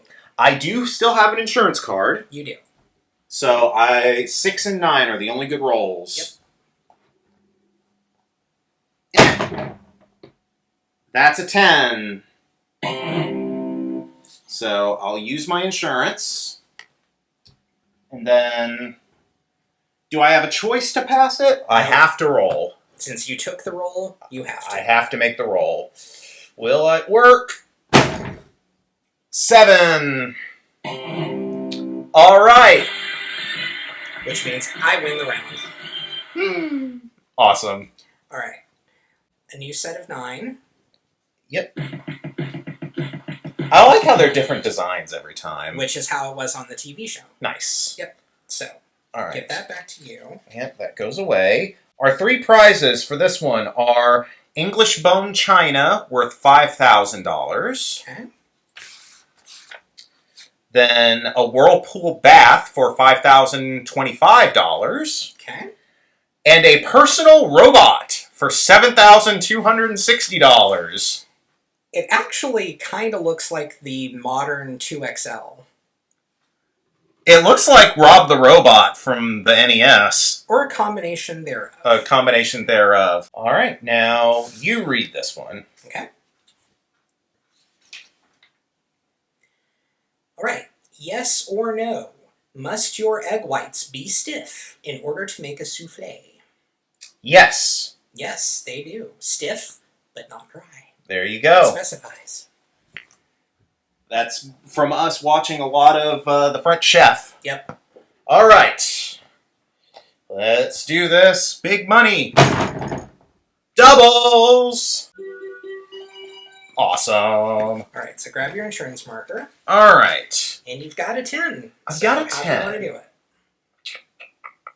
You could do 9 and 1. You could do 5, 4 and 1. You could do 7 and 3. Let's do 5, 4, and 1.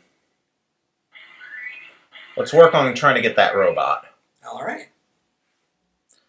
All right. So that took away the 4. So 4 is the only bad roll right now. All right. Seafood lovers call them steamers. Are they steamed oysters, shrimp, or clams? Steamed clams? Is that your final answer? Wrong show, but yes. It is clams. Okay. I said steamed hams. You do you, Seymour. You do you. All right. Since 4 is the only bad roll, you said? Yep, 4 is the only bad roll. All right. 8. 8. All right, so you could take the 8 and snipe out the robot. That is exactly what I'm going to do. All right, you won the robot. If I win the round. If you win the round. All right. Okay. Now you read. It's actually quite leisurely to just pass the question book. Yeah. Are you reading from the right one? Yeah. Okay. All right. According to gossip columnists, this famous rock and roller's name has been linked with Linda Ronstadt, Margaret Trudeau, and model Jerry Hall. Is he Peter Frampton, Eric Clapton, or Mick Jagger? You've seen enough episodes of French and Saunders where you should be able to catch the references. Should. But probably won't. But probably not. Peter Frampton, Eric Clapton, Mick Jagger. Let's say Mick Jagger. It is the big lipped yo-yo himself. All right. Mick Jagger. All right. We've still got lots of good rolls up here, so You do. I'm going to go ahead and take my chances. All right. Doubles. So I get another insurance card and then promptly use it because 4 is literally the only bad roll. So, but I still have 1 banked. Yes, you do. So I'll shift these down to you. As long as I don't roll another 4, which, knowing me, is entirely possible. You won the pyramid last time. I won the pyramid last time. Because here's the thing. When it comes to dice rolling, I play a lot of TTRPGs. You haven't mentioned. Yeah. My rolls aren't good. I don't roll well. So this may not work for me. But 8. 8. 8 is good. So, looks like the only option I have is the 6 and the 2. Whew! Alright, that whittled down the usable rolls. Yep. 5 out of... 5 out of 12. 5 out of 11. Oh, You can't roll a 1. Oh, yeah. Okay, let's see. In the film From Here to Eternity, did Burt Lancaster and Deborah Kerr roll around in the sand and surf in Florida, Hawaii, or Malibu? Hawaii. It is Hawaii. I've never seen the movie, but we have seen the opening to the short-lived TV series of the same name. And I remember it was Hawaii. It was Hawaii there. So I get control, but I'm not going to roll. All right, so you're going to make me do it. Yep. All right. Oh, yeah. 3, 7, 9, and 10. And 12. And 12. All right. That is an 8. So I use my other insurance card. Yep. All right. Doubles. But it's another 8. So... Insurance, and then, use it, and try again. Dang it. Which means... Woo! You did it! I did it. I've now got the personal robot, the video camera outfit, and the leather loungers. Nice. Yep, and that also means I get to play big numbers. You get to play big numbers. Yep. So, on the show with big numbers, of course, you had the big board that you rolled. You still rolled 2 big dice, but they were 2 big golden dice. Be right back. Yeah.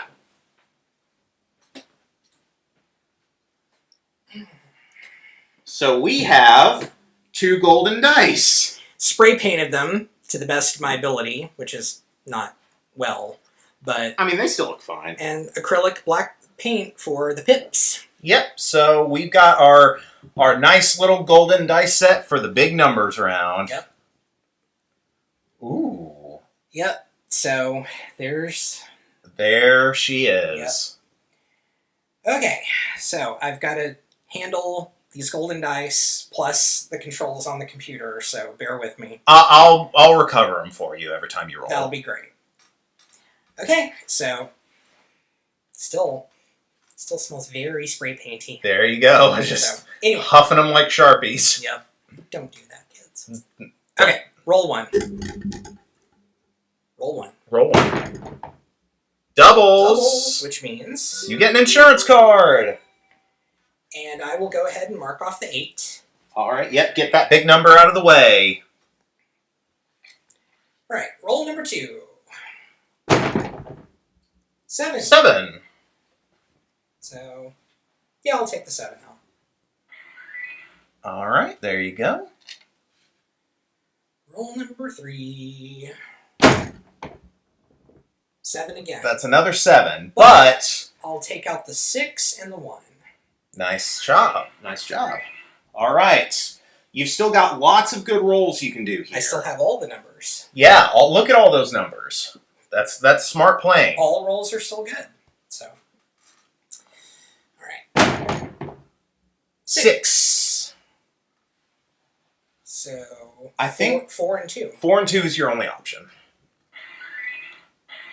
Okay. Now we're getting dicey. Now we are dicey. Dicey. 3, 5, 8, 9, and 12 are your good rolls. Okay. Well, let's hope for a good result here. That's an 8. That is an 8. So 5 and 3. Meaning you have to roll a 9. I have to roll a 9. You have 1 insurance. Yep, which means I have at least 2 rolls to do this. Yes. So. Let's hope. Can you do it? 7. All right. There goes my insurance. There goes your insurance. Okay, I need either doubles or the 9. Let's hope. Let's go for it. Oh my god!